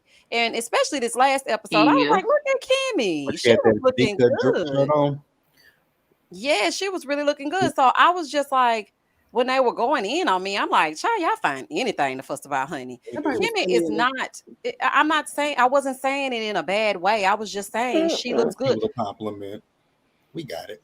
Yeah. Now, the person that should Lisa, feel bad, I thought that Maurice was the younger brother. I did not know He's that old. This Marcel is was the younger brother. right, because Marceau looks old, honey. He looked like an old pit bull. Now he don't look Oh old. God, like somebody put a bowl out for him to get some water. But that's just like Tiffany. Like Tiffany, baby. Tiffany said she's in her 30s. Not a we should be ball. shopping at Cato. When Tiffany I said hate she's him. 35, I'm like, girl, where do you Listen. shop at? Montgomery Wards? Okay, Mm-mm. That because I is was You look like, built. like one of my grandmas. You look like you one of my auntie's age. You look like What? right. I really thought Tiffany was in her 50s. Me too. Yeah, I was Tiffany like, look she old gotta Okay, be now in too. her Tiffany late lie all 40s. day. Like, I thought Tiffany was in her 50s. When she said she's 35, I'm like, girl, I am about to be 33. She's You do not lying. look anywhere I near was like, close to my age. I'm like, Mm-mm. How well, old is Lewis? 32 too? Lewis hmm? look old too. How old is Well, Lewis? Lewis got to be at least 46 or 47. You can't tell That's me if Lewis. they said Lewis that in his body is 40s, giving I would me. be like, what? Child Lewis ain't nowhere near 30. Monique said Years the old. Googler says that Kimmy is 33. Child, I ain't got time for Google. They Baby, lying. they lied. That's Kimmy. She wrote her Did own anybody notice profile. that blonde wig that Letitia had on in her interview that looked a hot mess? Oh yeah. I didn't really pay attention to her because she was speaking nonsense talking about Miss Wanda. If she wanna say what she gotta say to the women, go ahead and say it and all that. I'm like, Oh, girl, anyway. Well, I followed It her on looked like Instagram and Wanda she picked it out posted it for her. because I followed her on Instagram and she posted, and I'm like, girl, what is that? Marcel don't even like it. I'm like, exactly. It's How? ugly. Hold on. They said Marcel got a vasectomy. Why you need a vasectomy? yeah, he got a You gotta vasectomy see. without Tisha knowing, So he won't have living evidence that unless he has, allegedly. unless he gets a STD, and he just pushes Tisha off, and he's like, yeah, I don't want to. Oh, he'll gaslight her, make her think she gave it to him, and she'll believe it. She's like, maybe I did. They took a Yeah. field trip to get a vasectomy. They took a field trip. It was all of them together. Mm-hmm. And they went to that doctor's office. And I was like, what is happening? Like, wouldn't this be something I mean, I know it's reversible, but this is not something you do on your lunch break. Like Marceau's so disrespectful. It's Oh, ridiculous. with your homeboys and you Yeah, I knew married. you Why loved didn't you Tisha, go but with that your was wife? just ugly. That's so. That the chauvinists those guys are, like Maurice, piping up on Kimmy the way he did. I was like, And I I always used said to Maurice think was that a good Maurice guy. was nice, and now I I don't did think too. so. Yeah. Me either. Mm-mm. I And he saw wouldn't have told me anything about my son's party the way that he omits everything from her, telling her anything about Monster. Maurice Jr. Yeah, we gonna say Maurice. I Well, can't. Maurice Jr., because I can't call it little Please. monster. Honey, Yes, I'm like, you're not that's going an to tell me that insult. you know what I think. How about that? You sure definitely not gonna do that. Let's go there. I saw Right. through Maurice a few seasons ago, and I said it on my review when I first started this channel, and the people were like, "Oh my gosh, shut up! Maurice and Kimmy have a wonderful relationship." I'm like, Maurice is for the streets. Okay, I can see Look, Yeah. straight through him, and on top of him being for the streets, I do believe that him and Kimmy be fussing and fighting, honey. They just put on and play nice for the cameras, and lo and Mm-hmm. behold. Here we go. It didn't happen right when I said it, but I could see it. And then now, 2 seasons later, it's happening because Maurice cannot be trusted. It was just something about him. He gave me a vibe. Now, don't get me wrong. When they were very first introduced, I was like, oh, he seems like such a nice guy. And Kimmy was really the one that was more vocal because Right. Mel wanted to get the comeback group together and he was speaking for them. And she was like, no, I don't want to do that. I don't like her like that. I don't want to be in this group anymore. And so I was just like, okay, maybe she's the pot stirrer because she didn't really care for Mel when they first stepped on the scene. Yeah. But as the season progressed, I'm like, okay. And I saw all three of them. They were out there washing their car, and Martell had on that Star Spangled Banner 4th of July short set. And then he Mm-mm. first told them that he was cheating. And it's a trip now looking back because it's like he revealed to them that he was cheating when they knew all along he was cheating. Mhm. So that Mm-hmm. just shows you how these shows are produced. Because I'm thinking back to that scene because I will never forget it. Child, I was eating so good when that scene was on. Child, I almost bit my fork. I said, not each no. Child, I was in it. And now that I look back, I'm like, okay, when he had on that short set, y'all already knew when y'all was washing them cars that Martell had cheated on her. So this doesn't make any sense. But I say all that to say birds of a feather flock together, and Maurice can't be trusted either. Child, none of them. I'm seeing that this season. I was like, he was in that picture and he looked totally different too. I'm so used to him with the straight suit and looking all nice and dapper. He looked like he was like, where the hoes at? That's how he looked in the picture. I He was like, wanted to see all the Maurice. suits and Yeah. still lines. Yeah. It shocked me. I was like, Maurice, I didn't know you had it in you. Wait a minute. This man is Did a y'all say hoe. they currently filming this next season? They're currently filming. Yeah. How are they filming when Mel has shaded half of them on, either on social media or on that nightcap with Carlos? I don't know how she can film with any of them. She All right. shaded Destiny saying she paid her bill because her cutoff notice was on her door. She shaded Maurice talking about he's a lawyer with no storyline. How are you filming with these people? This Well, JB, the show must go on, child. You know they it gonna does. that's reality TV. You know they gonna fuss and fight and get right back to filming. But It I would gets like to bad. know, does Maurice have any clients? No. No. Okay, so he like Phaedra. Besides Destiny trying to get her whatever she's trying to do. Destiny would have been better off being cool with Stormy because from what I saw Stormy's Instagram a few weeks ago, and Stormy was in a Target and she got a whole little section for her product. You would have been better off going and being her friend instead of being her enemy because Madani is empty. When I saw that store they were filming, I'm like, girl, you got a lot of empty space in there. What you doing?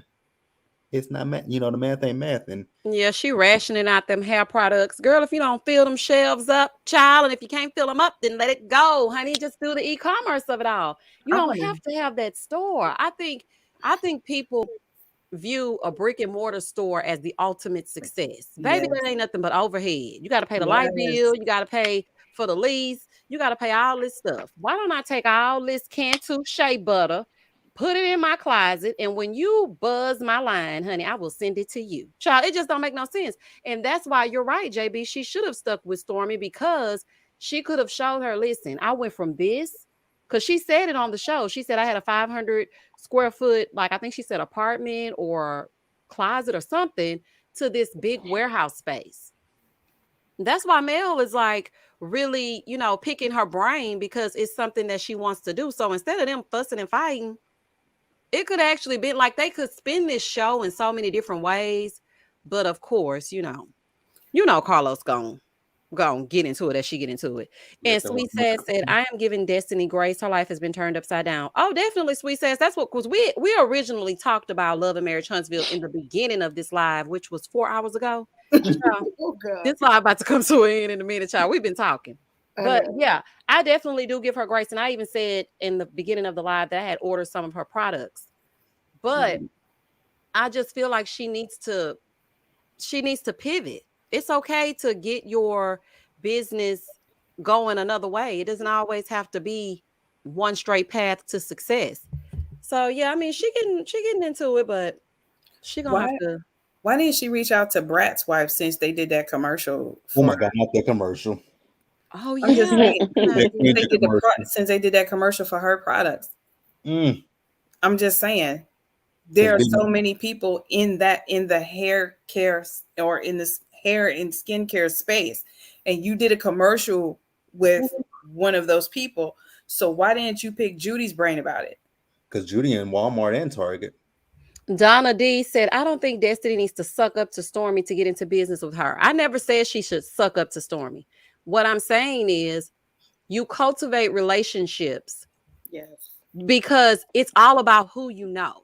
Mhm. So when you need to know something, or if you need to figure out something and you know people that have those connections, or you're associated with people that can help you, why you That's think Martell peddling the Mary Kay products all up and down the Huntsville streets and going everywhere he can to find somebody to partner with him to build a damn house? I want to build a house because he ain't got nothing else for himself. So he knows he has to find someone who can help him in that area.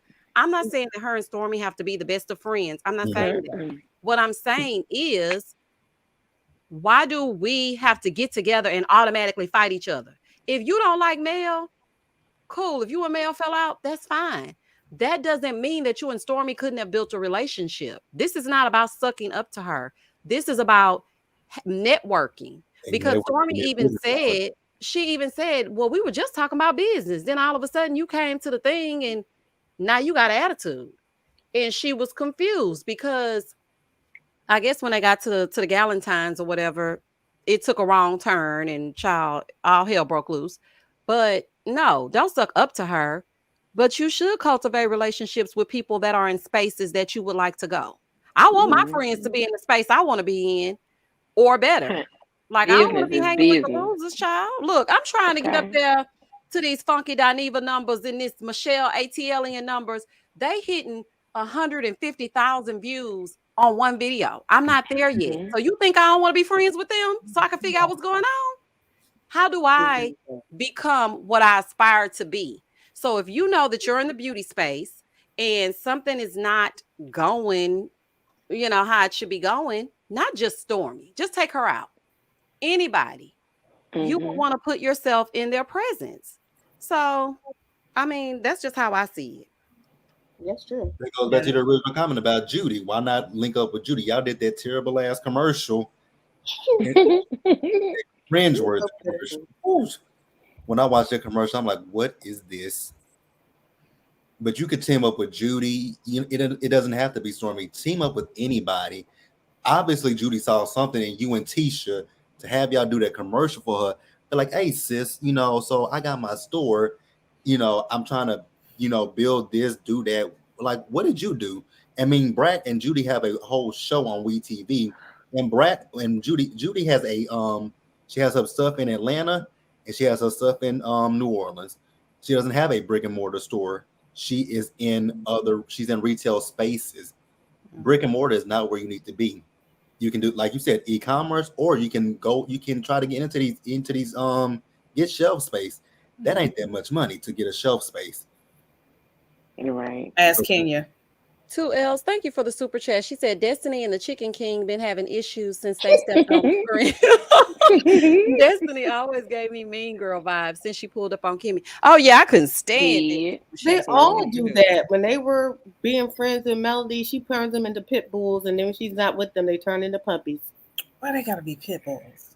Well, they get Why can't it be little Shih Tzus? no, it's just like, but they are always they're just giving all of that. They're giving all of the smoke, right? And it seems like now Destiny, her wind has been taken out of her chest or something. So now that she's not on Melanie's like good side.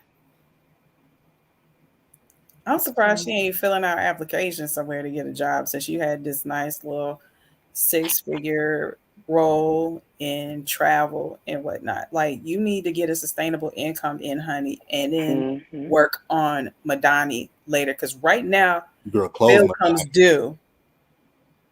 Okay, the bill Didn't comes due. the Chicken King put her on child support? No, she did in her interview with the Ooh Ladies First panel. She talked all about, they covered it. Them sisters covered all of those questions. Okay. And they have joint custody. So nobody pays child support. And she broke down her custody arrangement. Oh. And she did refinance that house. Yeah, so maybe she needs to, like you said, get back to work. Maybe she's hoping for the show to get a bigger part. Honey, sell that house. Go ahead and humble yourself and move into a townhome or an apartment. Like you can't be out here. Like she didn't want to sell the house because that's the first house her son was ever like. That baby is a year. He ain't gonna remember Baby, that. like That's what I'm saying. He is a baby. He is an infant. I don't remember my first house with my mom. Toddler. I can't tell you nothing about that first place. They can tell me though. Okay, Sandra thank you for the super chat. She said Stormy wasn't ever going to work with Destiny simply because she chose to buddy up to Mel. Mel's enemies became Stormy's enemies. That's exactly facts. That's true. And it's crazy because in the beginning, when they were first in that standing in the warehouse, she was like, so are we going to invite Destiny? I don't know if she was just asking or what, but yeah, I absolutely follow what you saying right here. Absolutely. Okay, y'all. So we have been on this live for 4 hours. We have went from Huntsville back to Huntsville. We spent the block one more time, and it's been 4 hours and 10 minutes, and I have enjoyed myself. And y'all speaking y'all speech. This was like the very first one, so we got into it as we got into it. But we are going to be doing this like once a month, just to catch up on all the shows and see how we feeling and things we might not get to say because in the comments, it's only so much I'm willing to type, child. So I'm just like, right.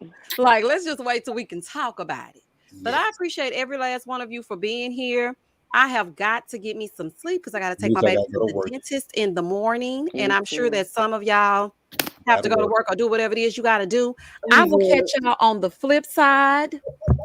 Thanks. Thank you for having me. Love you, Misha. Love you, Misha. You made me feel comfortable doing lives. Okay. This was fun. Come on over to the live side. I am. I'm gonna start doing lives when I, get my own place. I'm gonna start doing lives for y'all on my channel. My channel is JB Says What. Oh, about to subscribe. Yeah, about to subscribe. Yeah, go on over there and show JB some love. He reviews all the same shows, and he also does like a weekly recap of all the gossip and the mess. Yep. I don't put the mess on my channel, child, because the trolls follow the mess. So I usually put the mess on my Patreon as opposed to on this side, because child, I'm just trying to keep it light, honey. They be working my nerves over here. But I had a good time with y'all, and I will catch y'all. Thank you so much for joining me, Asia, Amy, Michelle, JB, J-Dub, Jeremy. Thank y'all for joining me up here on this to speak your speech. And next time, make sure y'all hit the link so that we can get into it as we get into it. I will see y'all tomorrow for Put a Ring on It, even though I don't want to do it, but child, I can't stand them. I just want them to go away, child. That's why we didn't even talk about them, because I give them nothing. Okay, they get paid complete dust. But I will catch y'all on the flip side. And as always, stay safe, stay blessed, spread love, not germs. Peace. Night, y'all. Night, y'all. Bye.